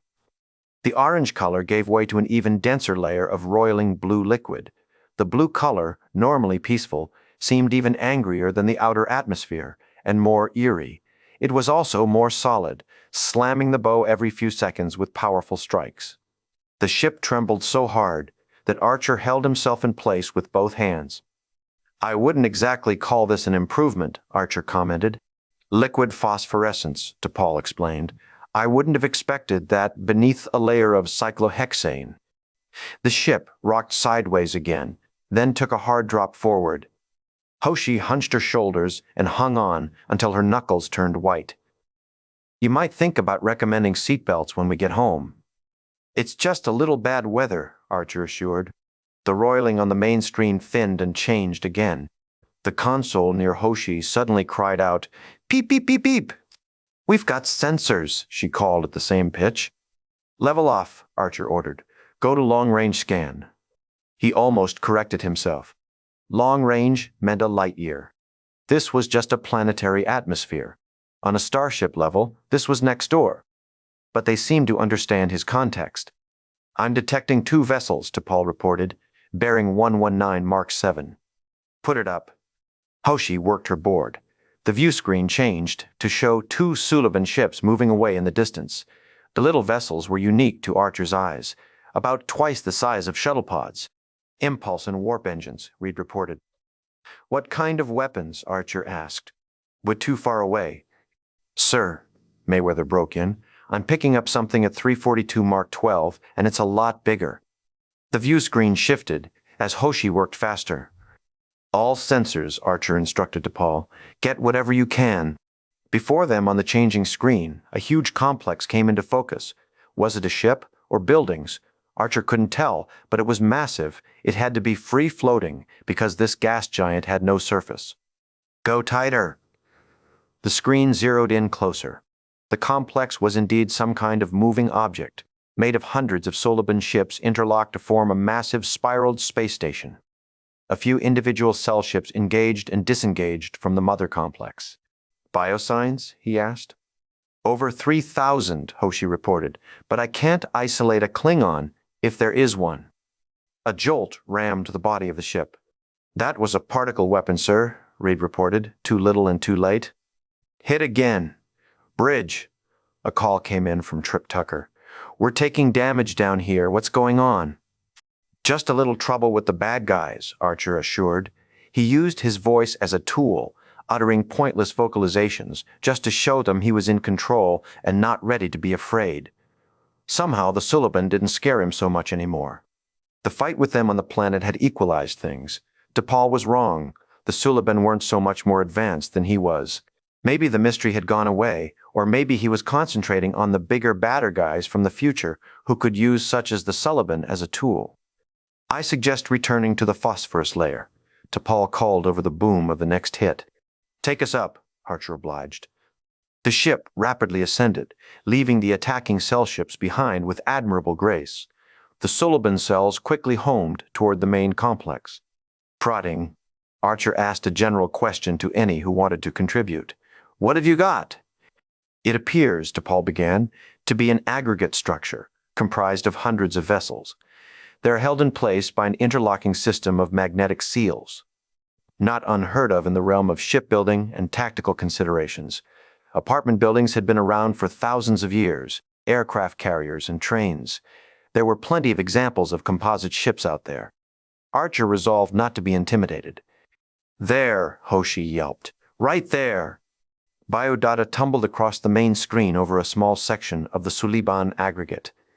"These bioreadings are not Suliban," she added. T'Pol looked at her. "We can't be certain they're Klingon," she warned. "Even if it is Klang," Archer accepted, "we'd have a tough time getting him off of there." Reed turned in his chair and broached a touchy subject. "We could always try the transporting device."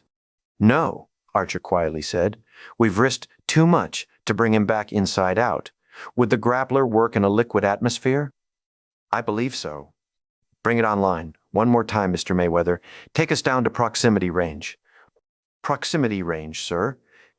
Once again, the ship descended into the smooth lower atmosphere, the clear layer that seemed so welcoming yet held the primary threat.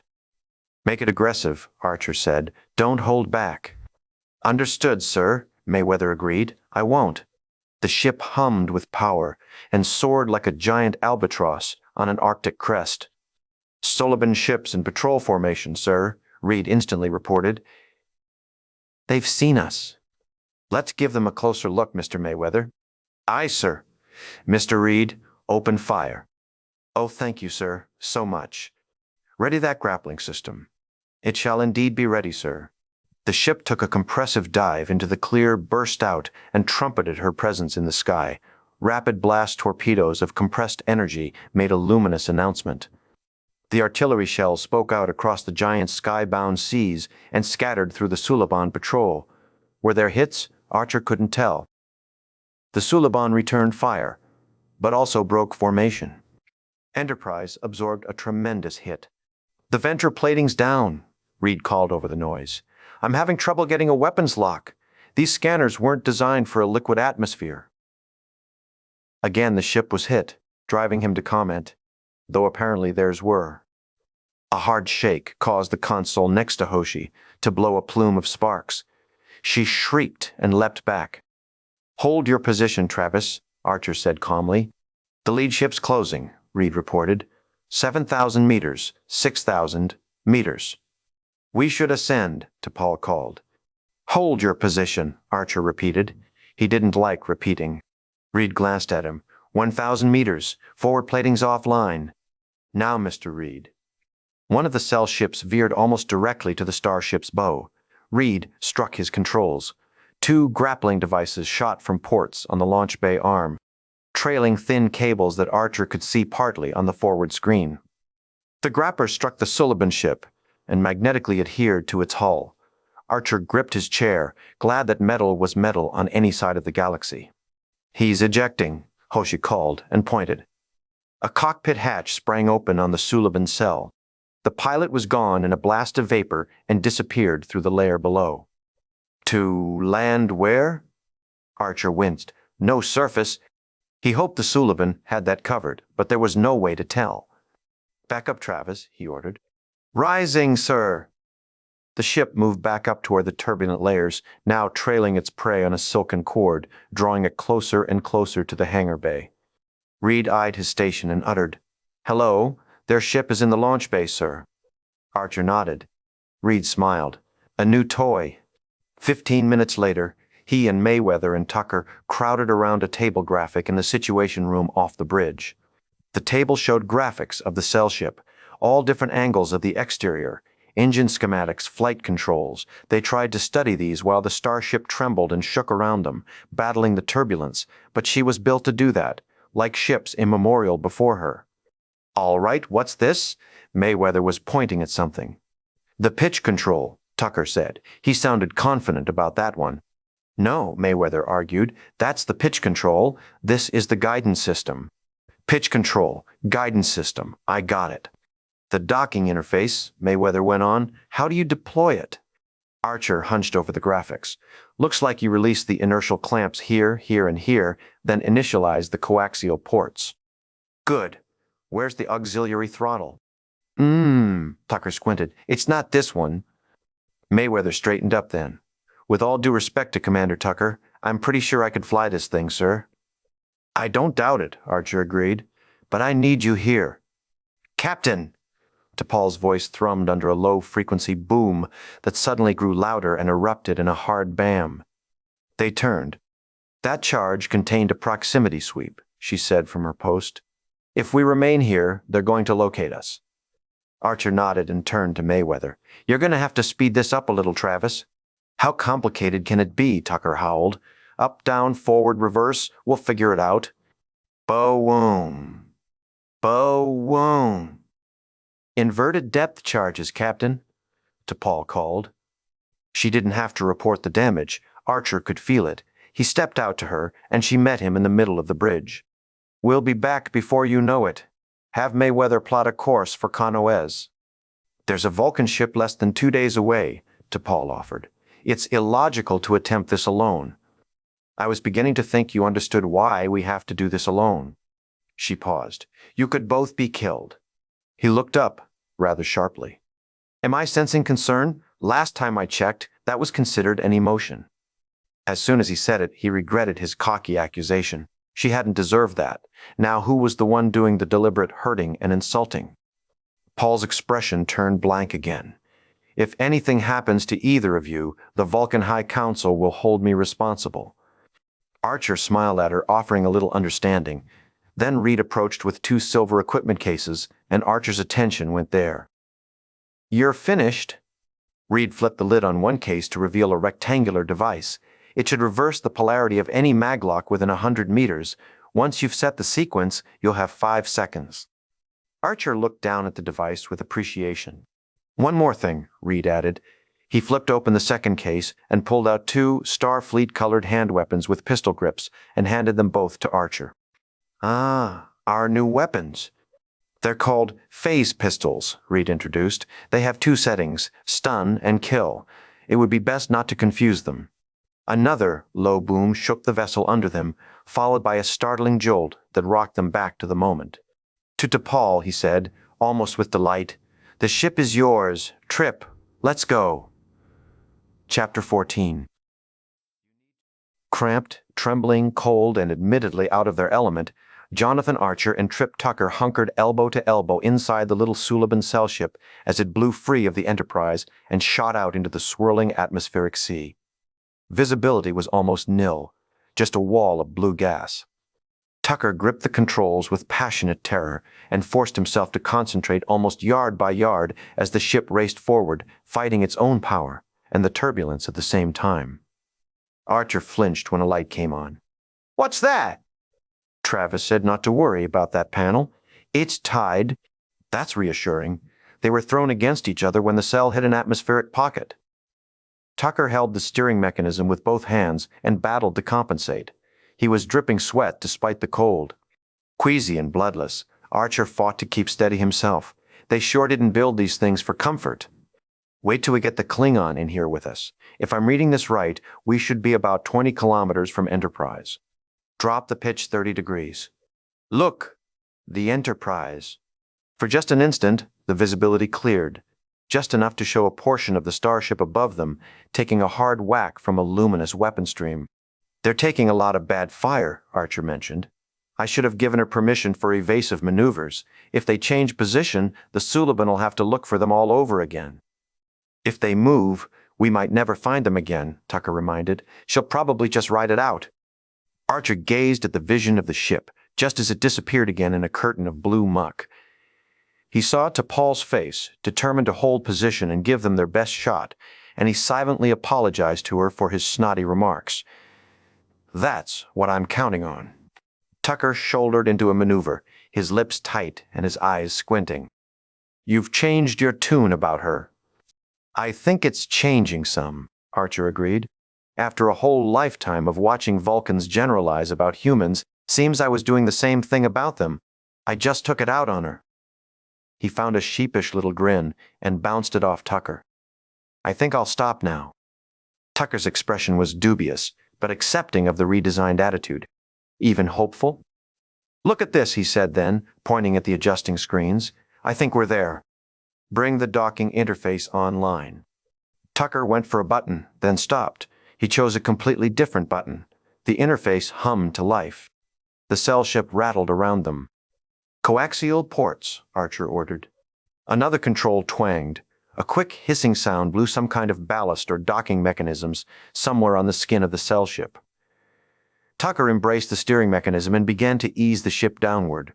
Through the ports, they could see blue phosphorus clouds begin to thin out. A moment later, they broke into clear space. "Where is it?" Tucker gulped.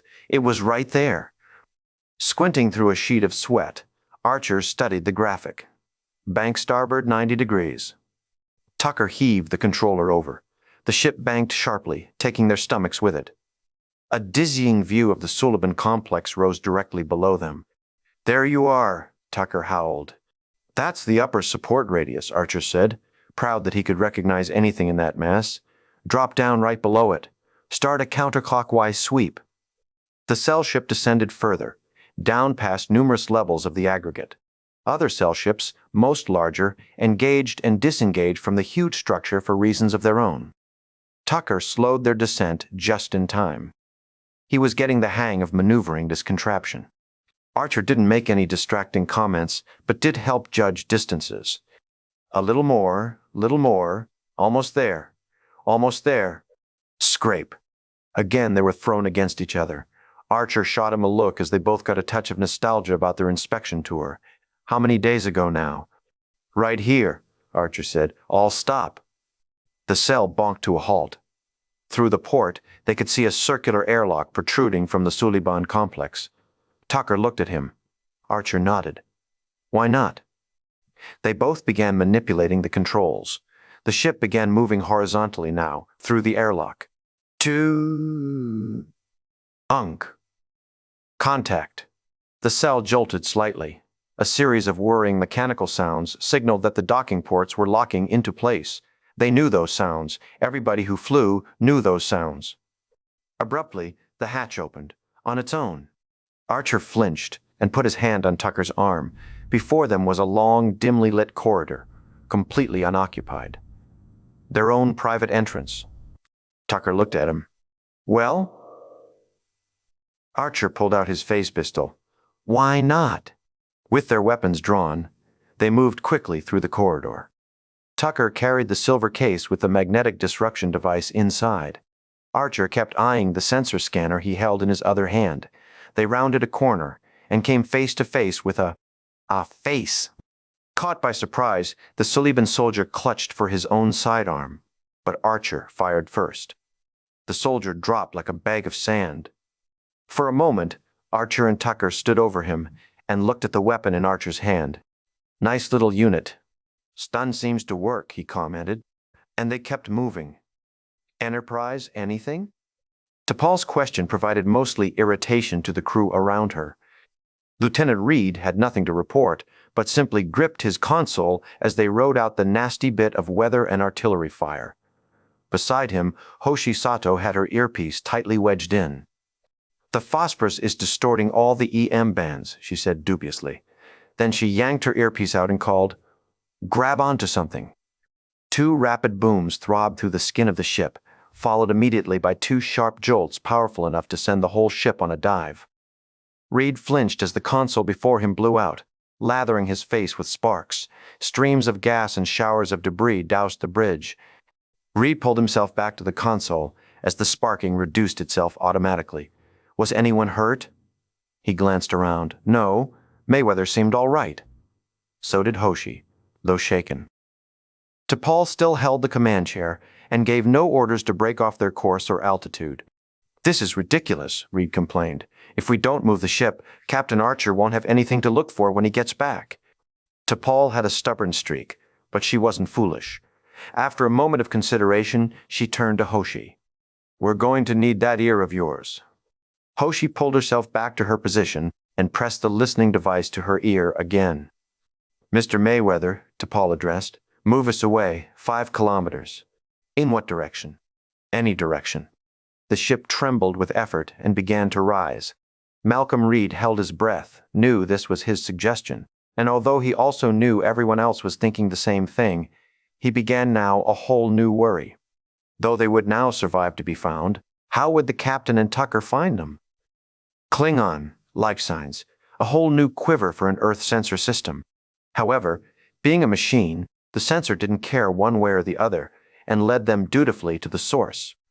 Archer went through the door first, with Tucker right behind him, weapons drawn. And there was their big buddy, restrained in an elaborate chair-like thing, with tubes and devices attached to his body. He was alive, but semi-conscious. Through a window, steel blue light flowed from the phosphorus layer, lending a weird cast to the Klingon's skin, and Archer's and Tucker's too. Archer gestured. Tucker immediately went to the Klingon and started unstrapping him. The Klingon stared, but didn't fight or make any noise. This is going to be easier than I thought, Tucker said winningly. It's okay, he added to Klang. We're getting you off this thing. The third and final restraint slapped to the floor. Klang, now free, suddenly erupted. He raised his arm, clubbed Tucker in the chest, and very easily blew the engineer across the room. Tucker landed in a heap, shocked. Clang stood to his full height and ripped the tubes and wires from his limbs. Locking his stance, Archer raised his weapon. The interstellar, common language. "I really don't want to have to carry you out of here," he warned. Clang grew much more passive in the face of the unfriendly weapon. He wisely hesitated. "I think he gets the idea," Archer said. "Give him a hand." Tucker hesitated too, not wanting to get close to the enormity again, but he steeled himself and gave Clang a supporting hand as they followed Archer out the door. Bearing the weight of the huge Klingon, Tucker rapidly became a gasping lump, following Archer through the corridor. "Kutabo!" the Klingon roared, half dazed. "Be quiet," Archer snapped. "Arch!" snapped. Mul Torque. A blast tore a chunk out of the wall. Suliban soldiers. Archer dove to the left, Tucker and Clang to the right for cover. Dashvotar. Borat. "You tell him, big guy." Tucker hid behind the Klingon, or was he pinned back there? "Give me the box," Archer called. Tripp slid the silver case's strap off his shoulder and handed it to him. Just then, a Suliban attacker rushed into view from an adjoining corridor and caught them by surprise. As the Suliban took aim at Archer and Tucker, the Klingon suddenly rose like a grizzly bear. The Suliban was caught under its chin and went flying into a bulkhead. Clang followed him, caught him, and joyously pounded him unconscious. A moment later, he simply turned and came back to Archer and Tucker, rumbling with satisfaction. "Thanks," Tucker said. More of that interstellar language. But their moment of unity was ruined by another Suliban, and another after him, and more weapons blasting at them. "Get to the ship," Archer ordered. "I'll be right behind you." Tucker shot him a horrified look, but he had agreed not to argue. Getting the Klingon off was the important thing. Tucker grabbed the mountainous stranger and hauled him down the corridor. Archer crouched, alone now, with the silver case. He removed the rectangular device and attached it with its own magnetics to the nearest wall, then activated it with the encoded authorization. Then he dropped to his knees and covered his head and hoped to live. Chapter 15. A low-pitched whine deafened Archer as he huddled too near the magnetic damper. Only 2 seconds passed before the device emitted a blinding pulse of energy that radiated in all directions. Archer was blown over onto his side. As the light receded, he struggled to his feet and found all his arms and legs still with him. The corridor was trembling, shuddering, thousands of magnetic docking ports unlocking. The floor began to separate under his feet. The entire corridor was splitting in two. Force fields flashed on as the interlocking elements making up this section of the aggregate lost their cohesion. He was cut off. He had no choice but to turn and run in the other direction and hope Tucker and Clang got through. The entire upper section of the Suliban aggregate was dismantling over Archer's head. He imagined the huge sections, comprised of dozens of cell ships, disengaging from the central mass, tumbling away into the blue atmosphere, powerless and pilotless. "Captain! Captain!" Tucker's voice called at him under the boom and clack of disengagement. Archer found a corner to duck behind and clawed for his communicator. "It worked," he said, without formality. "Where are you?" "I'm still in the central core. Get Clang back to Enterprise." "What about you, sir?" "Get him back to the ship. You can come back for me." "Lies, all lies." "It's going to be hard to isolate your biosigns," Tucker protested, "so stay as far away from the Suliban as you can." Archer breathed a gush of relief that Tucker intended to follow the very hard order to leave someone behind. Nobody liked that one. Nobody ever wanted to do it the first time out. "Believe me," he vowed, "I'll try." Inside the Suliban cell ship, Trip Tucker gritted his teeth against leaving John Archer on that floating junk heap. Beside him, crammed in like a sausage in its skin, the Klingon spat and coughed protests about the accommodations. "Rakyu Po Jedi Si." "I don't particularly like the way you smell either," Tucker opined. "Machka." Tucker ignored the comment and kept sweeping for the Enterprise. "I don't get it. This is right where they're supposed to be." He adjusted his scanners, hoping the alien contraption was just plain wrong. It wasn't. There was no one out there. Nothing. The charges are getting closer again. Malcolm Reed tugged at the collar of his uniform tunic as the fifth low-frequency boom in as many seconds rolled over the starship. "Another 5 kilometers, Ensign," T'Pol ordered. Mayweather worked the controls on the helm. "At this rate, the captain'll never find us." "Wait a minute," Hoshi interrupted. "I think I've got something." "Amplify it," T'Pol ordered with endearing passion. Hoshi tapped her controls. A cacophony of noises, radio signals, background noise, and distortion blasted through the bridge. "It's Commander Tucker." How had she deciphered that from these crackles? "All I hear is noise," Reed pointed out. "Shh. Listen, it's just a narrow notch in the mid-range. He says he's about to ignite his thruster exhaust." T'Pol moved quickly to her viewing hood and peered inside. "Coordinates, 158 Mark 13. "Laid in," Mayweather confirmed. Ahead, 50 kh, she turned to Hoshi and for the first time regarded the other woman with respect, Shaya Tonat. Hoshi offered a small smile. "You're welcome." They all watched the sensors, though they could see very little on any screen that wasn't the shifting of atmospheric chaos. 2 kilometers, dead ahead, Mayweather said, carefully maneuvering the ship to avoid a deadly collision. Deadly for the Suliban pod that held their shipmates. "Initiate docking procedures," T'Pol authorized. Hoshi turned to them, her face gray. "I'm only picking up 2 biosigns, 1 Klingon, 1 human. Somehow, a hunted animal knows, senses, that it's being hunted. Jonathan Archer felt like a rabbit in a fox's den." He clung to the help of his little scanning device, which showed 2 Suliban moving away from a central indicator. They'd lost him. But he was far from out of trouble. He squatted behind a metal beam more than 8 feet off the deck. When he was sure he could jump down safely without being heard, he did. His leg, which until now had pretended to be completely healed, nearly buckled. He fell against the wall and steadied himself for a few seconds, and used those seconds to tap the scanner and give himself a wider view of the vicinity. Other blips showed still more Suliban, but there was a large area to one side with no life signs at all. Sanctuary. If he could get there, he might be able to hide for long enough. He made sure he wasn't going to collapse on that leg and hurried down the corridor. When he found the pass to the empty area, the narrow passage looked completely different from anything he'd seen here before. It ended at a single door. Archer hesitated. Was he being herded? Funneled? He got that feeling. This area was too empty. Had he been lured here with a sense of safety? Suddenly he felt vulnerable and somewhat foolish. On the other hand, he had nowhere else to go. Maybe there were still answers to be found here. He owed himself those answers, and he was beginning to realize that he owed them to T'Pol, to Admiral Forrest, and even to Sovo and the Vulcans. He owed them a good, solid representation that humans and Vulcans could work together. Yes, they could. "We can." His vulnerability went away.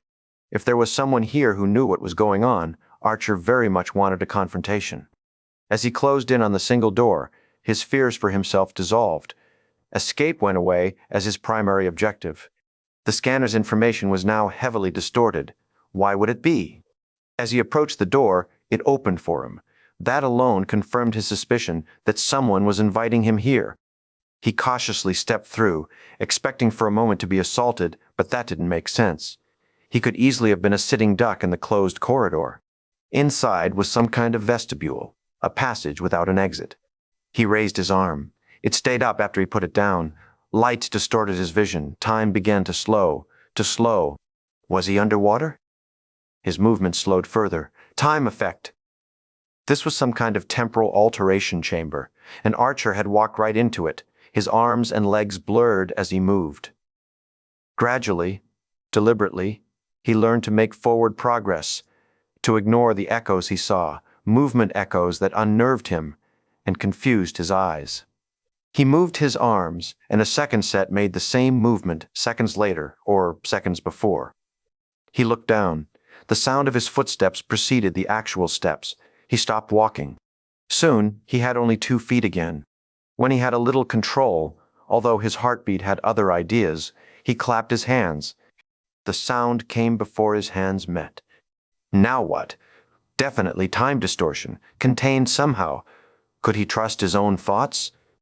Moving with great deliberation, he began to explore the room, the alien architecture, the technology on undecipherable panels. After all, someone wanted him to see all this. He would oblige them. A podium rose before him. As it did, as he was able to focus on it, the temporal distortions began to fade.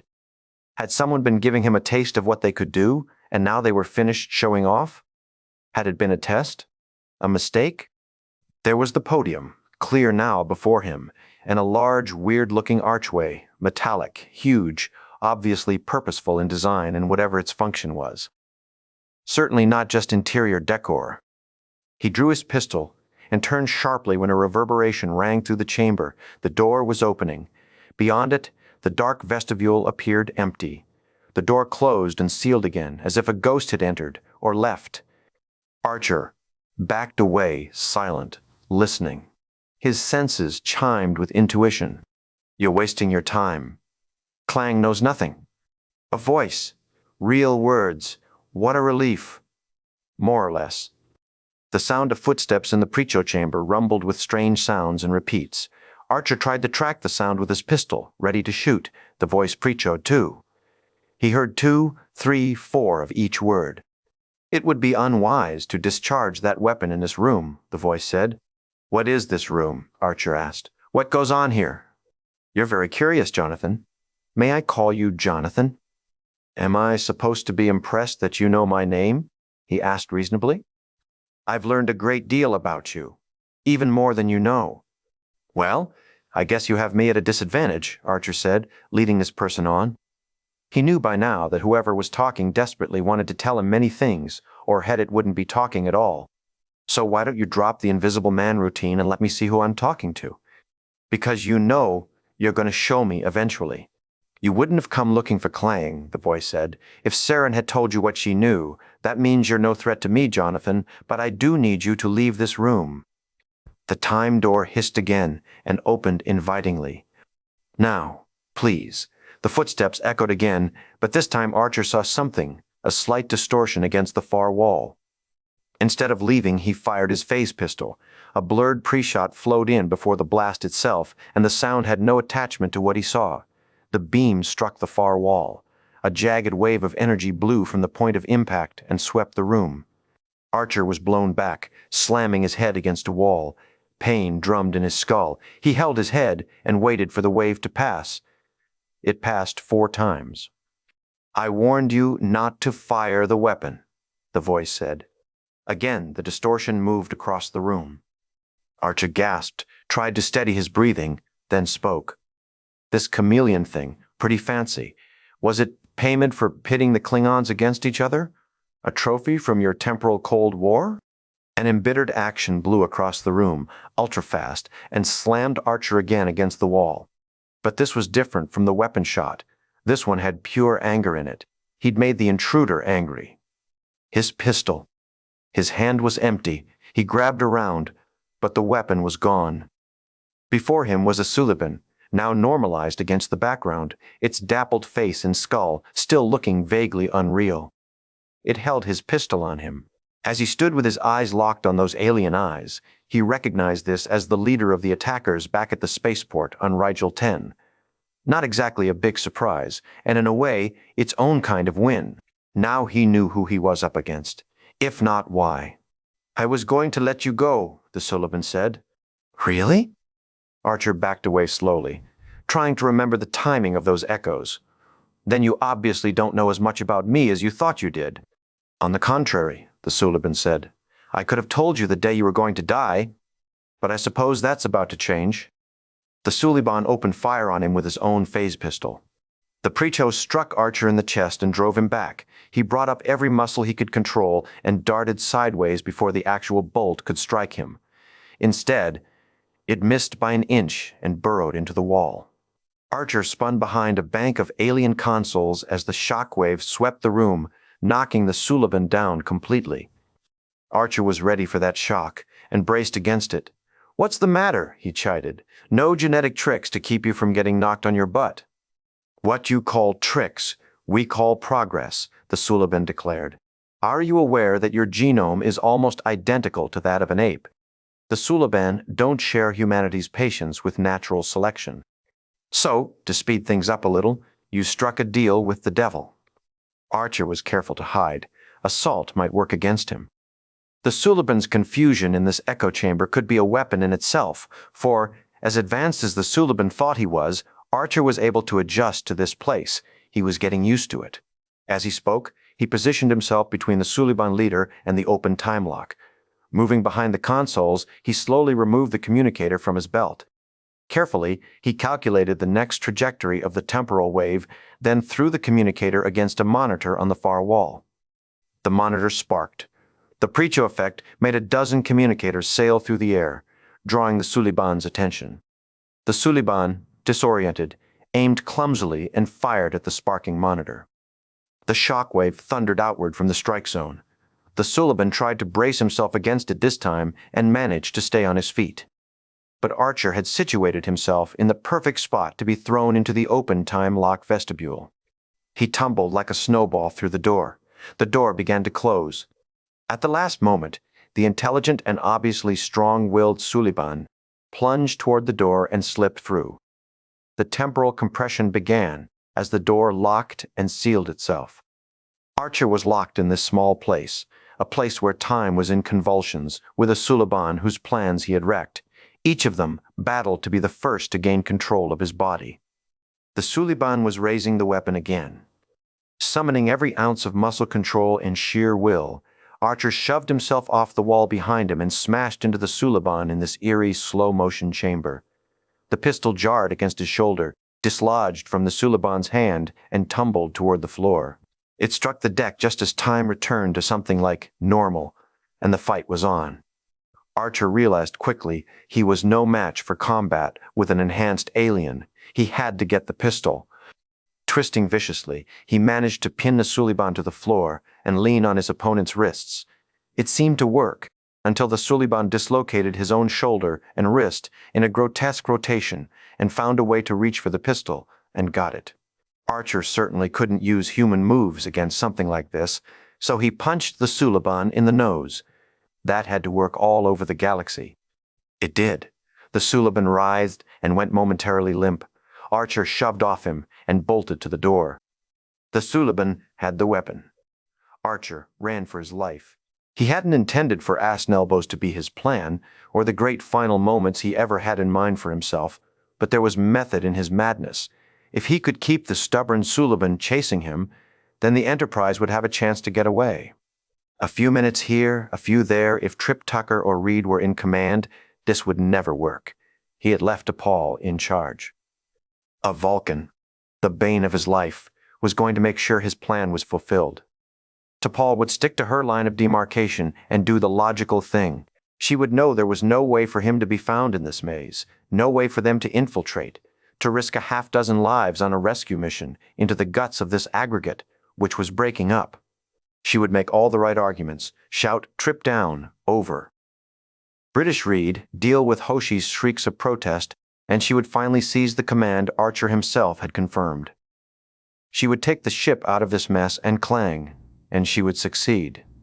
Not a bad legacy, Dad, for you, or for me. So he ran harder, taking the ache in his leg as validation of his personal honor. Behind him, the Suliban was coming out of the time lock, aiming, firing. Chapter 16. Our mission is to return the Klingon to his homeworld. Another rescue attempt could jeopardize that mission. The captain specifically told us to come back for him. As commanding officer, it's my job to interpret the captain's orders. Trip Tucker's anger flushed right up into his face and out the top of his head. I just told you his orders. What's there to interpret? Everyone on the bridge watched tensely as Tucker confronted T'Pol with his report, and watched it pulled apart, brick by brick, and the captain with it. T'Pol contained herself with damnable reserve. Captain Archer may very well have told you to return for him later because he knew how stubborn you can be. What's that supposed to mean? You might have risked Klang's life in a foolish attempt to swing back and rescue the captain. Tucker grimaced. I can't believe this. A jolt from outside rocked the ship and punctuated his fury as the tension rose for them all. Reed was standing behind him, but said nothing. Hoshi looked positively destroyed at T'Pol's refusal. Mayweather's hands on the helm were stiff and flushed. The situation must be analyzed logically, T'Pol said, but this time it sounded like she was trying to convince herself as much as them. I don't remember the captain analyzing anything when he went back for you on that roof, Tucker roared. That's a specious analogy. Is it? We have work to do. We must stabilize our flight condition before we can move out of the atmosphere. Take your posts, please. That was not a request. Well, she might not be Starfleet, but she had the style down. Everyone responded, though with a bitter silence. Tucker ground his teeth and went to the engineering master control station. What could he do? Was there a way to neutralize her command status? Hull plating's been repolarized, Reed reported. His voice was hardly more than a rasp. Behind it was the question in everyone's mind. Leave the captain. Would he leave us? Stand by the impulse engines. Mr. Tucker, status? Tucker felt a vicious tone rise from his throat. He thought about lying, stalling, but ultimately he couldn't do it. The autosequencer's online, but annular confinements still off by 2 microns. That should suffice, T'Pol said. Bol said, easy for you to say. If the Suliban have re-established their defense, we'll have no other option. The ship roared through the gas giant's atmosphere, directly below the roiling blue layer. Several cell ships appeared on the scanners and began an attack pattern, strafing the underside of the huge dove-gray vessel. Reed, still under his fire-at-will order, took out his frustration with T'Pol on the incoming assault vessels. We have 4 more coming up off starboard, he called. T'Pol paused. Can we dock, Ensign? Mayweather blinked. These aren't ideal conditions. Mr. Tucker, we're going to Plan B. Tucker swung around. What had changed her mind? Why would a person who claimed to be ruled by logic suddenly whip around to a completely crazy plan of action? Who cared? I'm on my way, he declared, and rushed off the bridge. It was crazy, and he embraced it with everything he had. In less than 2 minutes, he was in the newly installed transport materializing chamber, summoning power from deep in the bowels of the ship's impulse drive system. Yes, crazy. He might find himself standing over the shredded, gurgling remains. No, don't think that way. The control station fell under his trembling hands. Just work the controls, make the numbers line up, focus the beams. All bay. I'll do it, he murmured. I'll do it. I can do it. He only had seconds. He felt the presence of T'Pol and Reed and all the others, even though they were decks away from him. This was it. Paul would never give him another chance. There was no plan C. The chamber began to whine a god-awful noise. He focused and focused, adjusted and hoped. If only Porthos were here, he could cross his paws. A column of light appeared inside the chamber. Between the 2 pie plates on floor and ceiling that would act as a receiver. Human readings. He was sure those were human readings. There was only one human on that big Suliban knot out there. A humanoid shape appeared, forming between the lights. But the Suliban were humanoid. Tucker held his breath. There was nothing more he could do with the controls. They would either do what they were designed to do, or there would be a disaster here. The captain's build, the captain's hair and hands, a crouched position, running. Long seconds finally pulled Jonathan Archer together out of a puzzle of lights and whines. He stumbled forward on sheer momentum, then skidded and stopped himself, and looked around in shock at his new surroundings. He wavered, disoriented, then patted himself to see if he was all there. Bridge, Tripp called. We've got him. He rushed to the pad platform and reached for Archer. Sorry, Captain. We had no other choice. Well, that was a silly thing to say, because there were always other choices, but at least it sounded better than anything else he could think of. Archer stumbled down with Tucker's help. Are you hurt? Are you all here? Well, I think so. Most of me anyway. Archer offered him a tremulous smile and a grip on the arm to prove to them both that they were together again. T'Pol wanted to leave you behind. Archer steadied himself with a hand on Tucker's shoulder. She wanted to. Notice she didn't act on what she wanted. She acted on what she could do. He drew a breath of life and actually laughed. "Trip, old man? I believe I can work with that." Chapter 17. The Planet Konos, in 4 days in days. The gnarled towers of the Klingon High Council chamber rose above a smoggy yellow haze in the capital city. Inside the chambers, an ancient room of stone and wooden beams was hung with ceremonial banners and echoes of conquests stemming back through the pages of alien time.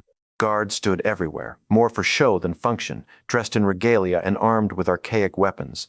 The council members, seated at a serpentine table, pounded and shouted in their idea of debate. There was great strife here today.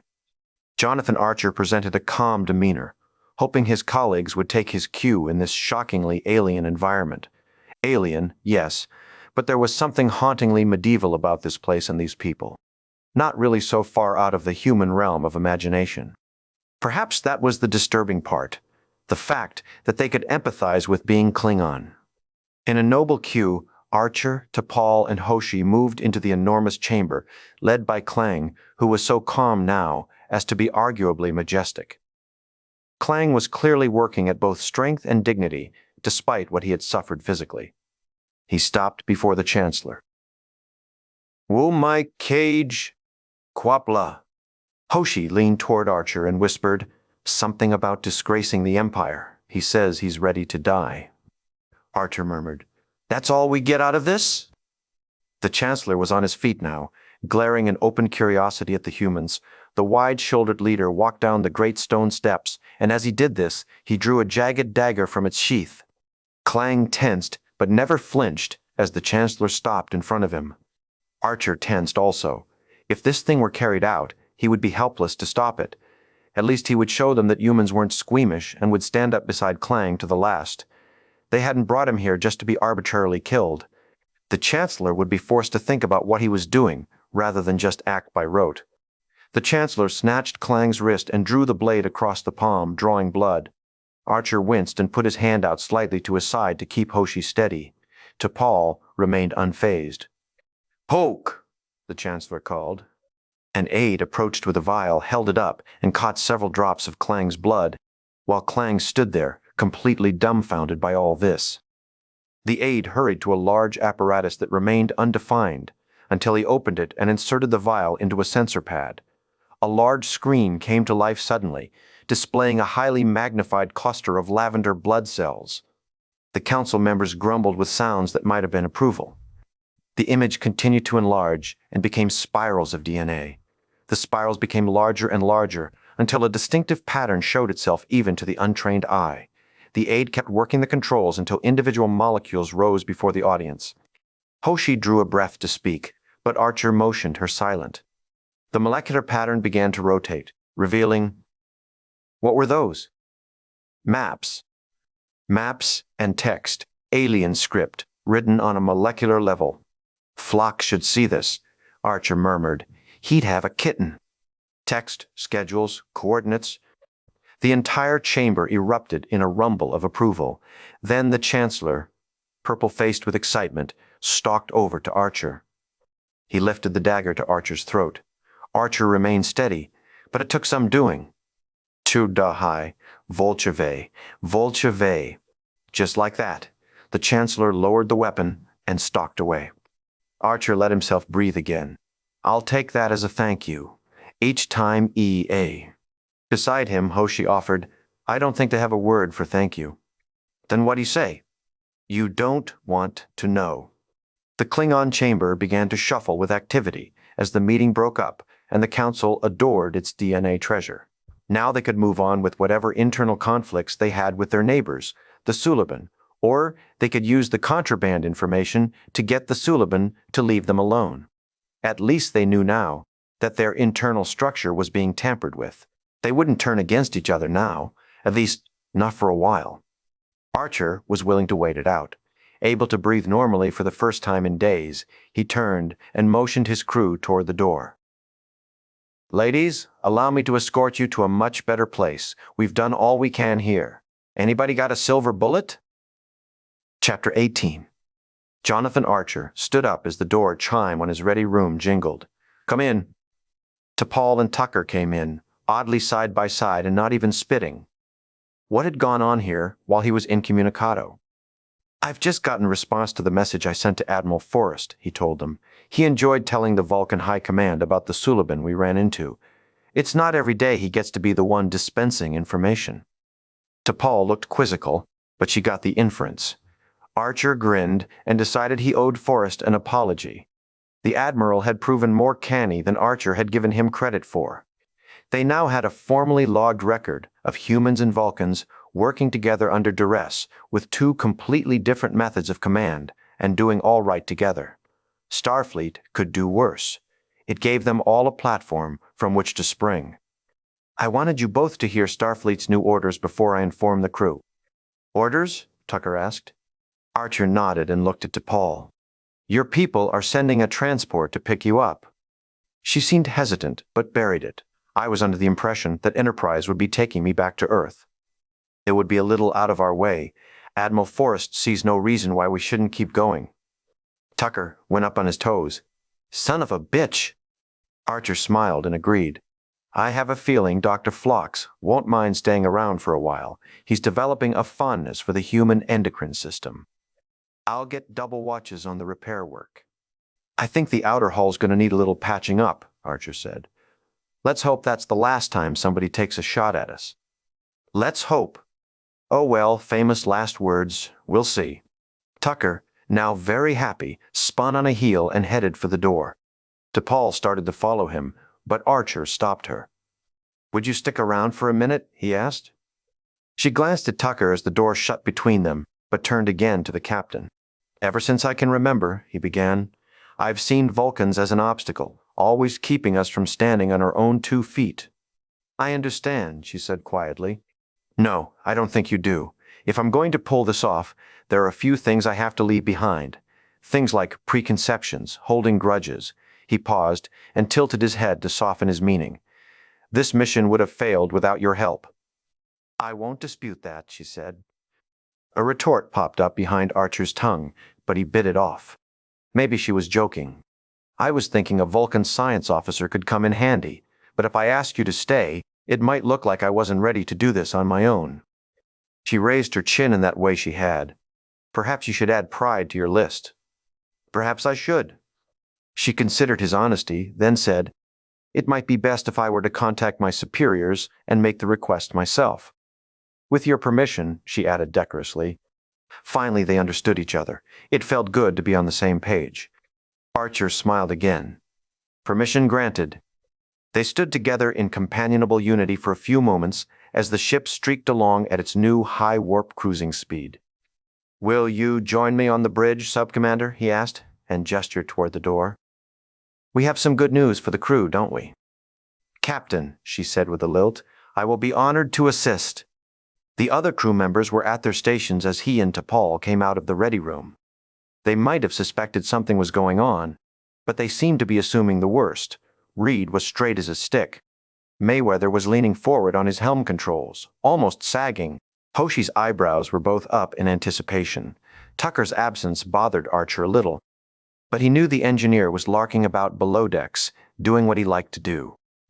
Archer came to a place in the bridge where he could see them all, and they could all see him. T'Pol politely moved a little off to one side and let him have the stage. I hope nobody's in a big hurry to get home, he began. Starfleet seems to think we're ready to begin our mission. Mr. Reed, I understand there is an inhabited planet a few light years from here? Sensors show a nitrogen sulfide atmosphere, Reed said, not exactly confirming or dismissing what Archer had just said. Probably not humanoids, Hoshi clarified. That's what we're here to find out, Archer reminded. Travis, prepare to break orbit and lay in a course. Mayweather looked up at him, beaming. I'm reading an ion storm on that trajectory, sir. Should I go around it? Archer smiled at him, at all of them, and turned to look at the swirl of open space, all the oxtails and elephant trunks, nebulae and anomalies out there to be gone through, and he brushed his toe on the deck of the ship that would take them there. We can't be afraid of the wind, Ensign, he said. Take us to Warp 4. Behind the scenes of Enterprise. Paul Ruditis' concept. Take her out, straight and steady. Somebody once said that the two things that first started the internet, explains Rit Berman, co-creator and executive producer of Enterprise, were pornography and Star Trek. Rit Berman isn't making a joke. After working for 2.5 years developing the idea for the 5th television installment of the entertainment monolith known as Star Trek, he has heard any number of rumors detailing exactly what the series is going to be. From a Starfleet Academy show, to a series about a futuristic special missions force, to a look at the future from the Klingon point of view, all sorts of ideas have been bandied about the internet detailing what the fans know the production team is working on. Fans discussing the past, present, and future of Star Trek is something that has gone on forever. Berman admits, "We are conscious of it, we are respectful of it. We have people who are in touch with it and who keep us abreast of what the feelings of the fans are, but we have to eventually do what we think is best. That's not to say that some of the things that we hear don't influence us to some degree, but we can't let the fans create the show." No matter what the rumors flying around fandom were, they all seemed to share a basic feeling of which Berman already was well aware. It was time for a change. Rit Berman began working on the basic framework of the 5th series long before the USS Voyager made its way home. About 2.5 years ago, the studio came to me and said they were interested in having me create a new series either to overlap with the last half year of Star Trek, Voyager, or to start after Voyager ended. I knew that I was not interested in just doing another 24th century series.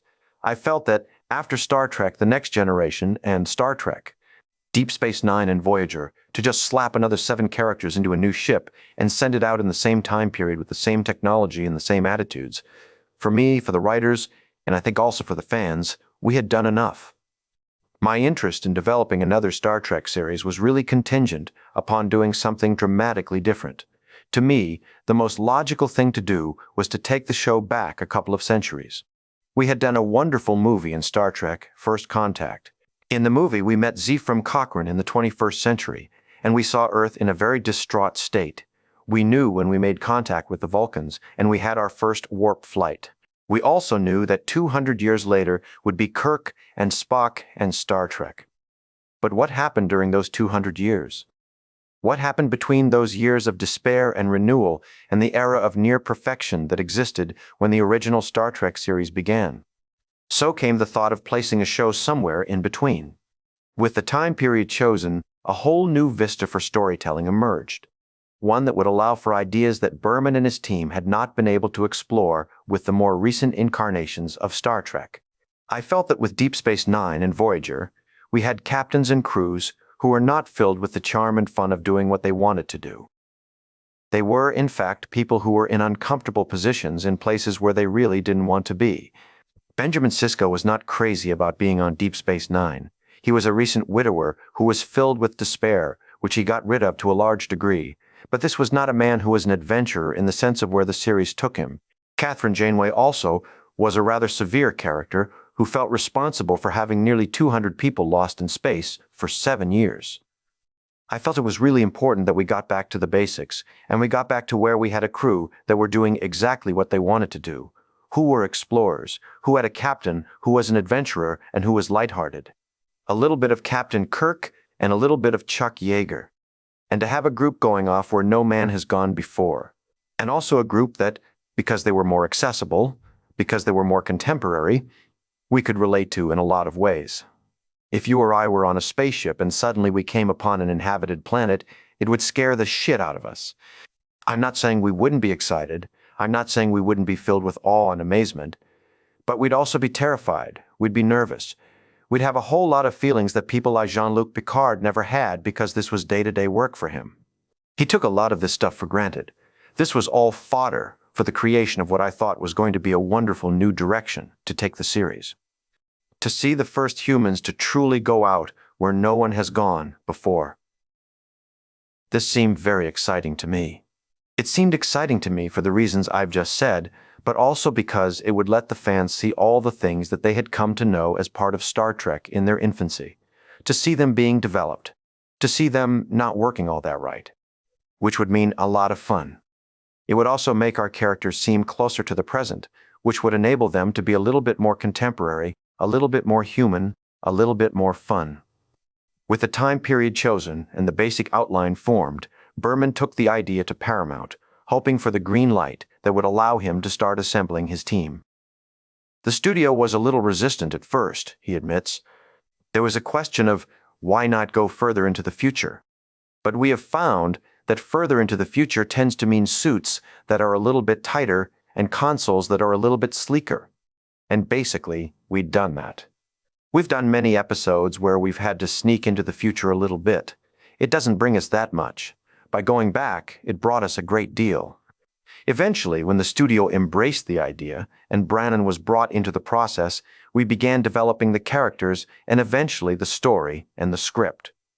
Brannon Braga, co-creator and executive producer, recalls the morning Herman called him from his cell phone while heading to the studio and asked him to help develop the new show.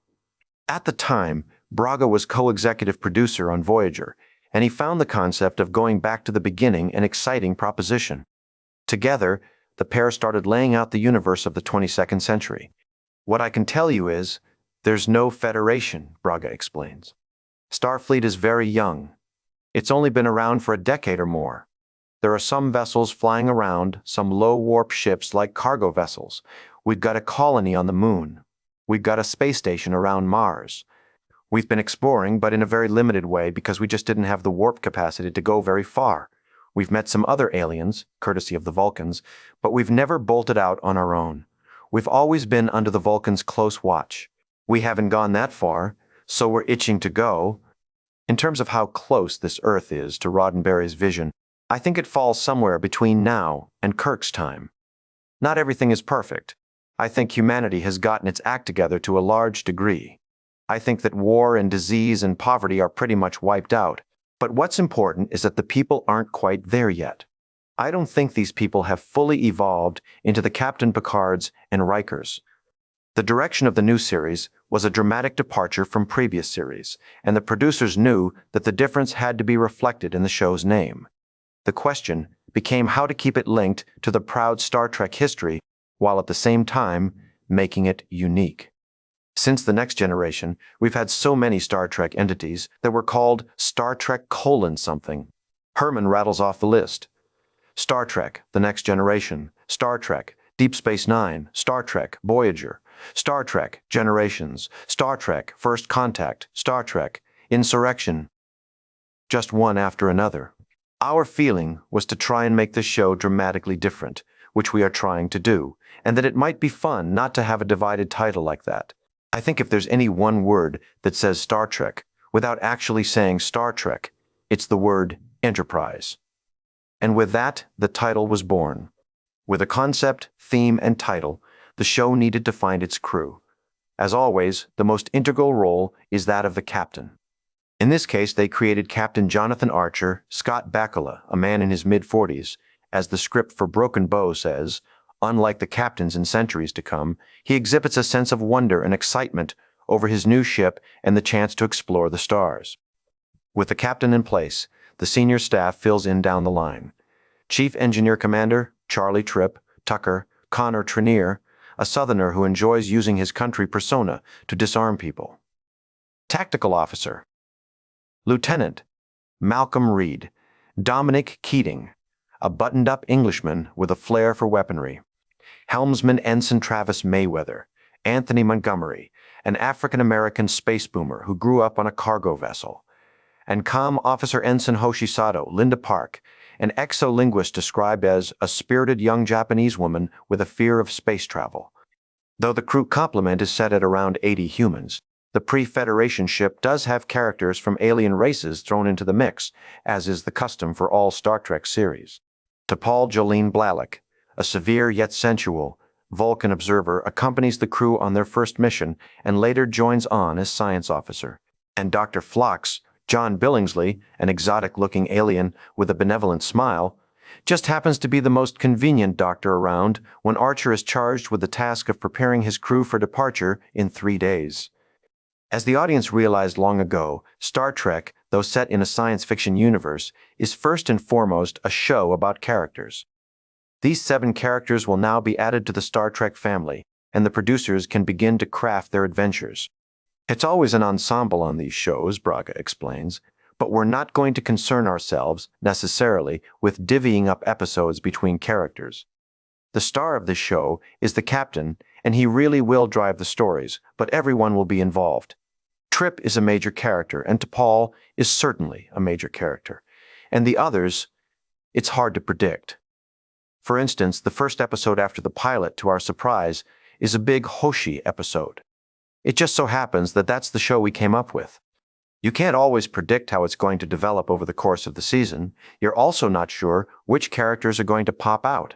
For instance, I think now we're finding, at least early on, that Trip is really a character that's popping out and with whom we're really having a lot of fun. But by the end of the season, we could discover that Reed is really jumping off the page. It's hard to say. Typically, the role of a captain has been the most difficult to fill. The right blend of leadership and compassion are essential if the audience is to connect with the person in the big chair. In this case, according to Berman, the choice was easy from the start. Though the actors cast to play the previous captains of the Star Trek series did have followings before being asked on board, Scott Bakula is the most widely known actor to be hired to helm a Star Trek series. Rick Berman explains the benefits of having Bakula sign on. As a recognized actor, he brings a little validity to the show. It doesn't hurt to have someone who is recognizable. I've yet to find people who don't find Scott tremendously talented and likable. When his name was brought up to us by the studio, we jumped for it. We were looking for a little Han Solo quality. We were looking for a little boyishness. We were looking for somebody who had a sense of excitement and awe, and was his own man, someone who was young and fit, someone who embodied those heroic qualities that haven't really existed since Captain Kirk. We had a meeting with Scott and just sort of fell in love with him. I cannot think of a single soul I would rather have playing that role. Once the producers gauged Bakula's interest, casting the rest of the crew became the task at hand. As with any new series, some of the job proved difficult, while some of it was surprisingly easy. Interestingly, Dominic was someone who read for a role on an episodic show a year before, Berman says, and I was so impressed with him that, even though it was a year away, I didn't hire him because I thought he'd be great to say for this show. Also, ironically, he was the first actor who came in on the first day of casting. The other characters took some time, Braga adds. But we eventually found the right people. The hardest role to cast was T'Pol. Anytime you're trying to cast a complex character who's an intelligent, mysterious, complicated alien, and also who happens to be a babe, it is not an easy task. The last time we really had to do this was with 7 of 9, and it took a lot of time. So the last role we cast was T'Pol. It took a lot of searching to find that actress who was at once striking and yet had an intelligence about her, who also is a good actress. It is a hard combo for whatever reason. Though the search may have been difficult at times, Herman is sure that they have found the perfect crew for Enterprise. I cannot go on more about this cast, he says. They are extraordinary. I've never been as pleased with putting together a cast of characters as I have with them. Now that we have shot the 2-hour pilot and the first episode, and are halfway through the second episode, I'm seeing it in every sense. And as filming progresses through the first season, Berman is excited to see how things develop. We spent a year and a half creating these characters, he continues. Then you hire actors to play them. And then, together, these characters are brought to life with both the writing on one side and the actors doing what they do on the other. The characters always, as one season leads to the next, become richer and richer, because there's more and more backstory to them, and the actors begin to feel comfortable, and they bring unique things to the characters that we as writers and producers would never dream of, that are unique to those specific actors. With the universe and cast firmly in place, the next detail was to lay out the basic themes for the storytelling. Braga notes that, while the series is deeply entrenched in the excitement of exploration, it will still have its roots closer to home. We are going to do stories that have ramifications back on Earth, he says. This is the first ship going out there, and they represent humanity, so there are going to be more references to Earth. We are going to deal with certain situations that are closer to Earth and have ramifications closer to home. In terms of actually flying the ship back to Earth, that remains to be seen. We haven't decided. I will say that it will not be a frequent thing we'll do, simply because when you're traveling at warp 5, you get pretty far from Earth pretty fast. To turn all the way around, you're going to have a damn good reason. A lot of the pilot takes place on Earth, and it's really a fun place to be, strangely enough, because it's kind of a fresh setting for us. Although the concept for the show took a step back in time, the producers decided to include a bit of a futuristic element, as well adding a shadowed man out of temporal sync with the 22nd century, and a faction of an alien race known as the Suliban, involved in some mysterious war. Their activities form an intentionally unresolved plotline in the series pilot, part of a story arc the producers hope will continue throughout the life of the series. Certain elements came out of discussions that we had with the studio, Berman explains. We were very impressed with the idea of creating what I like to call a temporal Cold War. There are some people from the distant future, maybe as far as the 30th century, who have developed time travel. For reasons that we do not understand, there are some people back in the 22nd century who are doing the bidding of the people from the future. Our new breed of bad guys, the Suliban, we learned from the pilot, have been given a great degree of information regarding genetic engineering in exchange for doing the bidding.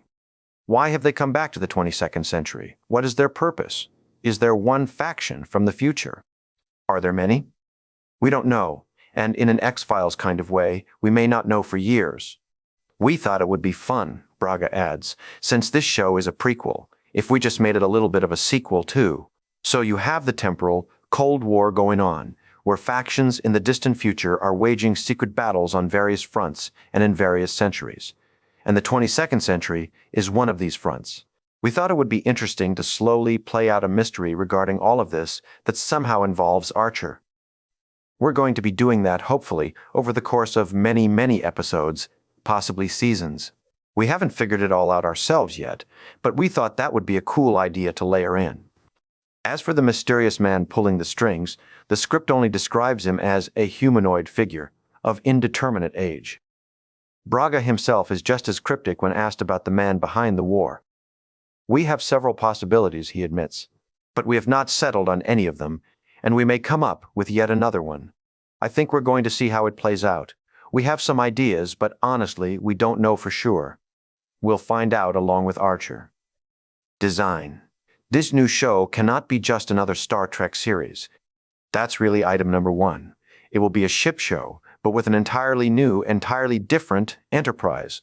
One which is both retro and cool at the same time, gritty and utilitarian with space-efficient interior and hands-on equipment.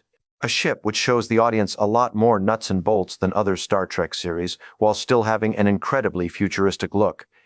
In a subtle, very recognizable way, the ship must foreshadow the design of Enterprises to come. Chronologically, the drama takes place 100 years beyond First Contact and 100 years before Captain Kirk. Warring factions on Earth have made peace, Starfleet exists, and hundreds of spacecraft of various design have been in use for some time, exploring nearby planets. This Enterprise is the first spaceship to be filled with the best, to date, Cochrane warp drive, an engine capable of speeds up to warp 5. It's a ship with the power to go faster and farther into space than any previous ship, and to be able to explore planets far outside our solar system. With those marching orders from Rick Herman, production designer Herman Zimmerman began work on what was to become the 5th Star Trek series, Enterprise, and, more specifically, the SS Enterprise NX-01. Zimmerman, who served as production designer for 2 of the Star Trek television incarnations, Star Trek, The Next Generation, and Star Trek, Deep Space Nine, as well as for the more recent films, was excited to have a chance to take a fresh look at the franchise. In designing something, Zimmerman says, you need to have some place to hang your hat, some philosophy to go on. The first thing that I have to do is, certainly, read the script and be cognizant of the demands of that series on scenes and characters, but also to look further down the line, without any actual concrete information as to what might be necessary to flesh out more of the ship than what we're going to see in the first 2 hours. That's part of the consideration when I start thinking about it. The production design team must anticipate how each room may be used by this new crew in this new time period. Although, chronologically, this may be the first time a Starfleet crew has manned such a ship, Zimmerman explains. In the case of Star Trek, it's a special kind of vehicle, no pun intended, for storytelling because it has such a rich history. With his script as a blueprint, Zimmerman began his research. I do a lot of looking at other science fiction films, he admits, while also looking at, particularly in this case, what's current at NASA. What's on the drawing boards for new space shuttles and, again in this case, what's happening in the U.S. military, particularly the Navy, because, as you know, Star Trek originated from Roddenberry's interest in the C.S. Forester series of Horatio Hornblower novels. The new series has similar models for defining the characters in relationship to each other. That's kind of a Star Trek, given by this time. With the series taking place only 50 years from today, Zimmerman made the most logical possible extrapolations of the directions in which he believed the technology will evolve. Then he was able to bridge the gap between spacecraft in current reality and the previously developed Star Trek starships of the future. Because, as Zimmerman himself says, one of our main concerns is to remain true to our position, historically, in the Star Trek family. Next, Space Enterprise. Enterprise. Our first full view of the majestic ship as it clears the dock and moves into open space. More rocket ship than starship, Enterprise is lean and masculine. Yet its deflector dish and twin warp nacelles suggest the shape of Starfleet vessels to come. With those lines, the Enterprise makes its first full appearance in the script for Broken Bow. The words on the page, however, fail to convey the full dramatic impact of the ship on the screen. Likewise, they fail to reflect the amount of work it takes to get from the drawing board to the reality. The design was originally a different concept entirely than the one with which we ended up, Zimmerman admits, which is often the case. You sometimes spend days, weeks, or whatever period of time it takes before the reality sets in, thinking about what you think is the right design for the exterior of the ship, and then someday somebody along the line says, well, that doesn't look very good. Or in this case, gee, it looks like the old Enterprise, and you realize that you have to go in a totally different direction. Braga expands on the idea behind the original concept. I had just gotten back from the LA car show, and I had seen the new 2002 Thunderbird. What I really liked about it was that it was the classic Thunderbird design, but modernized. So it was kind of the best of both worlds. It was at once tantalizingly modern and yet very, very familiar at the same time. So we discussed it, and we thought, well, let's take Kirk's ship, the original Enterprise, and let's soup it up and make it more futuristic and bring it into the 21st century. And we worked on that for a while, but it ultimately looked just too much like the other ships. It was too familiar. It wasn't new enough. So we ended up completely abandoning that approach and starting from scratch. In this case, Zimmerman adds, we had about a month of sketches and computer-generated images roughly showing shapes of different ships that eventually evolved into a ship that was really cool. But it looked very much like the classic Star Trek Enterprise. Now, that was a really cool ship and the series would have been well served by it.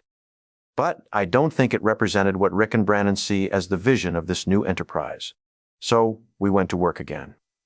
Though the producers wanted the look to be different, they did not want it to be so dramatically different that it seemed out of place. This was still to be a Star Trek series, which naturally required a Star Trek vessel. Zimmerman describes the path that led them to the new design. We found a ship that was in our archives, a minor vessel that had been used in a battle in one of the features that had been created by Ilm. We did not use that ship, but we took ideas from it and from those ideas eventually, and this process took about 4 months, all week and weekend CG work by a very talented lightwave artist, Doug Drexler. We finally came up with a shape that everybody loves. I trust the fans will love it as well as the producers and the cast do. We ended up with a design that is definitely a Star Trek vessel in that it has a saucer section and warp nacelles, but it doesn't have an engineering section at the bottom, Braga explains. It's more shiny and chrome-like on its exterior, more metallic and less kind of a flat gray. It's a little bit more like a cross between a stealth plane, a nuclear sub, and a Starfleet vessel. With the design in hand, the next step in the ship's evolution was to determine the physical aspects of the ship for filming. The ship as seen on the screen will probably be entirely CG, Zimmerman says. There will be models made, but they won't be the principal photography models. We have found, since 1987, that the state of the art has changed dramatically. One of the things that model photography does is give you a very realistic bounce of light. One of the drawbacks of model photography is that you have to build a model for everything. If you have to articulate a torpedo launch mechanism on the exterior of the ship, you have to build it. You have to make it work. And you have to do it in a scale that can be photographed. With the computer-generated images, you can be infinitely more flexible. Everything takes time, but once it's built, you can look at it in 12 different ways and they'll all be perfect. They'll all be correctly lit. The moves will all be correct for timing and correct for size and shape. All of that is very useful when you're doing a new 1-hour episode every 7 days, which is what an hour TV show schedule ends up being. So the CG modeling has come, since 1987, to a state-of-the-art that is not only as good as, but better than model photography. Enterprise, bridge. Far more basic than future starships, this command center lacks the airport terminal feel of Enterprises. A through E, a central captain's chair is surrounded by various stations. The floors and walls are mostly steel, with source light coming from myriad glowing panels. No carpets on the floors, no wood paneling on the walls, high-tech gauges, dials. Zimmerman recalls his basic direction for the most familiar interior set of all Starfleet vessels. Rick and Brannon particularly liked 2 pieces of equipment from the classic Star Trek series bridge, Spock's viewer, and Uhura's communications earpiece. They thought some earlier versions of these objects might be found to be useful. Well, we did indeed do that, but we did not go so far as to use Uhura's earpiece. It was proven to be an unnecessary device. We did, however, use a modernized but retro version of Spock's viewer, and I think the fans will both identify with it and enjoy the connection. As far as the interior goes, Berman adds, we visited a submarine and got the idea of what confined space was like.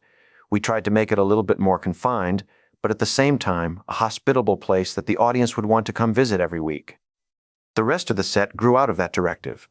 Deeper and slimmer than the familiar bridges of Star Trek's past, the design appears more functional than comfortable, but still warm and inviting. Though the ever-present captain's chair may be the cozy refurbished seat from a Porsche, most of the surrounding chairs are metal mesh, and, as Hoshi notes during a particularly rough patch of turbulence, they do not have seat belts to keep the crew strapped in. There are, however, strong metal guardrails encircling the bridge, similar to the one seen in the original series, for the crew to clutch onto as they are tossed about.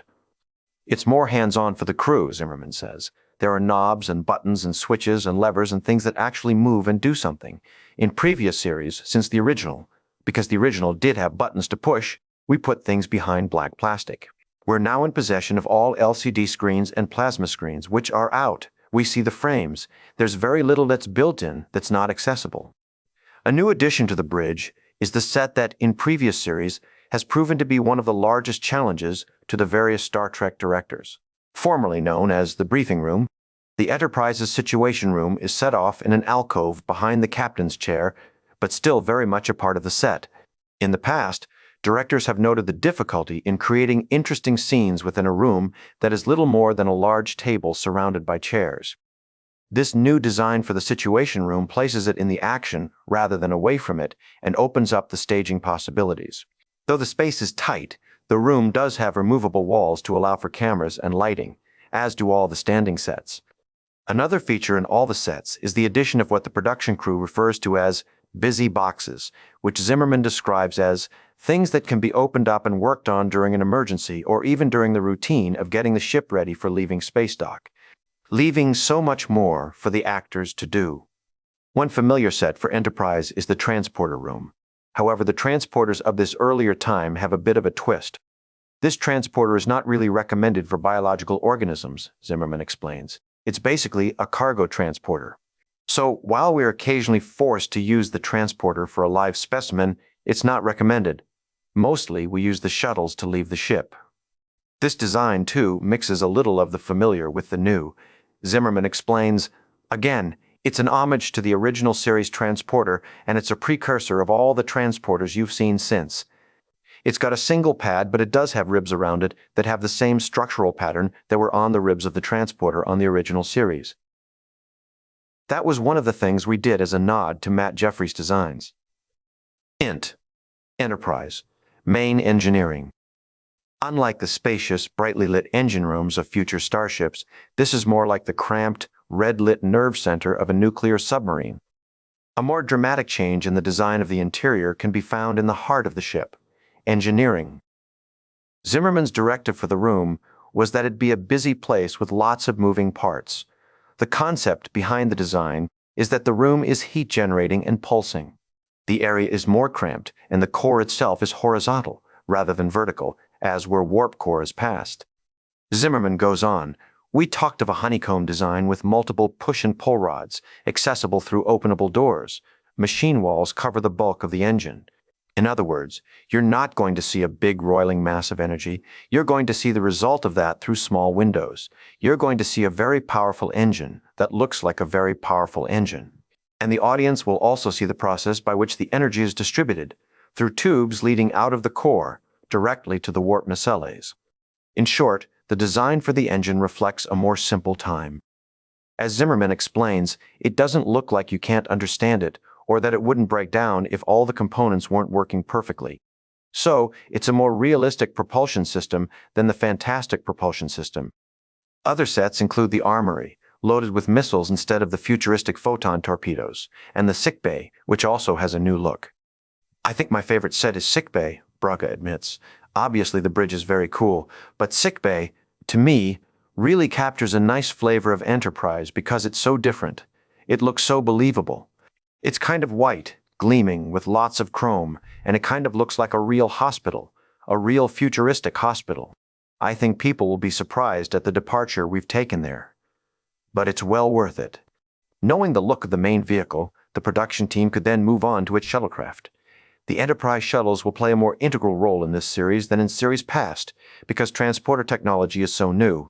As Zimmerman previously noted, the Enterprise transporter platform is technically approved for biotransport, but shuttlecraft are still the preferred method of getting the crew from one place to another.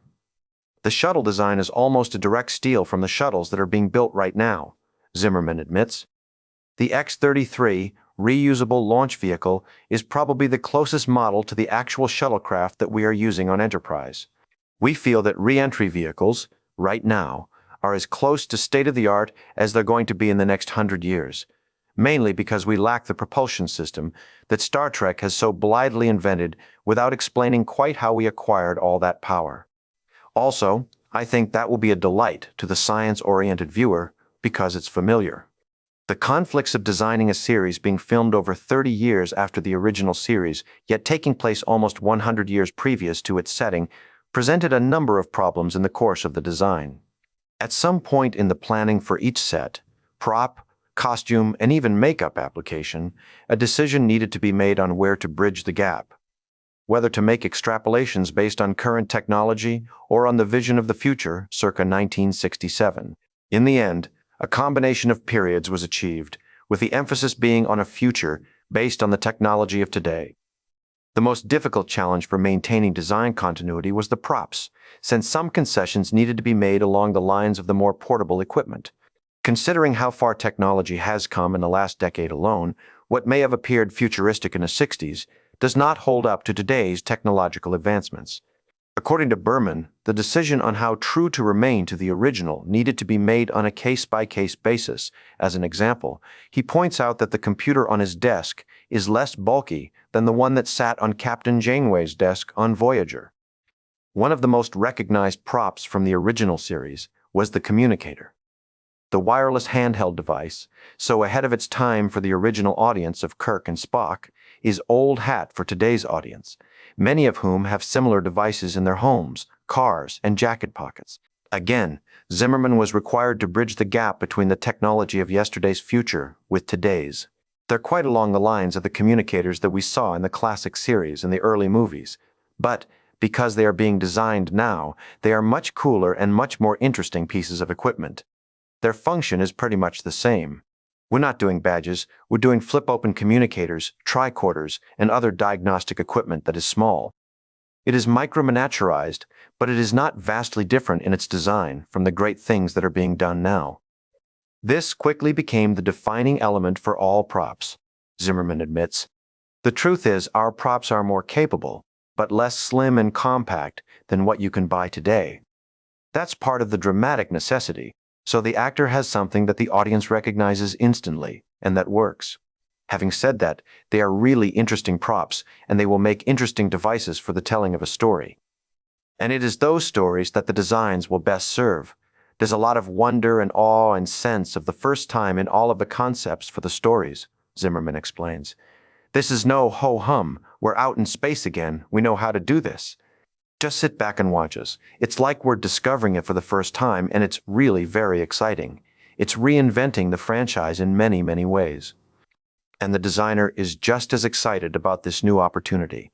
Personally, it's a kick in the right place to get an opportunity to reinvent a Star Trek venue like this, because one gets set in one's ways, always doing it the same, he continues. This is so fresh, such a new approach, such an opportunity to go back to the roots of something that you've already done and say, well, how was it that it came to this point? How would it look if it was 200 or 300 years before but still in our future and maintain the continuity that eventually leads into Captain Picard and the Enterprise? Well, that's a fun job. Why wouldn't you like that? Costume designer Robert Blackman started working on Star Trek in the third season of The Next Generation and was asked back for the latest installment, ready for his own challenge of reinventing the franchise. To do so, he looked at the series as a whole, focusing first on the evolution of the Starfleet uniform. We talked about the Star Trek timeline and where the series fit, says Blackman. We've got original Star Trek, we've got the movies, we've got The Next Generation, DS9, and Voyager. They all travel in a linear direction. We know where we started, originally with classic Star Trek, and we know where we ended, at this point, which is DS9. Where those changes for the garments happened were pretty clear. It was then taking that knowledge of how it progressed and working backwards. The first question naturally became just how far to back up. Blackman's challenge was to determine where the uniform design would have been 100 years before the original series. To do this, he chose an approach quite like Zimmerman's approach to the designs for sets and props. Blackman looked to current apparel as his basis for extrapolating a look for the future. What I chose to do was to back up to now and to do a lot of investigation on, essentially, supersonic jet pilot testing suits, NASA suits, that sort of look, and then play around with those and kind of move forward on them. Blackman likens his work to the evolution of clothing in general. It's sort of like the tie, which has been around for 130 years, and I don't think that people are going to necessarily be tieless in the next 130 years. There are aspects that are very familiar to us today that are recognizable aspects. I keep pressing those to really land it closer. We're all well-versed in what we imagine life in the universe will be in 400 or 500 years, but what it's going to be in 100 years is another thing. So, my gut response to that is to tie it more to now than to then. In the case of Star Trek, the Starfleet uniforms have become integral to the look of the series. Blackman explains that the new look is a radical departure from the past. All of the Starfleet stuff is natural fibers. For the first time ever, there are zippers and pockets. We'd never had them. From the original series on, they were eliminated. Pockets, because the idea was there was no currency. There was nothing. You didn't need house keys. It was all done electronically. No zippers or buttons because the clothes were imagined to be put on in some sort of way by force field or whatever the hell you wanted it to be. In fact, the uniforms have taken on a more casual look, beyond the addition of pockets and zippers, with accessories of utility caps and away jackets. They wear black mock turtlenecks underneath, Blackman continues. The uniforms are a darkish blue, brushed twill that is stonewashed, so they look a little bit worn. There is a whole kind of casualness to it. They're wrinkly. They're just something that is not as formalized as we have done previously. They still are sort of form-fit and sleek in the body. All of our people look heroic in them, which is always the goal. So there's always those kinds of things that remain constant. Among the familiar, however, is the designation of department insignias. One of the things that were resonating from the future are the color bars, Blackman adds. The colors are the same, but they had switched after original Star Trek to the movies, and then from the movies to The Next Generation. For this new series, Blackman reverted to the original. What command was and what security was and what science was made a change that we have honored. Command positions are gold now, not red. Science is still blue. Security and engineering are red. Then he changed the design, making it an accent to the uniform instead of the focal point. In this case, the insignia is simply a thin stripe that goes around the yoke of the uniform. Environment is also a consideration for the costumes on the series. Since the characters spend most of their time on the ship, the uniforms must contrast with those sets to some degree. While the overall design is an important consideration, Blackman does not allow it to entirely determine his concepts. I look to see what the designs are, but the colors of the set don't really influence me in this particular world, he explains.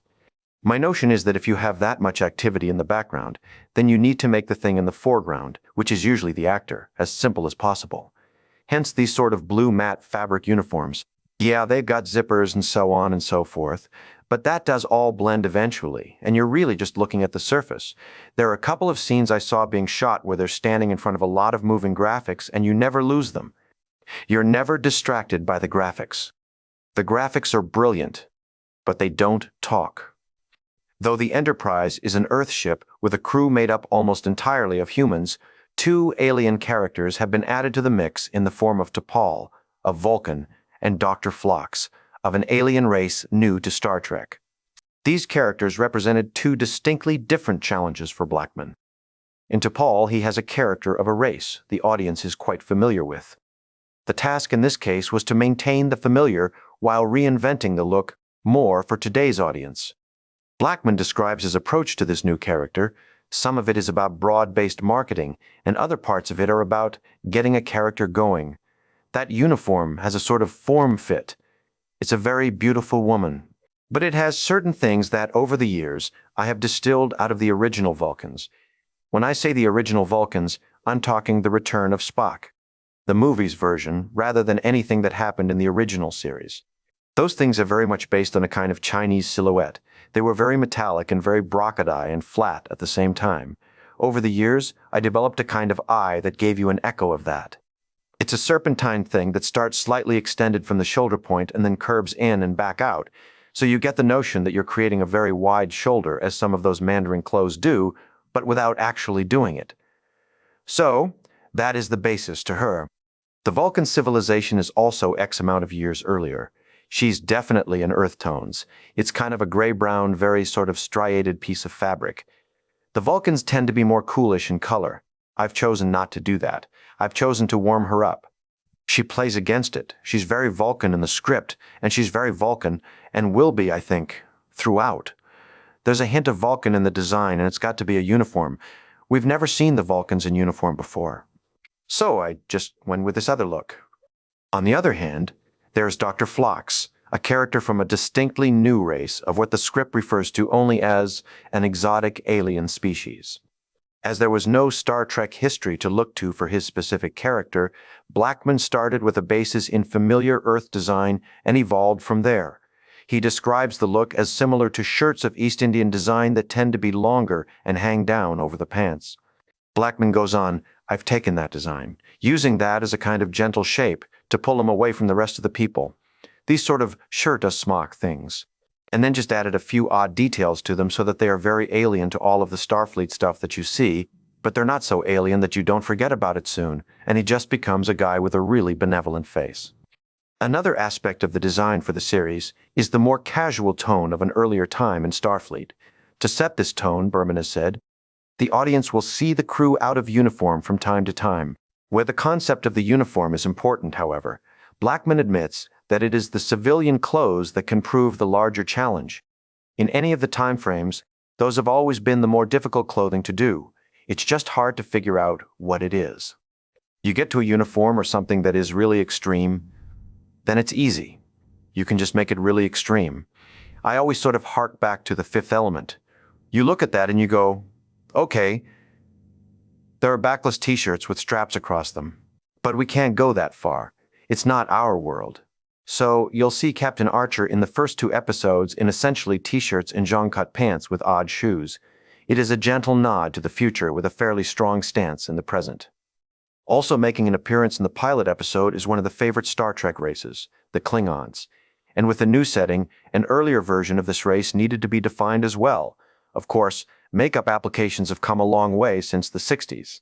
These Klingons will appear more as they do in the later versions of Star Trek, a look that had its inception in the film Star Trek, the motion picture, and grew into the Klingons of modern Star Trek.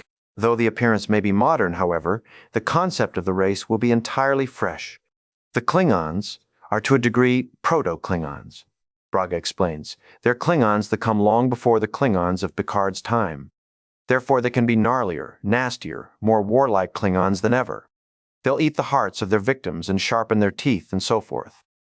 This description led Blackman to a very specific look. It's very rough furs and leathers and chainmail-y, he explains. They still have the kind of boots that we're used to, though nothing is black and gray anymore. It's all kind of earth tone. They're pretty dirty. They look pretty ratty, really. But that was the deal, so it's more primitive than we have seen before. Another key element to the show will be the ongoing temporal Cold War. The foot soldiers of that war in the 22nd century are the new race of Star Trek aliens known as the Suliban. There are two different groups in the same time period, Blackman explains. Kind of the good Suliban and the bad Suliban. The bad ones are like chameleons. They are genetically mimetic. They can mimic or become anything they need to. It is not the same as a shapeshifter. Their skin will turn into whatever it needs to turn into. Consequently, the bad ones have developed that technique to the point where they can manufacture it. So they have manufactured this as part of their clothing and are then able to change themselves, physically, and their clothing, physically. The good ones haven't done that. Or if they have that capability, they don't use it. So they appear in things that are definitely futuristic, but don't relate to their skin. With these aliens, Blackman worked closely with makeup designer Michael Westmore, as much of the look of the aliens is mirrored in their clothing. The characters have a very specific, kind of peculiar skin, which we were able to copy in a pretty good way, Blackman explains. It's a different color, but when you see them, the skin texture and the texture of the clothing are very reminiscent of one another. They are pretty much very simple jumpsuits with built-in feet. They're just colored this amazing color, and they're very slight of stature. Blackman looks forward to the challenges of the new series, especially because they are new. I think it would have been more daunting and more difficult if the spin that I had to do was to take what I had done over 12 years and split that hair one more time, he explains. That would have been a really difficult thing. The difficulty here was not really coming up with the ultimate look, the appearance of the uniform. It was the process of evolving that. It required quite a few completely rendered prototypes to get us to say, no, we don't want it to be a weird synthetic fabric. No, we want it to have a more now, today, this moment, look. So that was the process that was hard. And that's the process that's hard every day as regards this series right now. We don't have much of a frame of reference for it. So we're continually reinventing that or inventing that. That becomes the difficulty. But the difficulties kind of get your head in the right place to be able to do it.